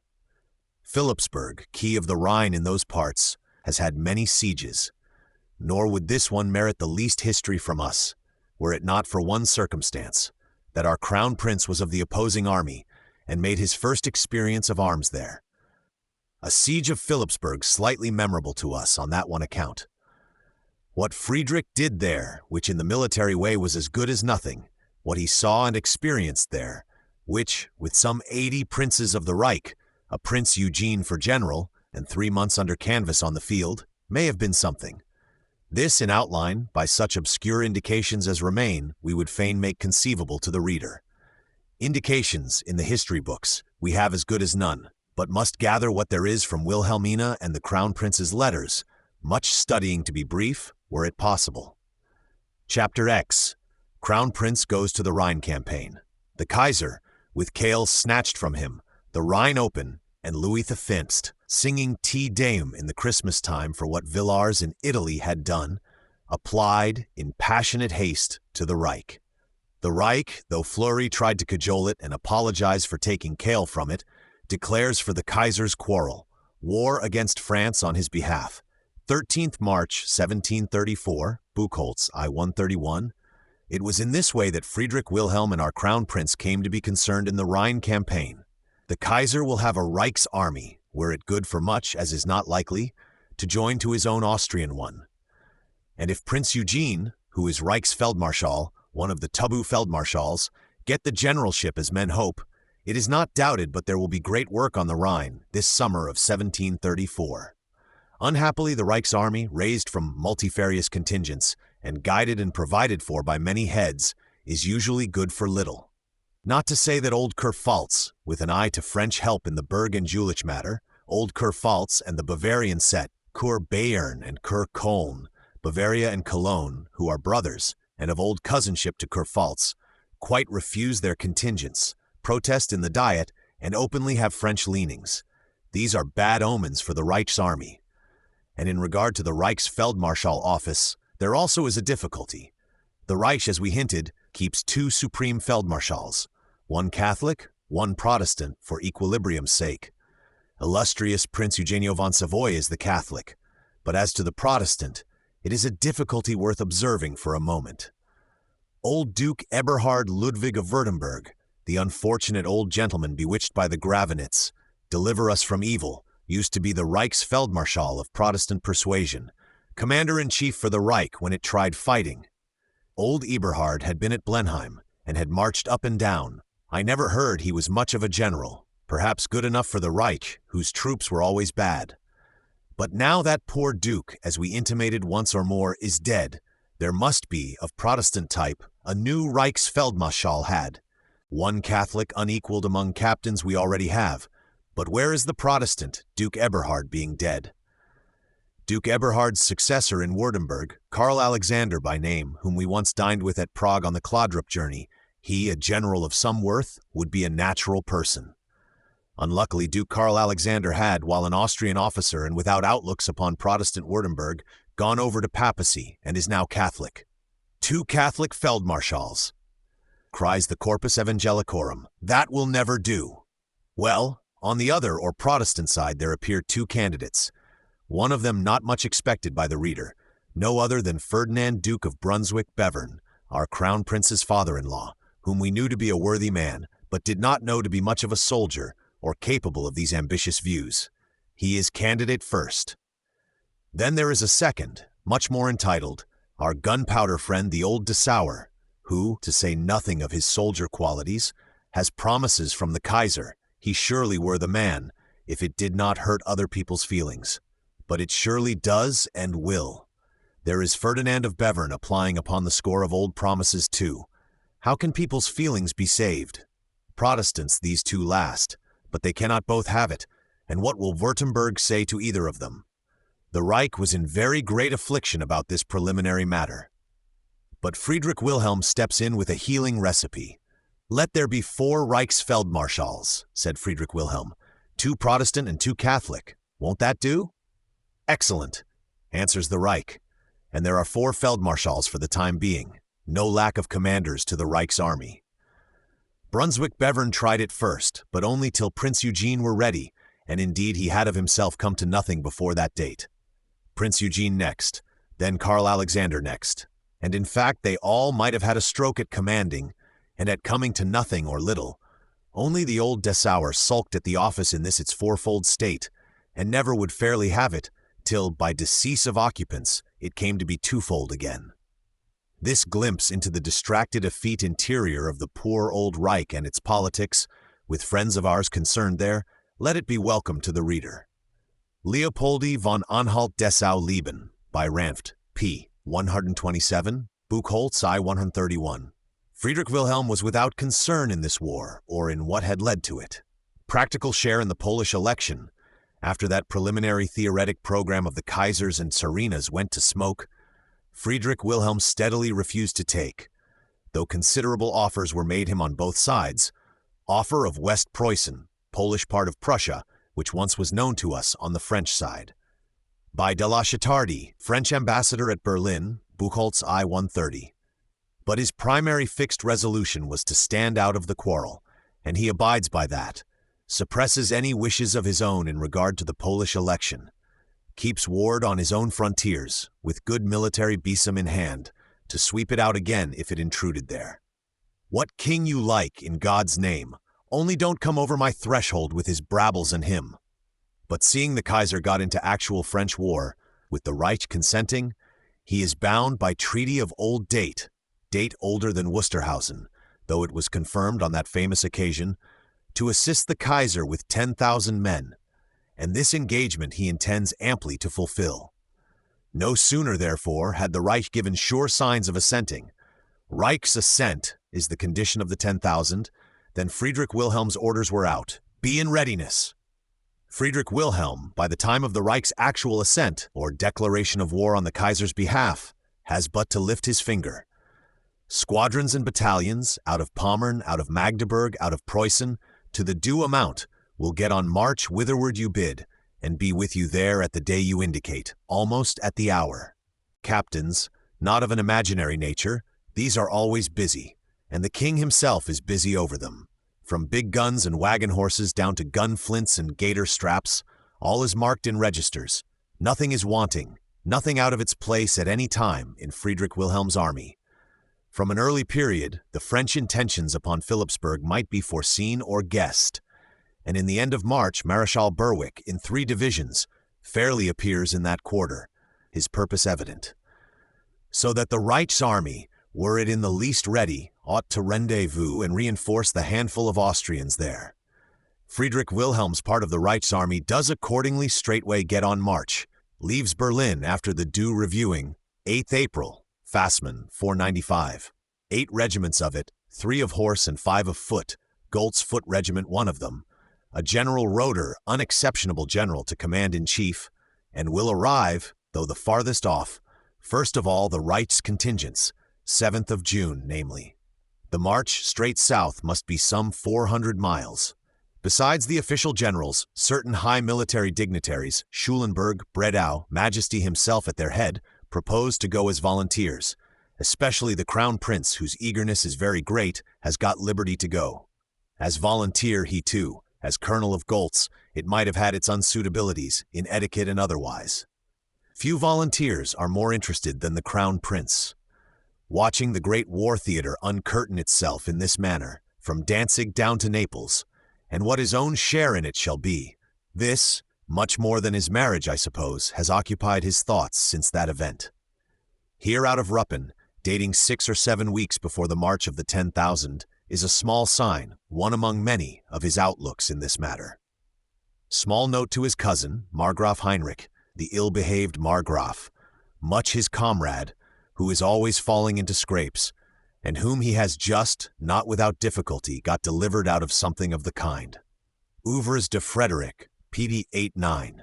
He writes in German and in the intimate style of Thou, Ruppen, 20 February 1734. My dear brother, I can with pleasure answer that the king hath spoken of thee altogether favorably to me. Scrape now abolished for the time, and I think it would not have an ill effect, wert thou to apply for leave to go with the 10,000 whom he is sending to the Rhine, and do the campaign with them as volunteer. I am myself going with that corps, so I doubt not the king would allow thee. I take the freedom to send herewith a few bottles of champagne, and wish all manner of good things. Friedrich, Pub Part 2d p. 10. This Margraf Heinrich goes, also his elder brother, Margraf Friedrich Wilhelm, who long persecuted Wilhelmina with his hopes, and who is now about getting Sophie Dorothy, a junior princess, much better than he merits.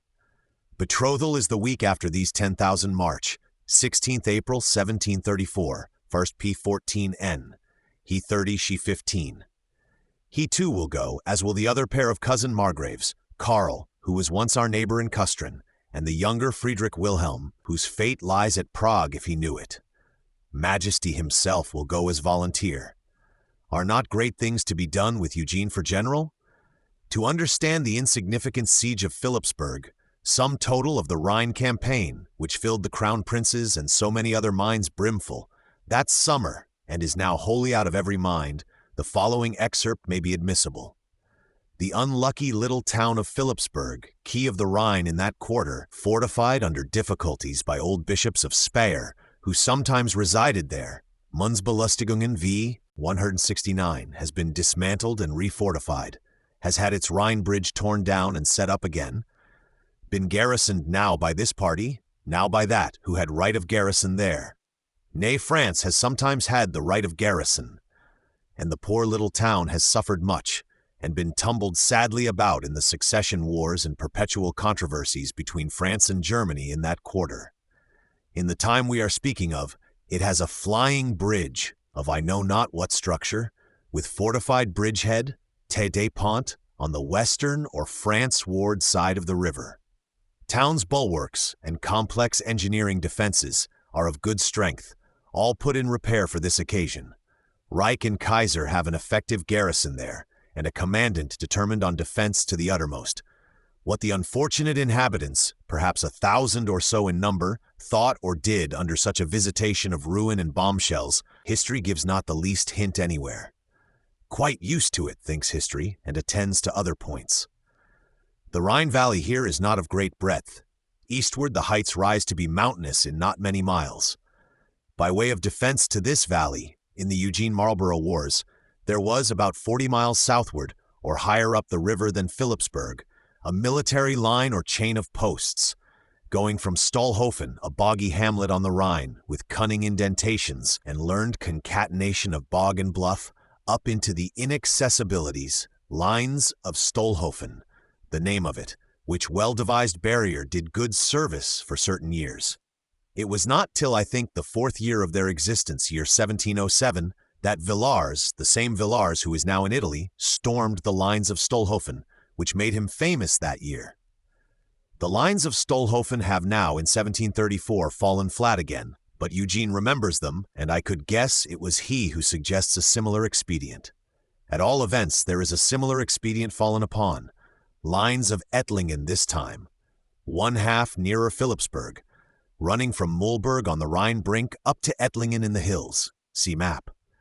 Nearer by 20 miles, and I guess much more slightly done. We shall see these lines of Ettlingen, one point of them, for a moment, and they would not be worth mentioning at all, except that in careless books they too are called lines of Stollhofen, Willa 206, for instance, who or whose printer call them lines of Stokoff even, and the ingenuous reader is sent wandering on his map to no purpose. Lines of Ettlingen they are, related, as now said, to the Stollhofen set. Duke Ferdinand of Brunswick-Bevern, one of the 4 Feldmarschalls, has some ineffectual handful of imperial troops dotted about within these lines and on the skirts of Philipsburg, eagerly waiting till the Reich's army gather to him. Otherwise he must come to nothing. Will at any rate, I should think, be happy to resign in favor of Prince Eugene, were that little hero once on the ground. On May Day, Marechal Berwick, who has been awake in this quarter, in 3 divisions, for a month past, very impatient till Belleisle with the 1st Division should have taken Trarbach and made the western interior parts secure, did actually cross the Rhine with his 2nd Division at Fort Louis, well up the river, well south of Philipsburg, intending to attack the lines of Ettlingen and so get in upon the town. There is a 3rd Division, about to lay pontoons for itself a good way farther down, which will attack the lines simultaneously from within, that is to say, shall come upon the back of poor Bevern and his defensive handful of troops, and astonish him there. All prospers to Berwick in this matter. Noailles, his lieutenant, not yet gone to Italy till next year, with whom is Maurice Comte de Saxe, afterwards Marechal de Saxe, an excellent observant officer, marches up to Ettlingen, May 30. Bivouacs at the base of the mountain, no great things of a mountain, ascends the same in 2 columns, horse and foot, by the first sunlight next morning, forms on a little plain on the top, issues through a thin wood, and actually beholds those same lines of Ettlingen, the outmost eastern end of them, a somewhat inconsiderable matter after all. Here is Noailles' own account. These retrenchments, made in Turk fashion, consisted of big trees set zigzag, twisted together by the branches, the whole about 5 fathoms thick.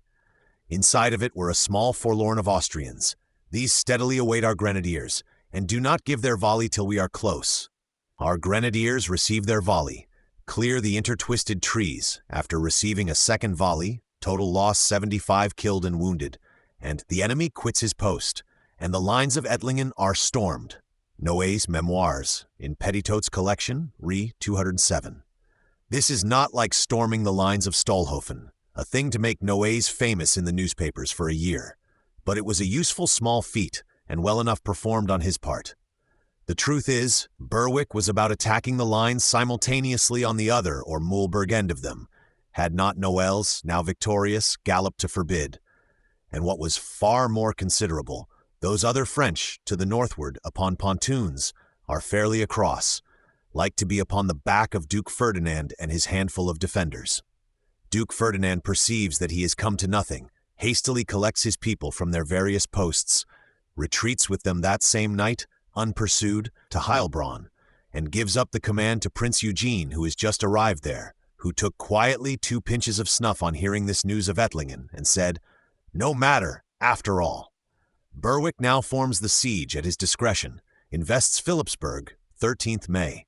Berwick, 3rd, says Noailles' editor, lie 210, begins firing, night of the 34th June, Eugene waiting at Heilbronn till the Reich's army come up. The Prussian 10,000 do come, all in order on the 7th, the rest by degrees, all later, and all not quite in order. Eugene, the Prussians having joined him, moves down towards Philipsburg and its cannonading, encamps close to rearward of the besieging French. Camp of Wiesenthal, they call it. Village of Wiesenthal with bogs on the left being his headquarters. Village of Waghausel down near the river, a 5 miles distance, being his limit on the right. Berwick in front, industriously battering Philipsburg into the river, has thrown up strong lines behind him, strongly manned, to defend himself from Eugene. Across the river, Berwick has 1 bridge, and at the farther end 1 battery with which he plays upon the rear of Philipsburg.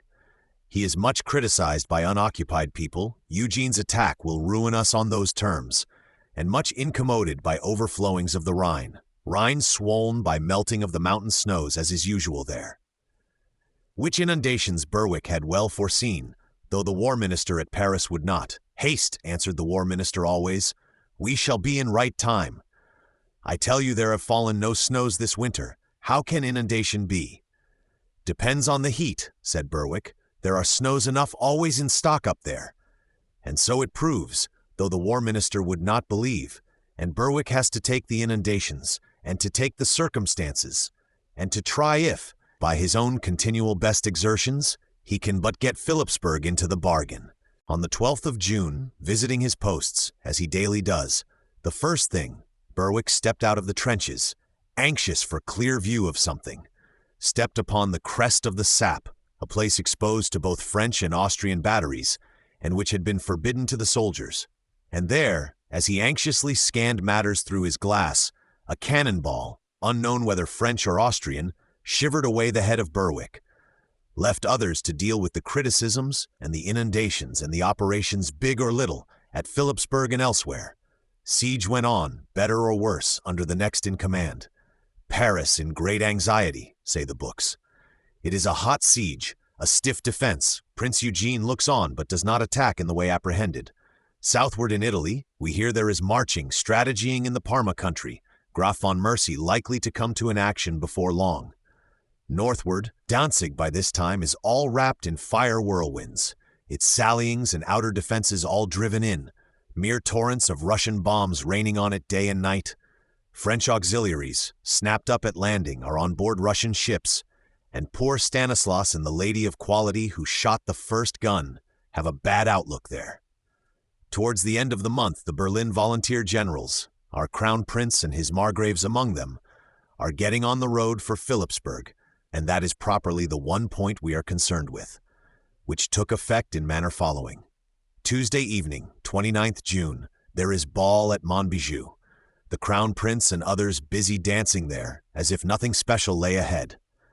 Nevertheless, at 3 in the morning he has changed his ball dress for a better, he and certain more, and is rushing southward, with his volunteer generals and Margraves full speed, saluted by the rising sun, towards Philipsburg and the seat of war.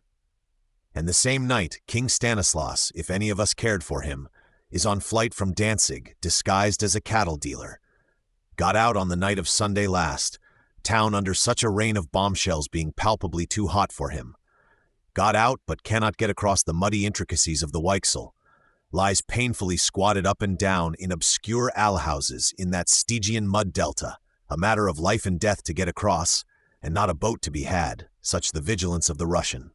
Danzig is capitulating, dreadful penalties exacted, all the heavier as no Stanislas is to be found in it, and search all the keener rises in the delta after him. Through perils and adventures of the sort usual on such occasions, credible modest detail of them in a letter from Stanislas himself, History of Stanislas, already cited, 235 to 248.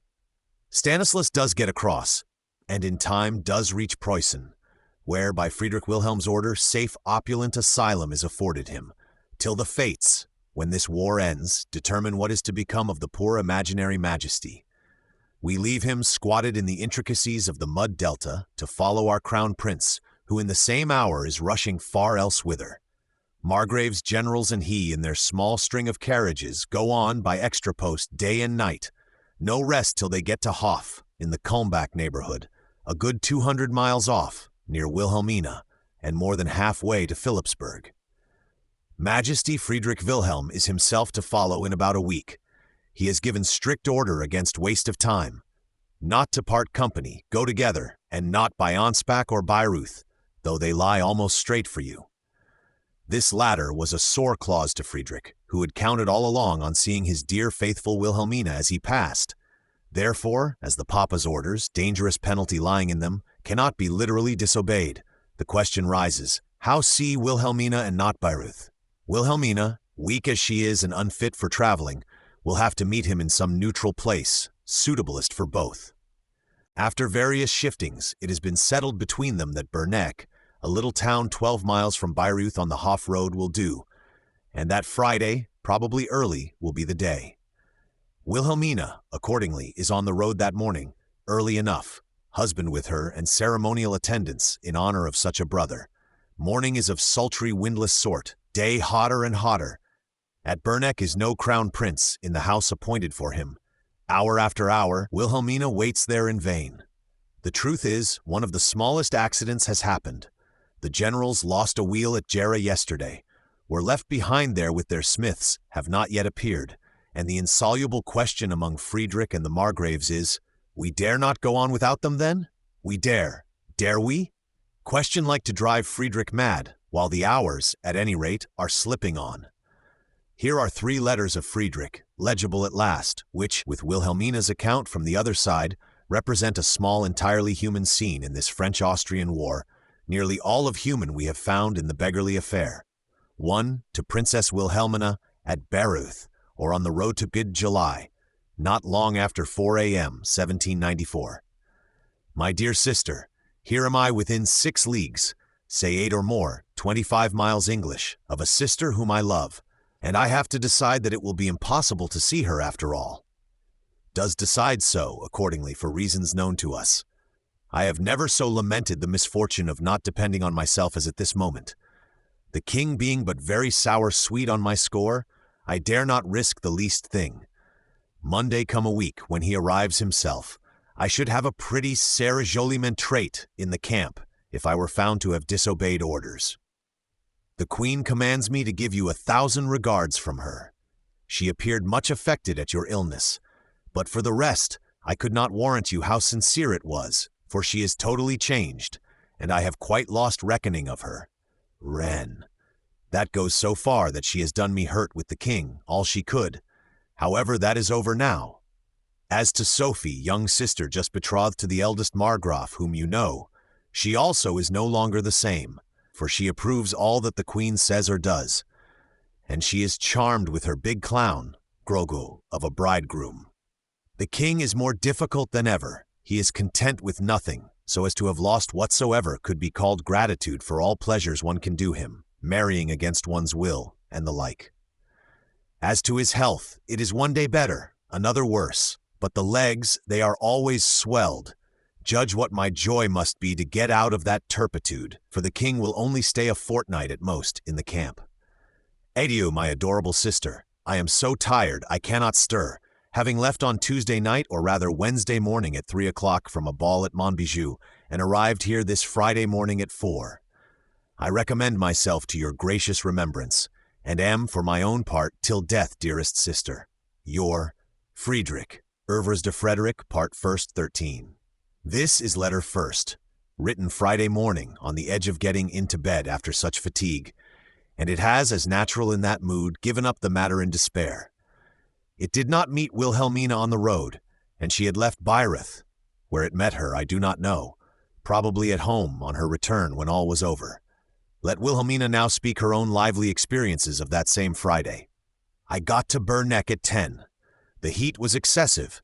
I found myself quite worn out with the little journey I had done. I alighted at the house which had been got ready for my brother. We waited for him, and in vain waited till 3 in the afternoon. At 3 we lost patience, had dinner served without him. Whilst we were at table, there came on a frightful thunderstorm. I have witnessed nothing so terrible. The thunder roared and reverberated among the rocky cliffs which begirdle Berneck, and it seemed as if the world was going to perish. A deluge of rain succeeded the thunder. It was 4 o'clock, and I could not understand what had become of my brother. I had sent out several persons on horseback to get tidings of him, and none of them came back. At length, in spite of all my prayers, the hereditary prince, my excellent husband, himself would go in search. I remained waiting till 9 at night, and nobody returned. I was in cruel agitations. These cataracts of rain are very dangerous in the mountain countries. The roads get suddenly overflowed, and there often happen misfortunes. I thought for certain there had one happened to my brother or to the hereditary prince. Such a second of July to poor Wilhelmina.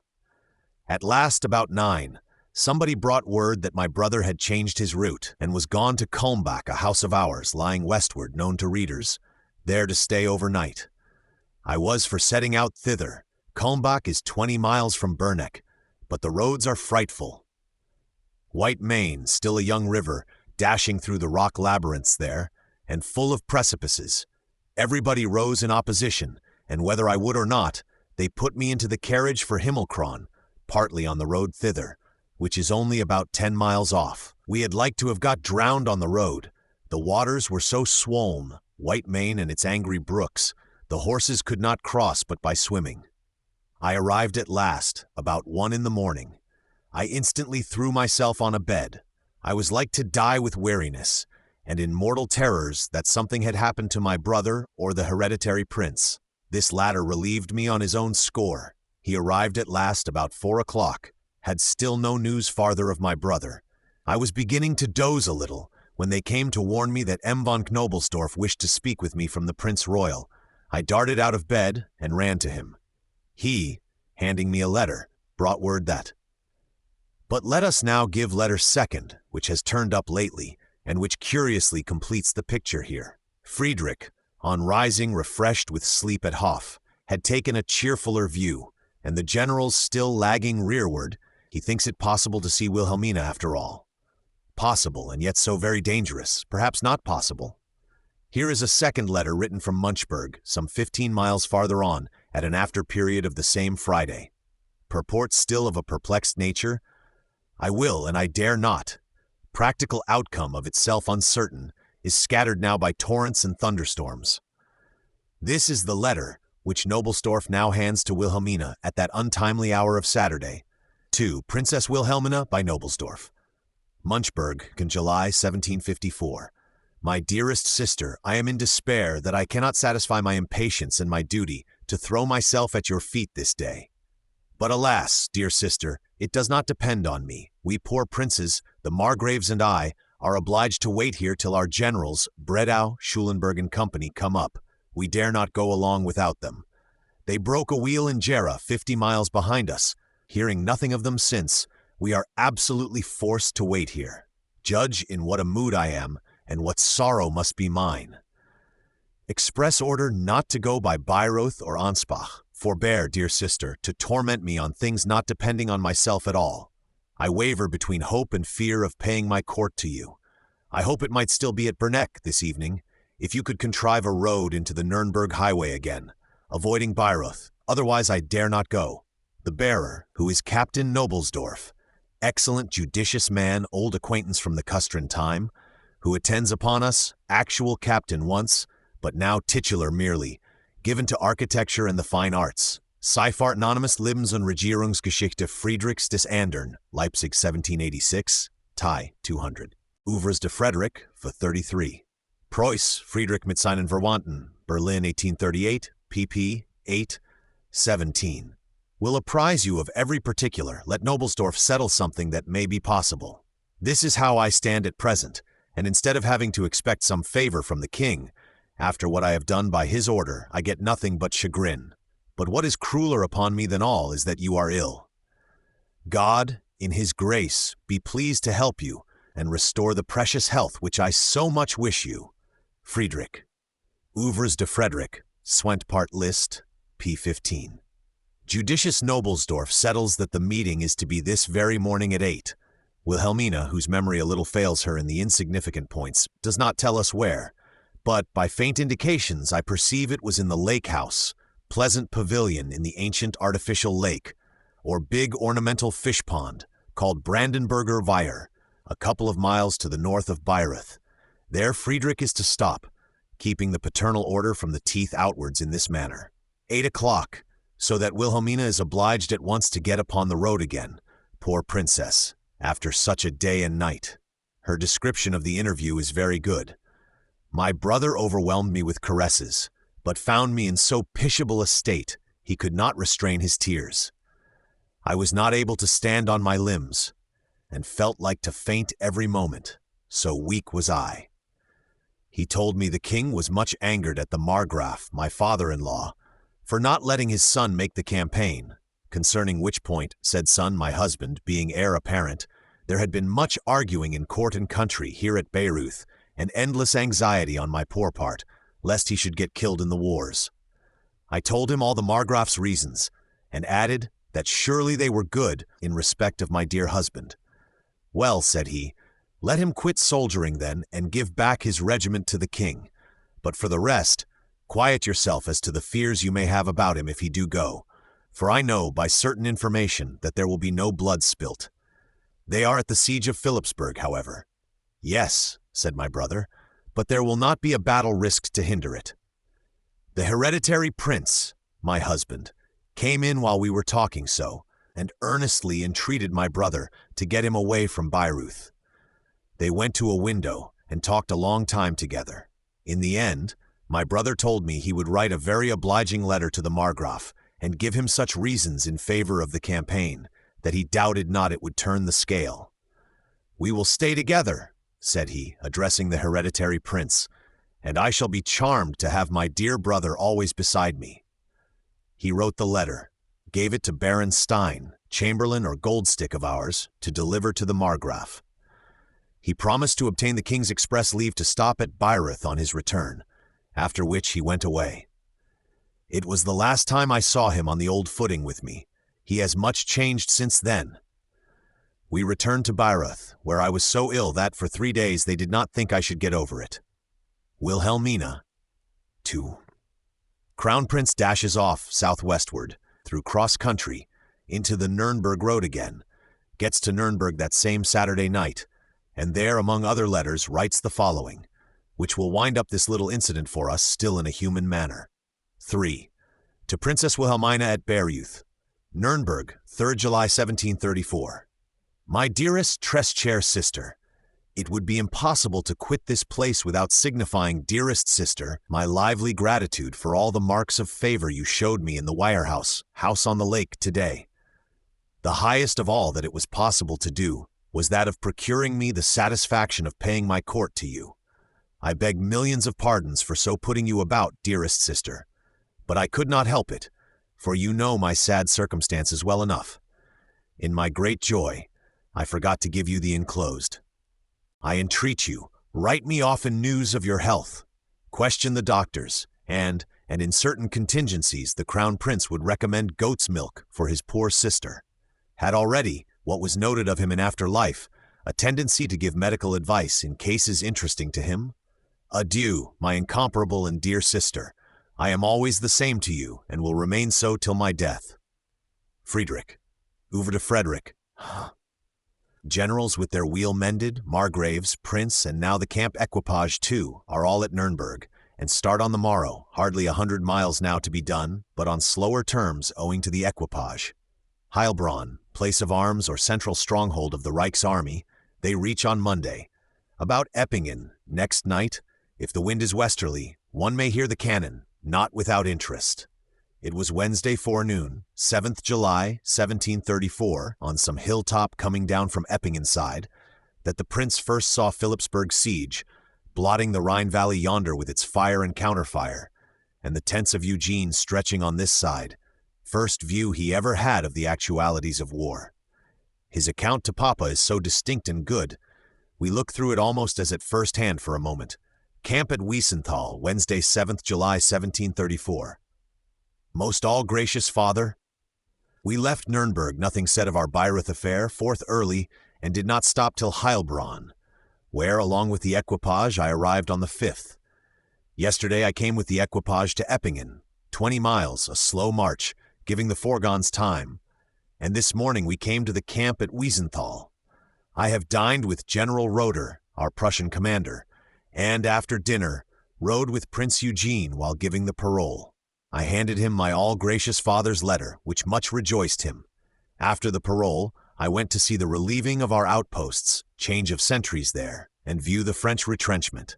We, your Majesty's contingent, are throwing up 3 redoubts. At one of them today, 3 musketeers have been miserably shot, geschossen, wounded, not quite killed.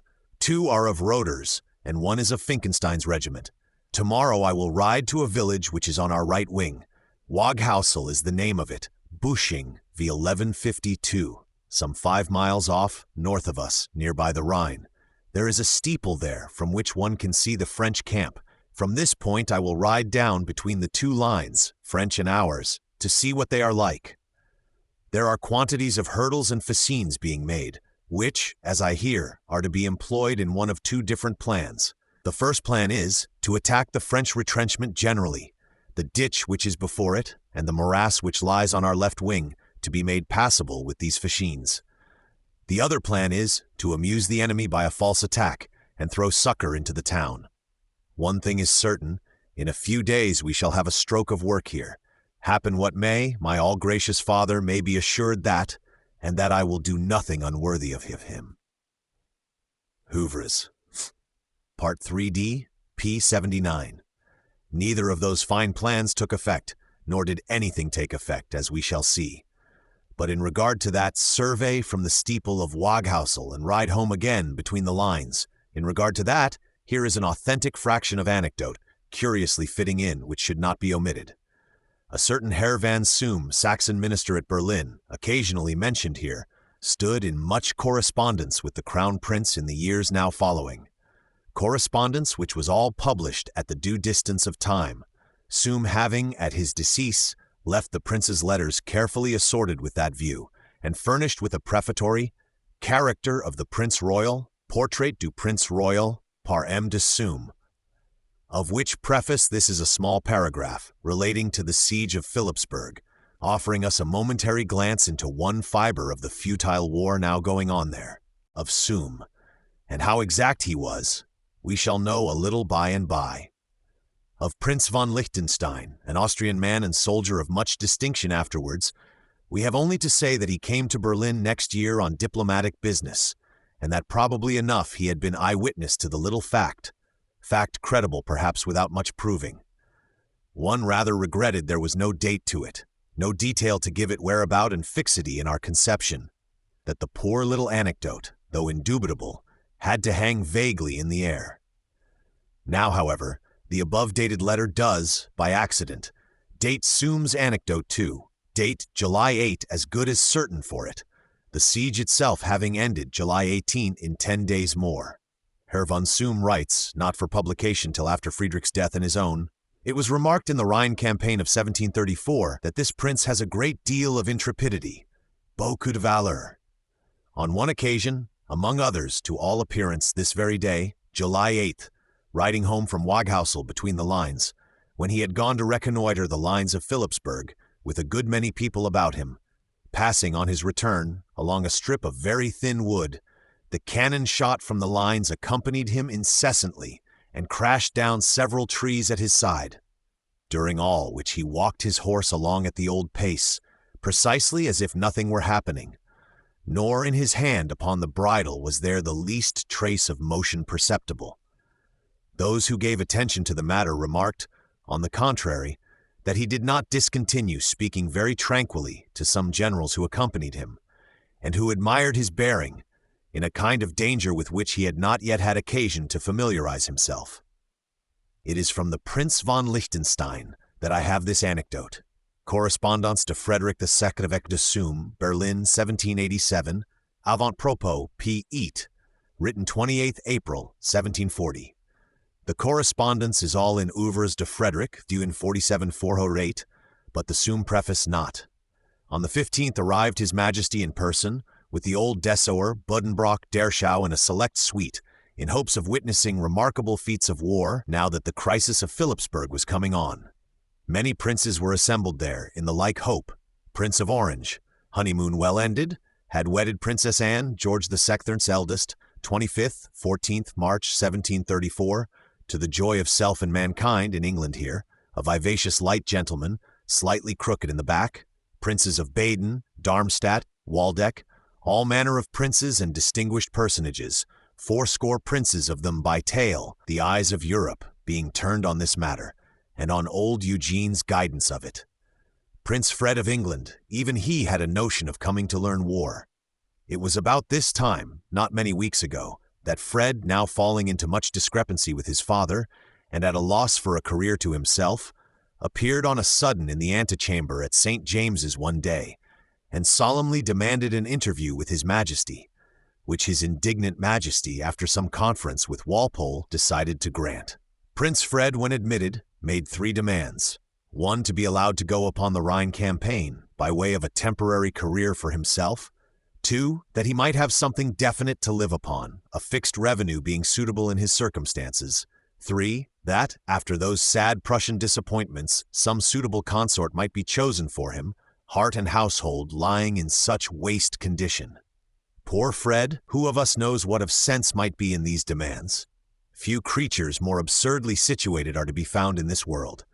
To go where his equals were, and learn soldiering a little, might really have been useful. Paternal Majesty received Fred and his 3 demands with fulminating look, answered to the first 2, nothing. To the third, about a consort, yes you shall, but be respectful to the Queen, and now off with you, away.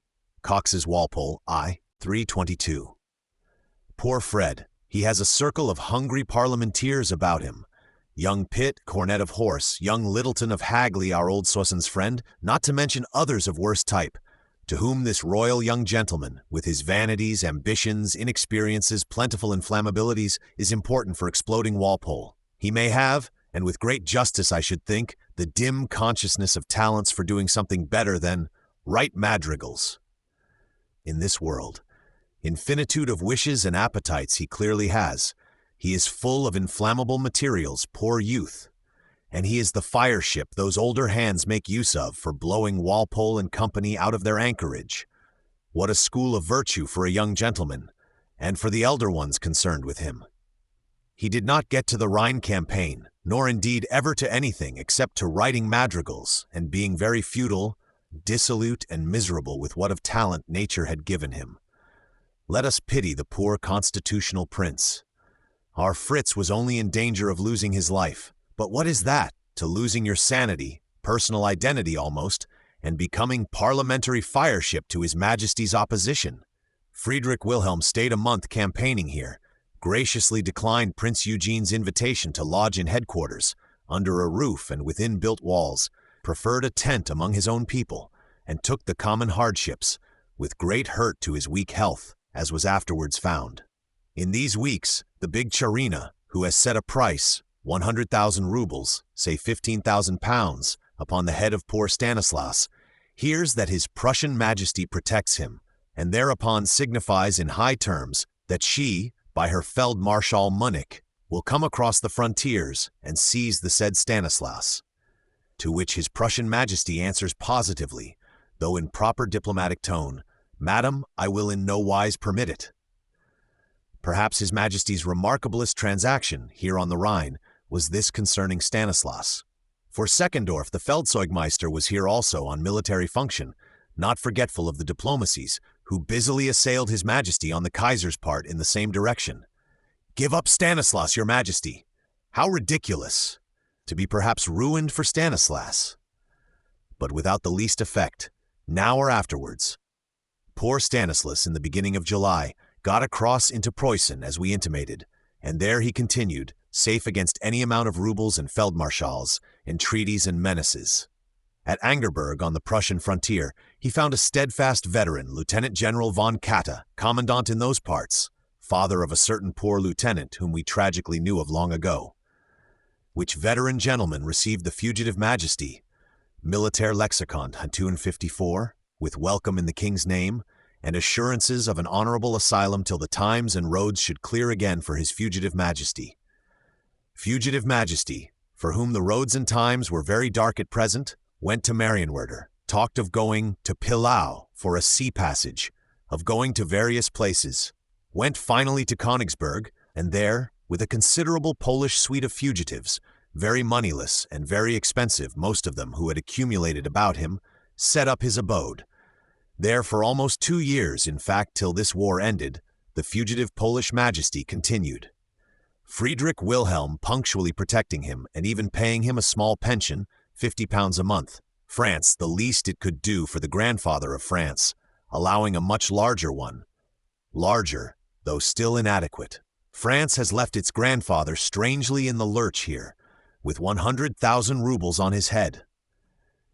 But Friedrich Wilhelm knows the sacred rites, and will do them, continues deaf as a doorpost alike to the menaces and the entreaties of Kaiser and Serena, strictly intimating to Munich what the laws of neutrality are, and that they must be observed. Which, by His Majesty's good arrangements, Munich, willing enough to the contrary had it been feasible, found himself obliged to comply with. Prussian Majesty, like a king and a gentleman, would listen to no terms about dismissing or delivering up, or otherwise, failing in the sacred rites to Stanislaus, but honorably kept him there till the times and routes cleared themselves again. Forster, 132-136. A plain piece of duty, punctually done. The beginning of it falls here in the camp at Philipsburg, July-August 1734. In May 1736, we shall see some glimpse of the end. His Prussian Majesty in camp at Philipsburg, so distinguished a volunteer, doing us the honor to encamp here, was asked to all the councils of war that were held, say the books, and he did attend, the Crown Prince and he, on important occasions. But alas, there was, so to speak, nothing to be consulted of. Fascines and hurdles lay useless. No attempt was made to relieve Philipsburg. On the 3rd day after His Majesty's arrival, July 18th, Philipsburg, after a stiff defense of 6 weeks, growing hopeless of relief, had to surrender. French then proceeded to repair Philipsburg. No attempt on Eugene's part to molest them there. If they try ulterior operations on this side the river, he counter-tries, and that is all. Our Crown Prince, somewhat of a judge in after years, is maturely of opinion that the French lines were by no means inexpugnable, that the French army might have been ruined under an attack of the proper kind. Ouvres de Frederick. Their position was bad, no room to unfold themselves for fight, except with the town's cannon playing on them all the while. Only one bridge to get across by, in case of coming to the worse, defeat of them probable, and ruin to them inevitable in case of defeat. But Prince Eugene, with an army little to his mind, Reich's contingents not to be depended on, thought Eugene, durst not venture. 17 victorious battles, and if we should be defeated in the 18th and last, it is probable the old Dessauer, had he been generalissimo, with this same army, in which, even in the Reich's part of it, we know 10,000 of an effective character, would have done some stroke upon the French, but Prince Eugene would not try. Much dimmed from his former self, this old hero, age now 73, a good deal wearied with the long march through time, and this very summer his brother's son, the last male of his house, had suddenly died of inflammatory fever, left the old man very mournful, Alone, alone at the end of one's long march. Laurels have no fruit then? He stood cautious on the defensive, and in this capacity is admitted to have shown skillful management. But Philipsburg being taken, there is no longer the least event to be spoken of. The campaign passed into a series of advancings, retreatings, facing, and then right about facings, painful maneuverings, on both sides of the Rhine and of the Neckar, without result farther to the French, without memorability to either side. About the middle of August, Friedrich Wilhelm went away, health much hurt by his month under canvas, amid Rhine inundations, and mere distressing phenomena. Crown Prince Friedrich and a select party escorted His Majesty to Mainz, where was a dinner of unusual sublimity by the Kurfürst there. 15th August, Fassmann, 511. Dinner done, His Majesty stepped on board the electoral yacht, and in this fine hospitable vehicle went sweeping through the Binger Loch, rapidly down towards Wiesel, and the Crown Prince and party returned to their camp, which is upon the Neckar at this time.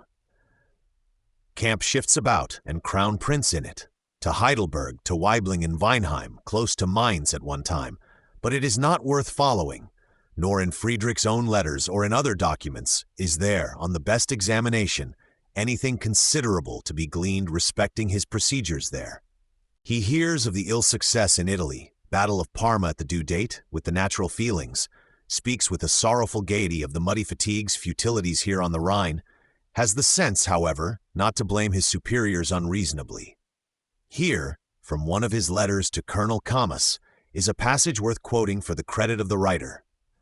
With Camus, a distinguished Prussian Frenchman whom we mentioned elsewhere, still more with Madame Camus in time coming, he corresponded much, often in a fine filial manner.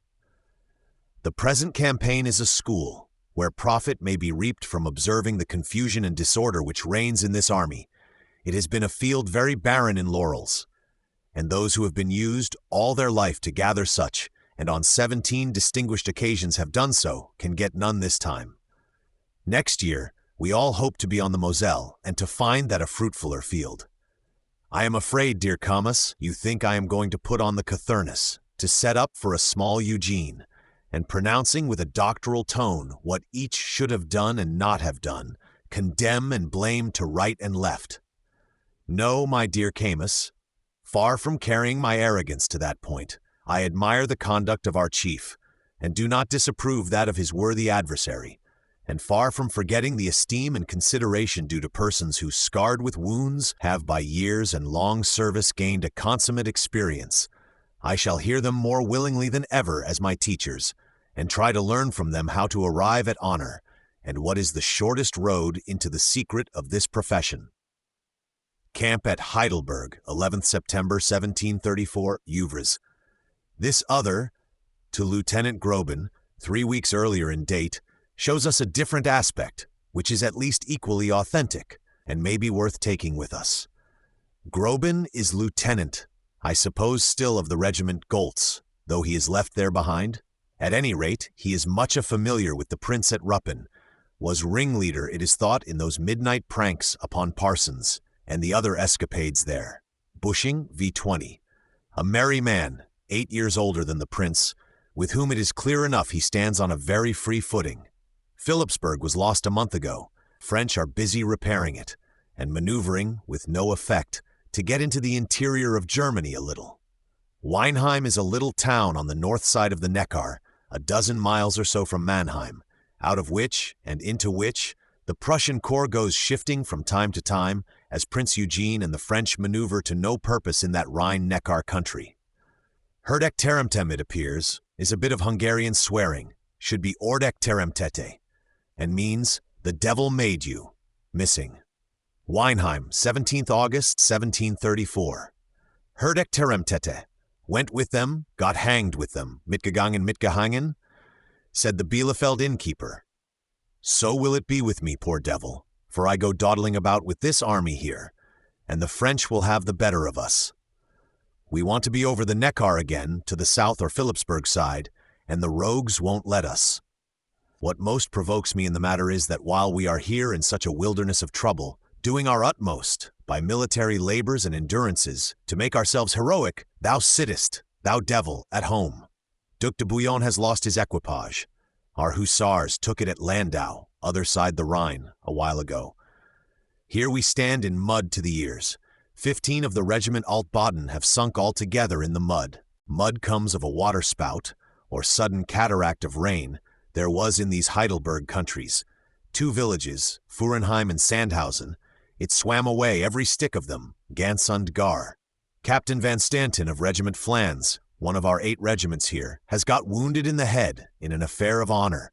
He is still alive, and it is hoped he will get through it. The drill demon has now got into the Kaiser's people too. Prince Eugene is grown heavier with his drills than we ourselves. He is often 3 hours at it, and the Kaiser's people curse us for the same, at a frightful rate. Adieu. If the devil don't get thee, he ought. Therefore, valet, Eva part Friedrich D. P. Frederick. No laurels to be gained here, but plenty of mud and laborious hardship, met as we perceive with youthful stoicism of the derisive and perhaps of better forms. Friedrich is 22 and some months when he makes his first campaign.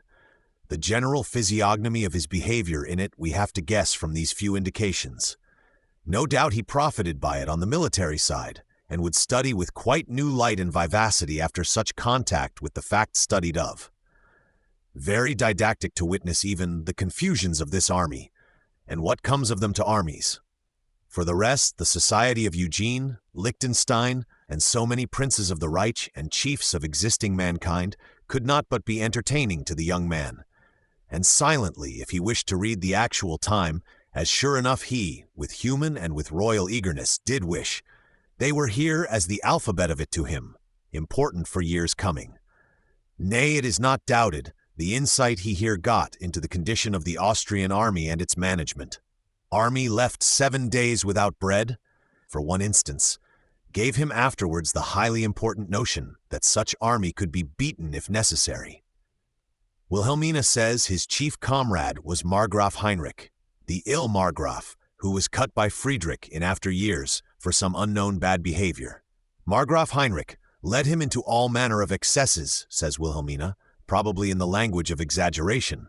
He himself tells her in one of his letters a day or 2 before Papa's departure, "The camp is soon to be close on Mainz, nothing but the Rhine between Mainz and our right wing, where my place is, and so soon as Serenissimus goes, Le Serenissime, so he irreverently names Papa, I mean to be across for some sport." Ouvres de Frederick, part from 10th August. No doubt the ill Margraf with me. With the elder Margraf, little Sophie's betrothed, whom he called Big Clown in a letter we read, he is at this date in open quarrel, brouille à toute outrance with the mad son-in-law, who is the wildest wild beast of all this camp. Wilhelmina's husband had come in the beginning of August, but was not so happy as he expected, considerably cut out by the ill Heinrich. Here is a small adventure they had, mentioned by Friedrich and copiously recorded by Wilhelmina. Adventure on some river, which we could guess if it were worth guessing to have been the Neckar, not the Rhine. French had a fortified post on the farther side of this river. Crown Prince, ill Margraf, and Wilhelmina's husband were quietly looking about them, riding up the other side. Wilhelmina's husband decided to take a pencil drawing of the French post and paused for that object. Drawing was proceeding unmolested, when his foolish Bayreuth hussar, having an excellent rifle, arquebus rei with him, took it into his head to have a shot at the French sentries at long range. His shot hit nothing, but it awakened the French animosity, as was natural. The French began diligently firing, and might easily have done mischief. My husband, volleying out some rebuke upon the blockhead of a hussar, finished his drawing in spite of the French bullets, then rode up to the Crown Prince and ill Margraf, who had got their share of what was going, and were in no good humor with him.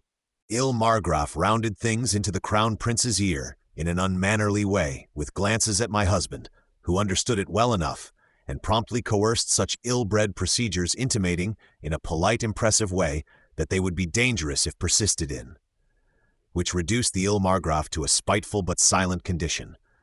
No other harm was done at that time. The French bullets all went awry, or even fell short, being sucked in by the river, thinks Wilhelmina. Wilhelmina, to 208, 209, Ouvres de Frederick, part 1st, p. 19. A more important feature of the Crown Prince's life in these latter weeks is the news he gets of his father. Friedrich Wilhelm, after quitting the electoral yacht, did his reviewing at Wessel at Bielefeld, all his reviewing in those Rhine and Weser countries, then turned aside to pay a promised visit to Ginkel, the Berlin Dutch ambassador, who has a fine house in those parts, and there His Majesty has fallen seriously ill. Obliged to pause at Ginkel's, and then at his own Schloss of Meuland for some time, does not reach Potsdam till the 14th September, and then in a weak, worsening, and altogether dangerous condition, which lasts for months to come. Fassmann, p. 512-533, September 1734, January 1735. Wrecks of gout, they say, and of all manner of nosological mischief, falling to dropsy. Case desperate, think all the newspapers, in a cautious form, which is Friedrich Wilhelm's own opinion pretty much, and that of those better informed. Here are thoughts for a crown prince, well affected to his father, yet suffering much from him which is grievous. To bystanders, one now makes a different figure. A crown prince, who may be king one of these days, whom a little adulation were well spent upon. From within and from without come agitating influences, thoughts which must be rigorously repressed, and which are not wholly repressible. The soldiering crown prince, from about the end of September, for the last week or two of this campaign, is secretly no longer quite the same to himself or to others. Glimpse of Lieutenant Chassot and of other acquisitions. We have still two little points to specify, or to bring up from the rearward whither they are fallen in regard to this campaign, after which the wearisome campaign shall terminate. Crown Prince leading his 10,000 to Frankfurt, towards their winter quarters in Westphalia, and then himself running across from Frankfurt, October 5th, to see Wilhelmina for a day or two on the way homewards, with much pleasure to all parties, my readers and me included.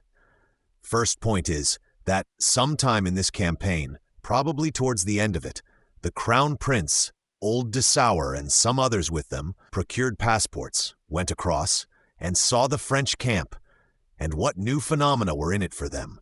Where, when, how, or with what impression left on either side, we do not learn. It was not much of a camp for military admiration, this of the French. Memoirs de Noailles. There were old soldiers of distinction in it here and there, a few young soldiers diligently studious of their art, and a great many young fops of high birth and high ways, strutting about in red-heeled shoes, with commissions got from court for this war, and nothing of the soldier but the epaulettes and plumages, apt to be insolent among their poorer comrades. From all parties, young and old, even from that insolent red-heel party, nothing but the highest finish of politeness could be visible on this particular occasion. Doubtless all passed in the usual satisfactory manner, and the Crown Prince got his pleasant excursion and materials, more or less, for afterthought and comparison. But as there is nothing whatever of it on record for us but the bare fact, we leave it to the reader's imagination, fact being indubitable, and details not inconceivable to lively readers.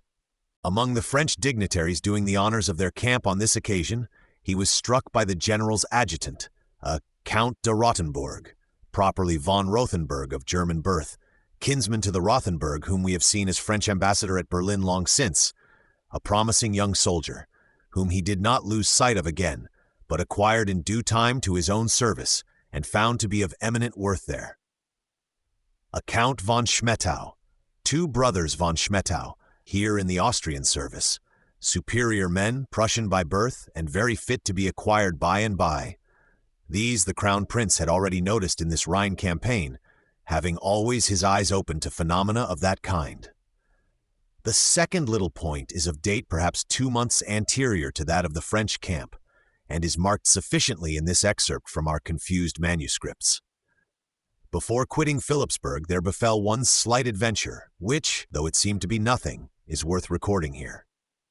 One day, date not given, a young French officer of ingenuous prepossessing look, though much flurried at the moment, came across as involuntary deserter, flying from a great peril in his own camp.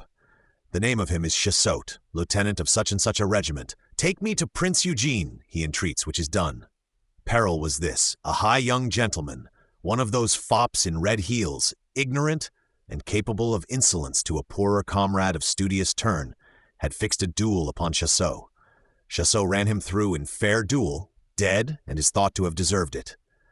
"But Duc de Boufflers is his kinsman. Run or you are lost," cried everybody. The officers of his regiment hastily redacted some certificate for Chasseau, hastily signed it, and Chasseau ran, scarcely waiting to pack his baggage. "Will not your Serene Highness protect me?" "Certainly," said Eugene, gave Chasseau a lodging among his own people, and appointed one of them, her Brender by name, to show him about and teach him the nature of his new quarters. Chasseau, a brisk, ingenuous young fellow, soon became a favorite, eager to be useful where possible, and very pleasant in discourse, said everybody. By and by, still at Philipsburg as would seem though it is not said, the Crown Prince heard of Chasseau, asked Brender to bring him over. Here is Chasseau's own account, through which, as through a small eyelet hole, we peep once more, and for the last time, direct into the Crown Prince's campaign life on this occasion. Next morning at 10 o'clock, the appointed hour, Brender having ordered out one of his horses for me, I accompanied him to the prince, who received us in his tent, behind which he had hollowed out to the depth of 3 or 4 feet, a large dining room with windows and a roof, I hope of good height, thatched with straw. His Royal Highness, after 2 hours' conversation, in which he had put 100 questions to me, a prince desirous of knowing the facts, dismissed us, and at parting bade me return often to him in the evenings. It was in this dining room, at the end of a great dinner, the day after next, that the Prussian Guard introduced a trumpet from Monsieur d'Asfeld, French commander-in-chief since Berwick's death, with my 3 horses, sent over from the French army. Prince Eugene, who was present, and in good humor, said, "We must sell those horses. They don't speak German. Brender will take care to mount you some way or other." Prino Lichtenstein immediately put a price on my horses, and they were sold on the spot at 3 times their worth.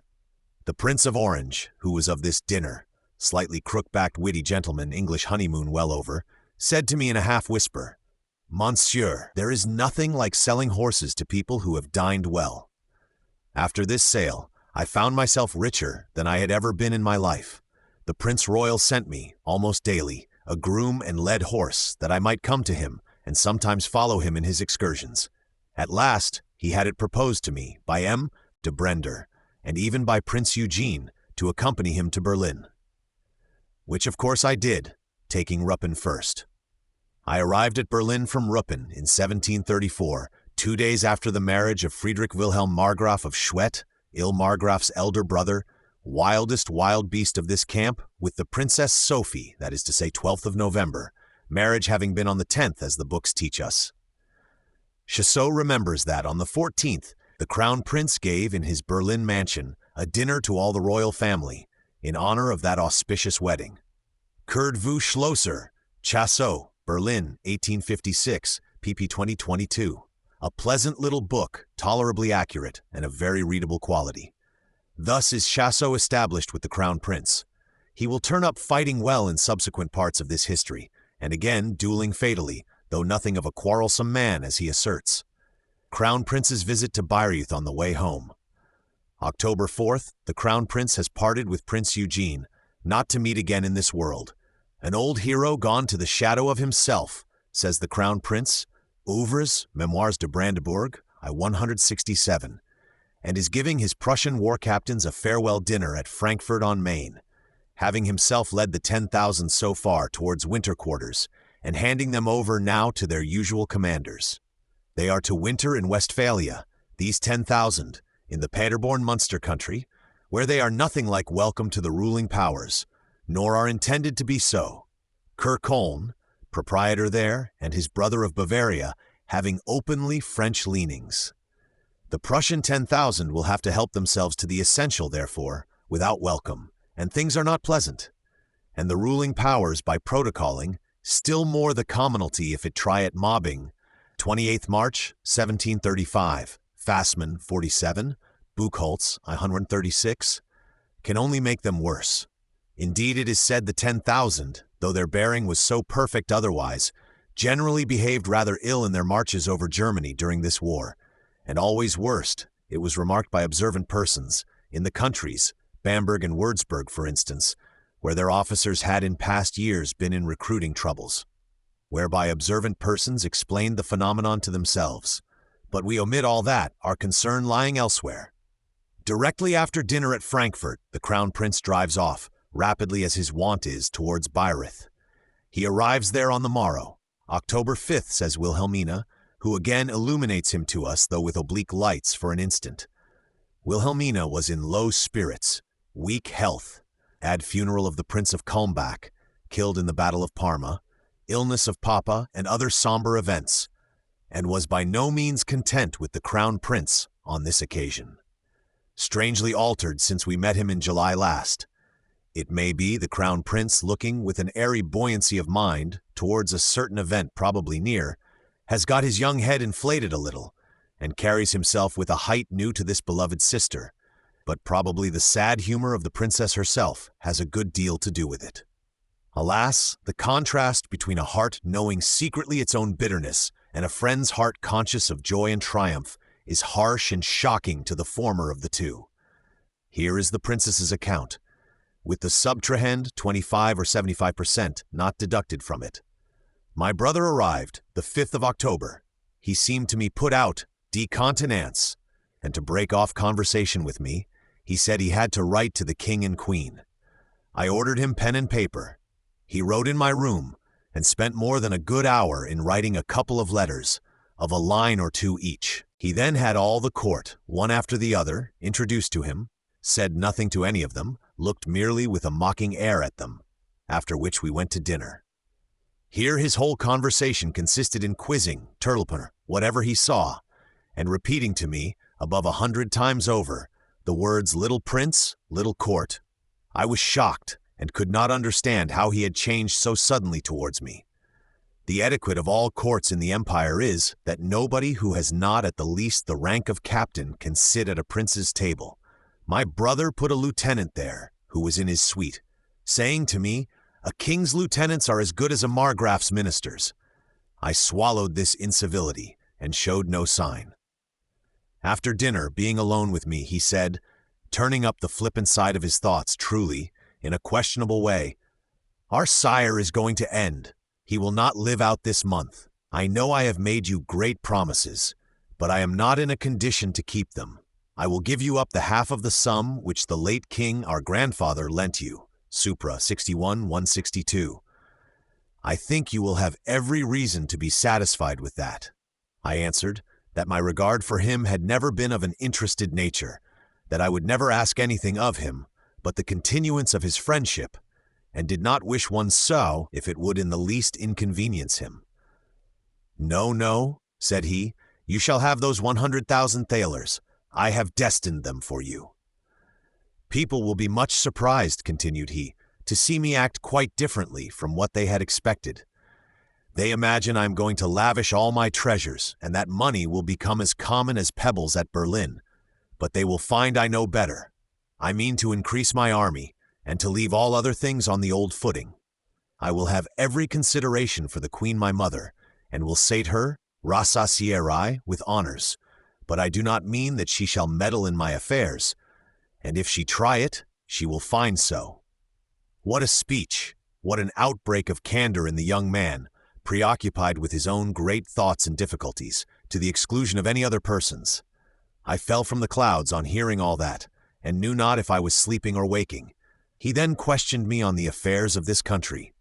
I gave him the detail of them. He said to me, "When your goose Bennet of a father-in-law dies, I advise you to break up the whole court, and reduce yourselves to the footing of a private gentleman's establishment, in order to pay your debts. In real truth, you have no need of so many people, and you must try also to reduce the wages of those whom you cannot help keeping. You have been accustomed to live at Berlin with a table of 4 dishes. That is all you want here, and I will invite you now and then to Berlin, which will spare table and housekeeping." For a long while my heart had been getting big. I could not restrain my tears at hearing all these indignities. "Why do you cry?" said he. Ah, you are in low spirits, I see. We must dissipate that dark humor. The music waits us. I will drive that fit out of you by an air or two on the flute." He gave me his hand and led me into the other room. I sat down to the harpsichord, which I inundated with my tears. Marwitz, my artful demoiselle d'auteur, perhaps too artful in time coming, placed herself opposite me, so as to hide from the others what disorder I was in. For the last 2 days of the visit, Wilhelmina admits her brother was a little kinder. But on the 4th day there came, by estafette, a letter from the Queen, conjuring him to return without delay, the king growing worse and worse. Wilhelmina, who loved her father, and whose outlooks in case of his decease appeared to be so little flattering, was overwhelmed with sorrow. Of her brother, however, she strove to forget that strange outbreak of candor, and parted with him as if all were mended between them again. Nay, the day after his departure, there goes a beautifully affectionate letter to him, which we could give if there were room. Part 1st, p. 23. The happiest time I ever in my life had. My heart so full of gratitude and so sensibly touched. Everyone repeating the words, "Dear brother and charming Prince Royal," a letter in very lively contrast to what we have just been reading. A Prince Royal not without charm, in spite of the hard practicalities he is meditating, obliged to meditate. As to the outbreak of candor, offensive to Wilhelmina and us, we suppose her report of it to be in substance true, though of exaggerated, perhaps perverted tone, and it is worth the reader's note with these deductions. The truth is, our charming princess is always liable to a certain subtrahend. In 1744, when she wrote those memoirs, in a summer house at Bayreuth, her brother and she, owing mainly to go-betweens acting on the susceptible female heart, were again in temporary quarrel, the longest and worst they ever had, and hardly on speaking terms, which of itself made her heart very heavy. Not to say that Marwitz, the too artful demoiselle, seemed to have stolen her husband's affections from the poor princess, and made the world look all a little grim to her. These circumstances have given their color to parts of her narrative, and are not to be forgotten by readers. The Crown Prince, who goes by Dessau, lodging for a night with the old Dessauer, and writes affectionately to his sister from that place, their letters crossing on the road, gets home on the 12th to Potsdam. October 12th, 1734, he has ended his Rhine campaign in that manner, and sees his poor father with a great many other feelings besides those expressed in the dialogue at Bayreuth. Chapter Descent. In Papa's sick room, Prussian inspections, end of war. It appears Frederick met a cordial reception in the sick room at Potsdam, and in spite of his levities to Wilhelmina, was struck to the heart by what he saw there. For months to come, he seems to be continually running between Potsdam and Ruppin, eager to minister to his sick father when military leave is procurable. Other fact about him, other aspect of him, in those months is not on record for us. Of his young madam, or Princess Royal, peaceably resident at Berlin or at Schönhausen, and doing the vacant officialities, formal visitings, and the like, we hear nothing. Of Queen Sophie and the others, nothing. Anxious, all of them, no doubt, about the event at Potsdam, and otherwise silent to us. His Majesty's illness comes and goes, now hope and again almost none. Margraf of Schwedt and his young bride, we already know, were married in November, and Lieutenant Chassot, 2 days old in Berlin, told us there was dinner by the Crown Prince to all the royal family on that occasion, poor Majesty out at Potsdam languishing in the background meanwhile. His carnival the Crown Prince passes naturally at Berlin. We find he takes a good deal to the French ambassador, one Marquis de la Chitardy, a showy, restless character of fame in the gazettes of that time, who did much intriguing at Petersburg some years hence, first in a signally triumphant way, and then in a signally untriumphant, and is not now worth any knowledge but a transient, accidental one. Chitardy came hither about Stanislaus and his affairs, tried hard, but in vain, to tempt Friedrich Wilhelm into interference, is naturally anxious to captivate the Crown Prince in present circumstances. Friedrich Wilhelm lay at Potsdam, between death and life, for almost 4 months to come, the newspapers speculating much on his situation, political people extremely anxious what would become of him, or in fact when he would die, for that was considered the likely issue. Fassmann gives dolorous clippings from the Leiden Gazette, all in a blubber of tears according to the then fashion, but full of impertinent curiosity withal. And from the Seckendorf private papers there are extracts of a still more inquisitive and notable character. Seckendorf and the Kaiser having an intense interest in this painful occurrence. Seckendorf is not now himself at Berlin, but running much about on other errands, can only see Friedrich Wilhelm, if at all, in a passing way. And even this will soon cease, and in fact, to us it is by far the most excellent result of this French-Austrian war that it carries Seckendorf clear away, who now quits Berlin and the diplomatic line, and obligingly goes out of our sight henceforth. The old ordnance master, as an imperial general of rank, is needed now for war service if he has any skill that way. In those late months he was duly in attendance at Philipsburg and the Rhine campaign, in a subaltern torpid capacity like Brunswick-Bevern and the others, ready for work had there been any, but next season he expects to have a division of his own and to do something considerable. In regard to Berlin and the diplomacies, he has appointed a nephew of his, a Seckendorf Jr., to take his place there, to keep the old machinery in gear if nothing more, and furnish copious reports during the present crisis. These reports of Seckendorf Jr., full of eavesdroppings, got from a Kammermoor, nigger lackey, who waits in the sick room at Potsdam and is sensible to bribes, have been printed, and we mean to glance slightly into them. But as to Seckendorf Sr., readers can entertain the fixed hope that they have at length done with him, that, in these our premises, we shall never see him again, nay, shall see him on extraneous dim fields far enough away, smarting and suffering, till even we are almost sorry for the old knave. Friedrich Wilhelm's own prevailing opinion is that he cannot recover. His bodily sufferings are great, dropsically swollen, sometimes like to be choked, no bed that he can bear to lie on, oftenest rolls about in a bath chair, very heavy laden indeed, and I think of tenderer humor than in former sicknesses. To the old Dessauer he writes, few days after getting home to Potsdam, I am ready to quit the world, as your delection knows and has various times heard me say. One ship sails faster, another slower, but they come all to one haven. Let it be with me, then, as the Most High has determined for me. Orlich, Geschichte der Schlesischen Krieg, Berlin, 1841, I-14. From the Dessau Archives, date 21st September 1734. He has settled his affairs, Fassmann says, so far as possible, settled the order of his funeral, how he is to be buried in the garrison church of Potsdam without pomp or fuss, like a Prussian soldier, and what regiment or regiments it is that are to do the triple volley over him, by way of finis and long farewell. His soul's interests, too, we need not doubt he is in deep conference, in deep consideration about these, though nothing is said on that point. A serious man always, much feeling what immense facts he was surrounded with, and here is now the summing up of all facts. Occasionally, again, he has hopes, orders up 200 of his Potsdam giants to march through the sick room, since he cannot get out to them.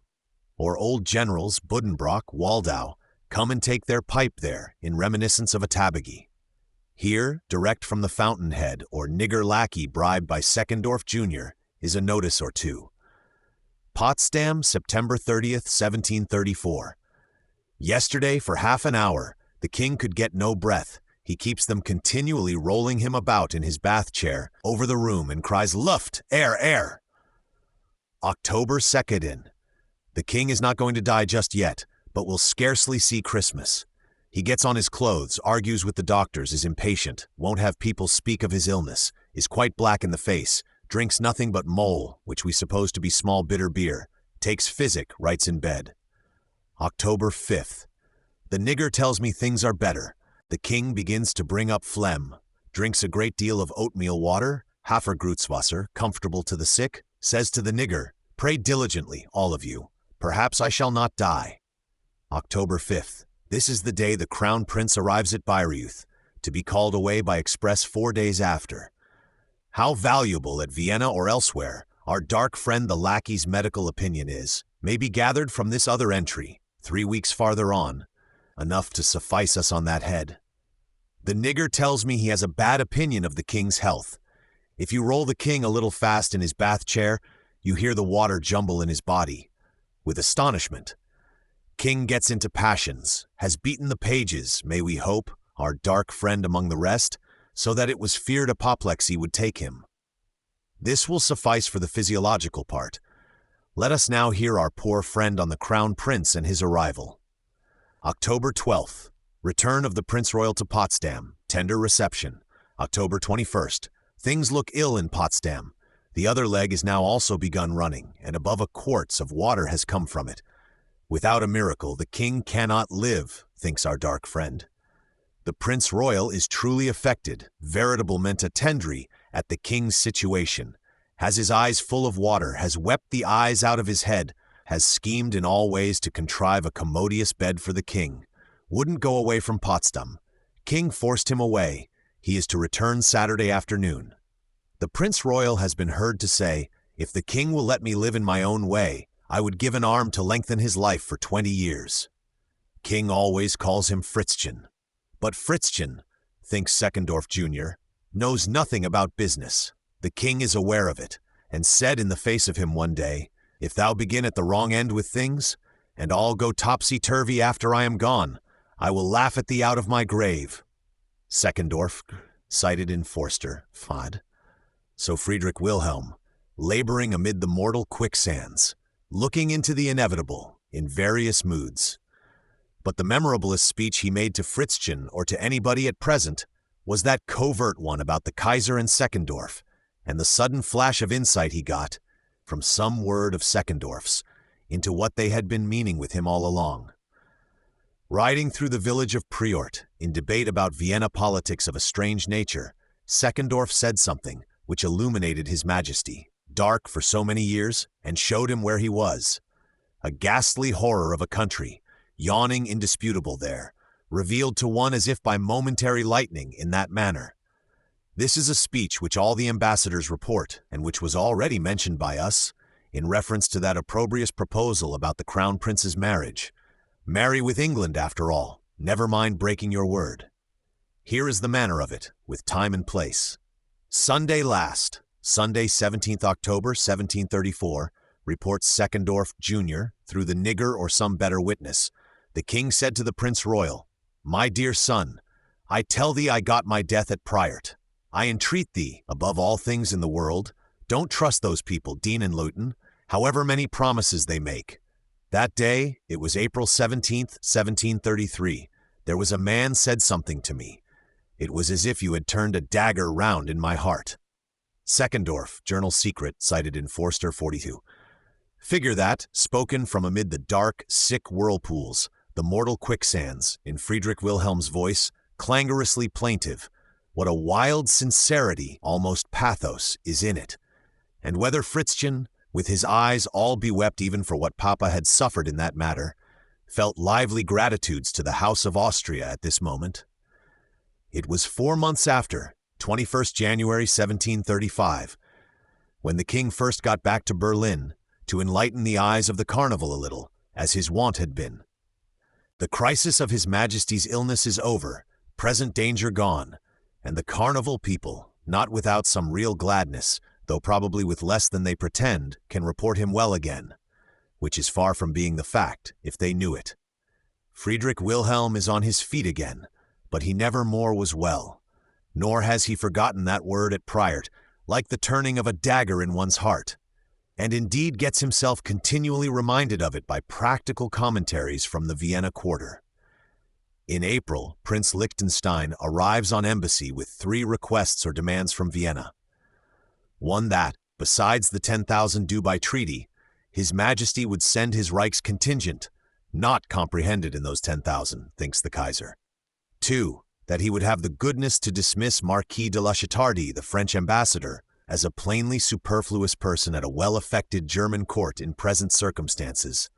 Person excessively dangerous should the present Majesty die, Crown Prince being so fond of that Chitardi. 3, that his Prussian Majesty do give up the false Polish Majesty Stanislas, and no longer harbor him in East Preussen or elsewhere. The whole of which demands His Prussian Majesty refuses, the latter two especially, as something notably high on the Kaiser's part, or on any mortal's, to a free sovereign and gentleman. Prince Liechtenstein is eloquent, conciliatory, but it avails not. He has to go home empty-handed, manages to leave with Herr von Soom, who took care of it for us, that anecdote of the Crown Prince's behavior under cannon shot from Philipsburg last year, and does nothing else recordable in Berlin. The Crown Prince's hopes were set with all eagerness on getting to the Rhine campaign next ensuing, nor did the king refuse for a long while, but still less did he consent, and in the end there came nothing of it. From an early period of the year, Friedrich Wilhelm sees too well what kind of campaigning the Kaiser will now make. At a certain wedding dinner where His Majesty was, precisely a fortnight after His Majesty's arrival in Berlin, Seckendorf Jr. has got by eavesdropping this utterance of His Majesty's. The Kaiser has not a groschen of money. His army in Lombardy is gone to 24,000 men, will have to retire into the mountains. Next campaign just coming, he will lose Mantua and the Tyrol. God's righteous judgment it is, a war like this comes of flinging old principles overboard, of meddling in business that was none of yours, and more, of a plangent, alarming 144.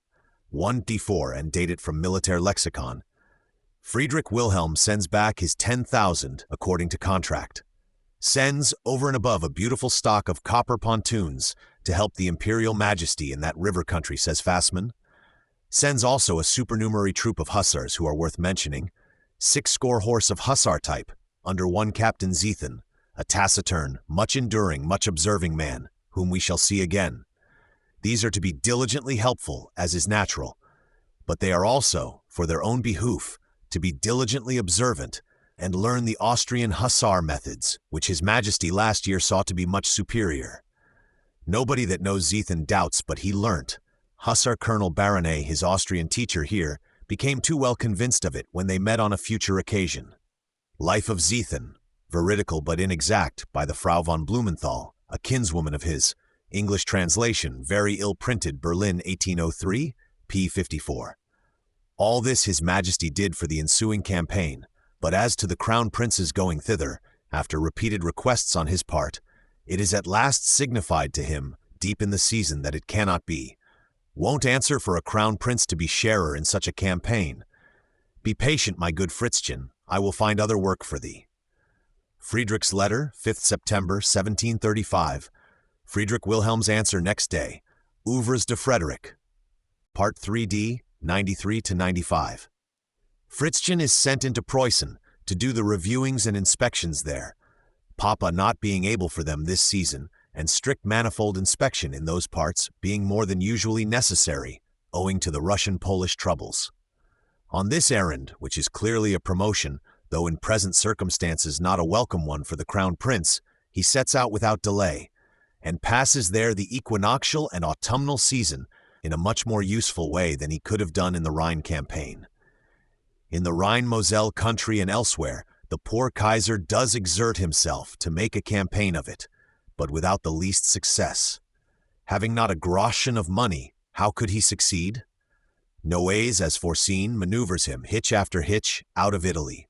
French are greatly superior, more especially when Montemar, having once got Carlos crowned in Naples and put secure, comes to assist the French. Kaiser has to lean for shelter on the Tyrol Alps, as predicted. Italy, all but some sieging of strong places, may be considered as lost for the present. Nor on the Rhine did things go better. Old Eugene, the shadow of himself, had no more effect this year than last. Nor, though Lacy and 10,000 Russians came as allies, Poland being all settled now, could the least good be done. Reichsfeldmarschall Karl Alexander of Württemberg did burn a magazine, probably of hay among better provender, by his bombshells on one occasion. Also the Prussian 10,000, old Dessauer leading them, General Roeder having fallen ill, burnt something. An islet in the Rhine, if I recollect, islet of Larch near Bingen, where the French had a post, which and whom the old Dessauer burnt away.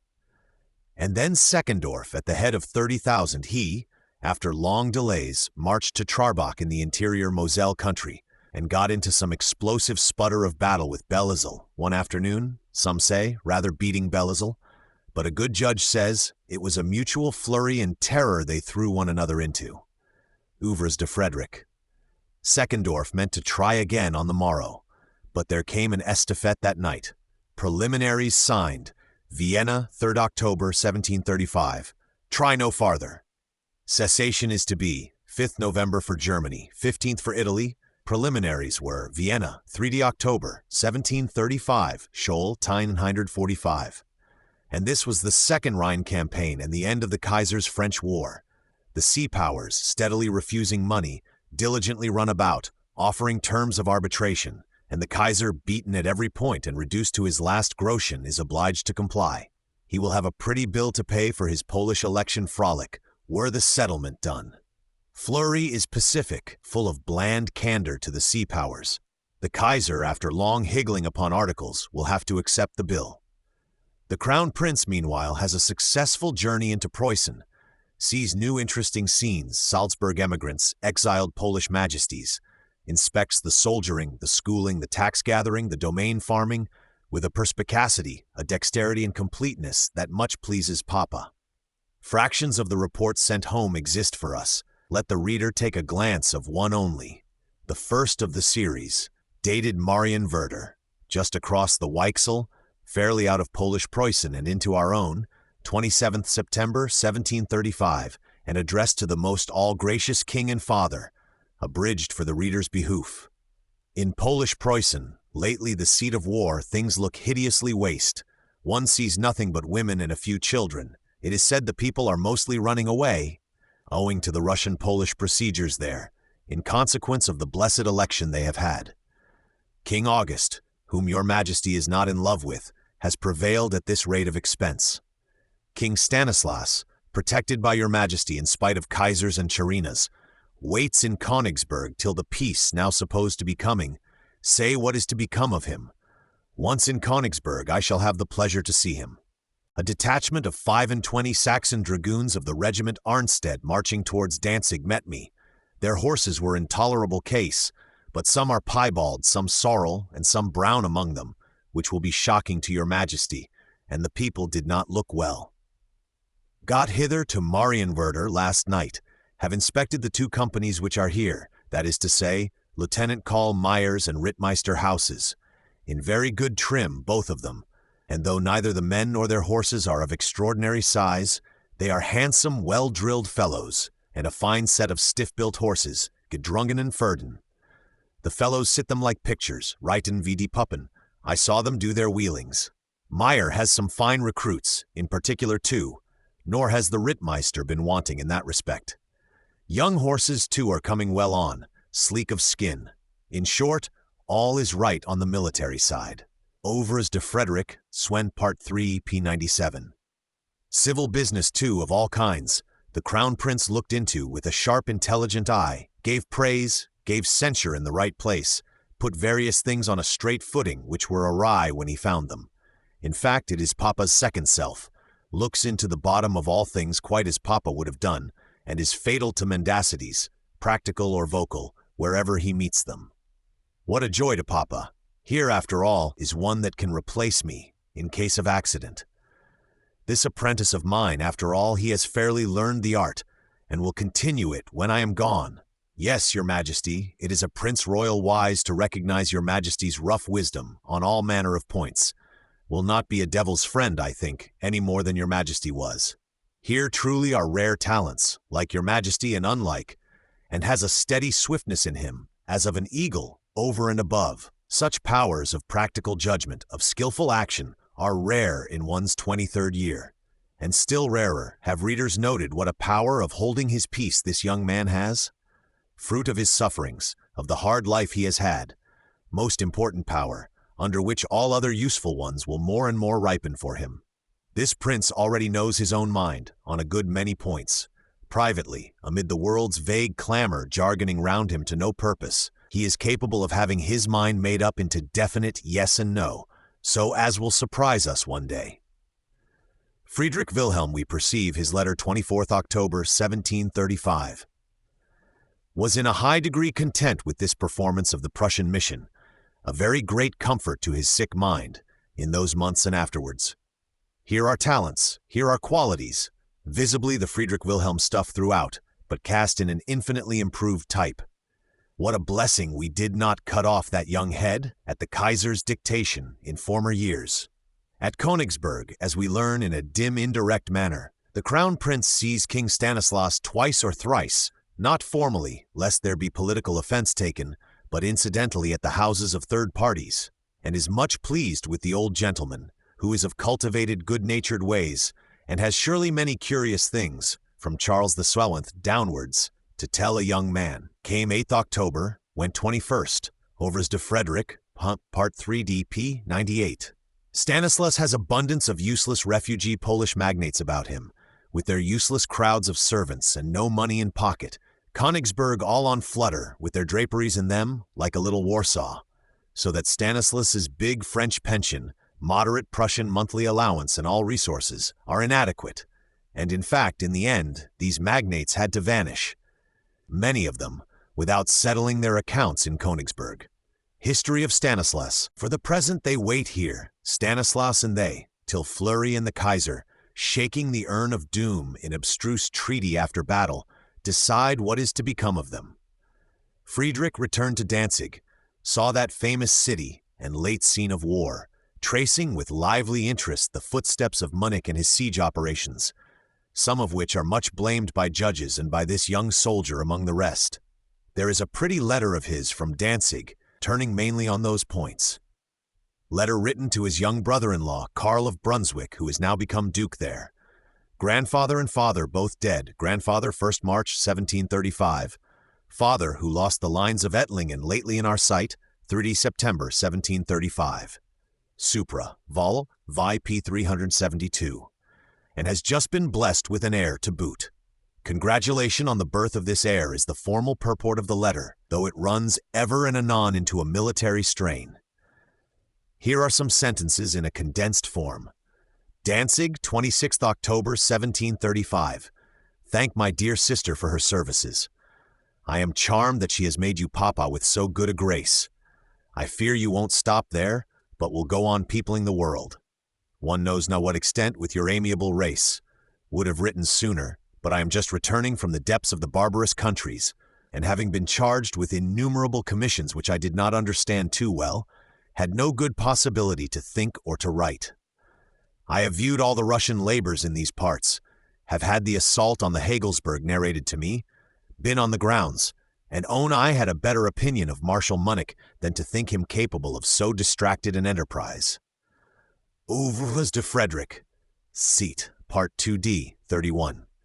Pressed for time, and in want of battering cannon, he attempted to seize this Hagelsberg, one of the outlying defenses of Danzig, by nocturnal storm, lost 2,000 men, and retired without doing what was flatly impossible, thinks the Crown Prince.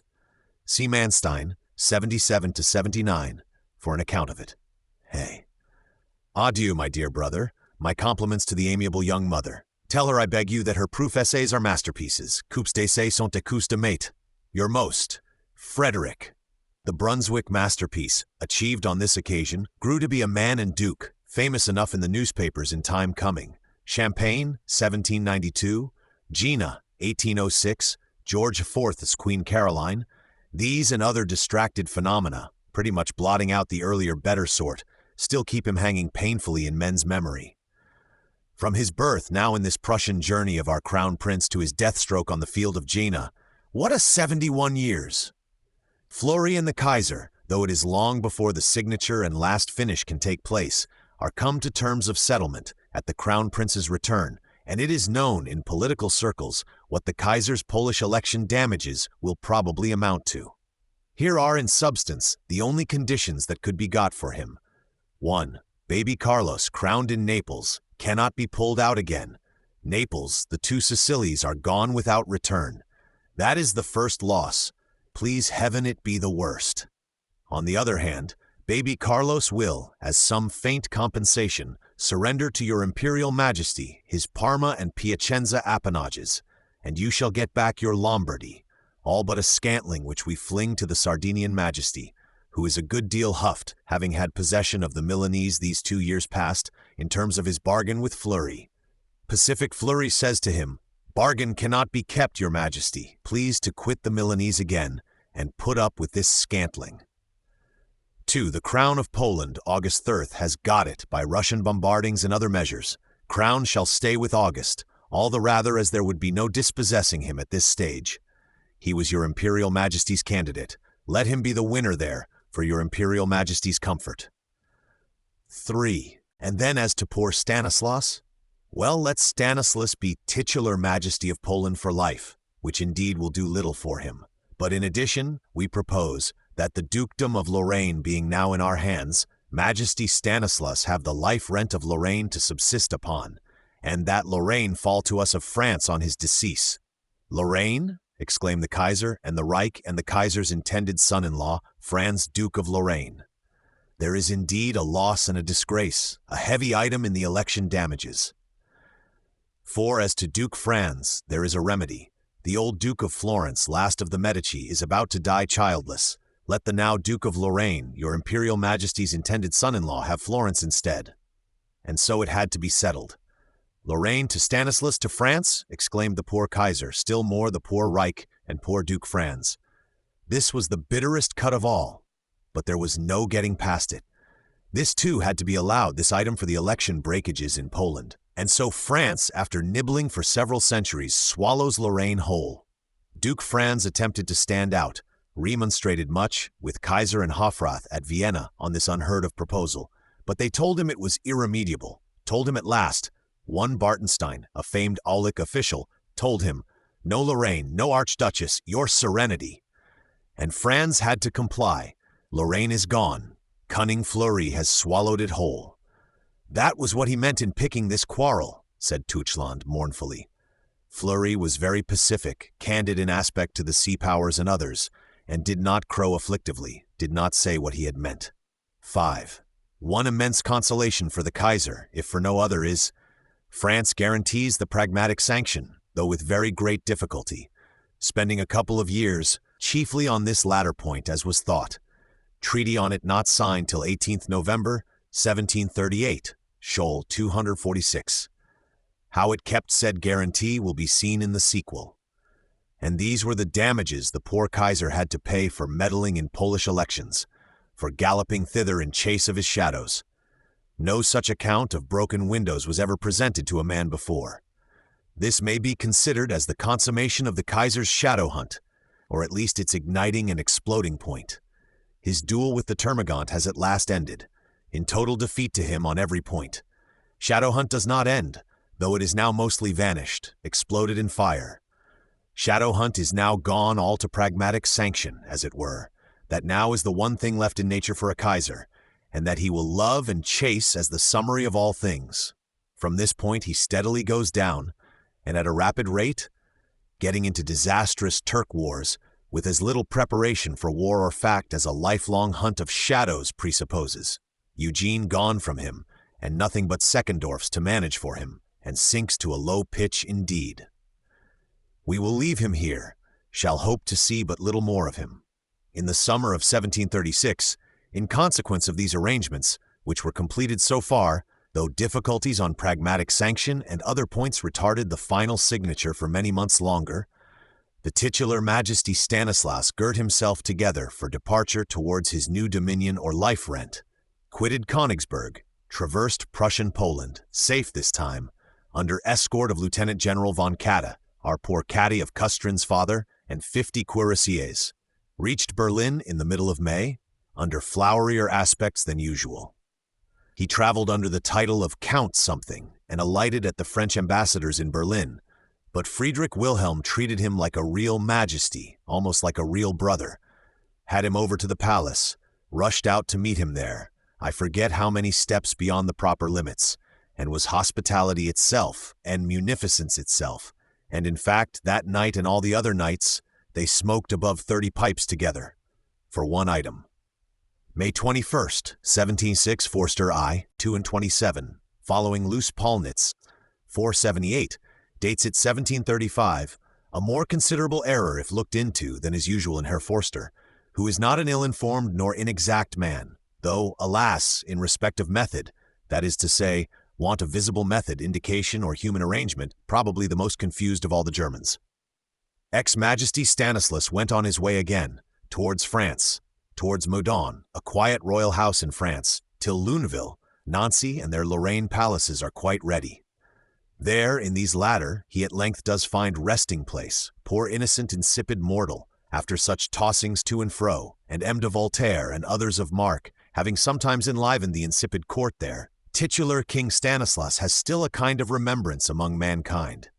Of his Prussian majesty we said that, though the Berlin populations reported him well again, it was not so. The truth is, his majesty was never well again. From this point, age only 47, he continues broken in bodily constitution, clogged more and more with physical impediments, and his history, personal and political withal, is as that of an old man, finishing his day. To the last he pulls steadily, neglecting no business, suffering nothing to go wrong. Building operations go on at Berlin, pushed more than ever in these years by the rigorous Derschau, who has got that in charge. No man of money or rank in Berlin but Derschau is upon him with heavier and heavier compulsion to build, which is felt to be tyrannous, and occasions an ever-deepening grumble among the moneyed classes. At Potsdam his majesty himself is the builder, and gives the houses away to persons of merit. Polnitz, 469. Nor is the army less an object, perhaps almost more. Nay, at one time, old Kurpfalz being reckoned in a dying condition, Friedrich Wilhelm is about ranking his men, prepared to fight for his rights in Jülich and Berg, Kaiser having openly gone over and joined with France against his majesty in that matter. However, the old Kurpfalz did not die, and there came nothing of fight in Friedrich Wilhelm's time. But his history on the political side is henceforth mainly a commentary to him on that word he heard in Priort, which was as if you had turned a dagger in my heart. With the Kaiser he has fallen out. There arise unfriendly passages between them, sometimes sarcastic on Friedrich Wilhelm's part, in reference to this very war now ended. Thus, when complaint rose about the Prussian misbehaviors on their late marches, misbehaviors notable in countries where their recruiting operations had been troubled, the Kaiser took a high, severe tone, not assuaging, rather aggravating the matter. And, for his own share, winded up by a strict prohibition of Prussian recruiting in any and every part of the imperial dominions, which Friedrich Wilhelm took extremely ill. This is from a letter of his to the Crown Prince, and after the first gust of wrath had spent itself. It is a clear disadvantage, this prohibition of recruiting in the Kaiser's countries. That is our thanks for the 10,000 men sent him, and for all the deference I have shown the Kaiser at all times, and by this you may see that it would be of no use if one even sacrificed oneself to him. So long as they need us, they continue to flatter. But no sooner is the straight thought to be over, and help not wanted, than they pull off the mask, and have not the least acknowledgment. The considerations that will occur to you on this matter may put it in your power to be prepared against similar occasions in time coming. 6th February 1736, Ouvres de Frederick, Tetz, Part 3d, p. 102. Thus, again in regard to the winter quarters of the Ziethen Hussars. Prussian Majesty, we recollect, had sent a supernumerary squadron to the last campaign on the Rhine. They were learning their business, Friedrich Wilhelm knew, but also were fighting for the Kaiser. That was what the Kaiser knew about them. Somewhat to his surprise, in the course of next year, Friedrich Wilhelm received, from the Vienna War Office, a little bill of 10,184 florins, £1,028 8 shillings, charged to him for the winter quarters of these hussars. He at once paid the little bill, with only this observation: heartily glad that I can help the imperial aerarium with that £1,028 8 shillings, with the sincerest wishes for 100,000-fold increase to it in said aerarium. Otherwise it won't go very far. Letter to Seckendorf, Sr., Forster, 150. At a later period, in the course of his disastrous Turk War, the Kaiser, famishing for money, set about borrowing 1,000,000 gulden, £100,000, from the banking house Splitgerber and Daun at Berlin. Splitgerber and Daun had not the money, could not raise it.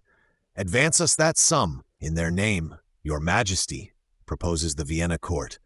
There shall be 3% bonus, interest 6%, and security beyond all question. To which fine offer his majesty answers, addressing Seckendorf Jr., touching the proposal of my giving the bankers Splitgerber and Daun a lift with 1,000,000 gulden to assist in that loan of theirs. Said proposal, as I am not a merchant accustomed to deal in profits and percentages, cannot in that form take effect. Out of old friendship, however, I am, on their Imperial Majesty's request, extremely ready to pay down, once and away, upon Purdue, a couple of 1,000,000 gulden, provided the Imperial Majesty will grant me the conditions known to your uncle. Fulfillment of that now oldish Julichenberg promise, namely, which are fair. In such case the thing shall be rapidly completed. Forster, tie 151 without dare. In a word, Friedrich Wilhelm falls out with the Kaiser more and more, experiences more and more what a Kaiser this has been towards him. Queen Sophie has fallen silent in the history books. Both the Majesties may look remorsefully, but perhaps best in silence over the breakages and wrecks this Kaiser has brought upon them. Friedrich Wilhelm does not meanly hate the Kaiser. Good man, he sometimes pities him, sometimes we perceive has a touch of authentic contempt for him. But his thoughts, in that quarter, premature old age aggravating them, are generally of a tragic nature, not to be spoken without tears, and the tears have a flash at the bottom of them when he looks round on Fritz and says, "There is one, though, that will avenge me." Friedrich Wilhelm, to the last a broad, strong phenomenon, keeps wending downward, homeward from this point. The Kaiser, too, we perceive, is rapidly consummating his enormous spectre hunts and duels with termagants, and before long will be at rest. We have well nigh done with both these Majesties. The Crown Prince, by his judicious, obedient procedures in these 4 years at Ruppen, at a distance from Papa, has, as it were, completed his apprenticeship, and especially by this last inspection journey into Preussen, may be said to have delivered his proof essay with a distinguished success. He is now out of his apprenticeship, entitled to take up his indentures, whenever need shall be. The rugged old master cannot but declare him competent, qualified to try his own hand without supervision. After all those unheard-of confusions like to set the shop on fire at one time, it is a blessedly successful apprenticeship. Let him now, theoretically at least, in the realms of art, literature, spiritual improvement, do his Wanderjahre over at Rheinsberg, still in the old region, still well apart from Papa, who agrees best not in immediate contact, and be happy in the new domesticities and larger opportunities provided for him there, till a certain time come which none of us are in haste for.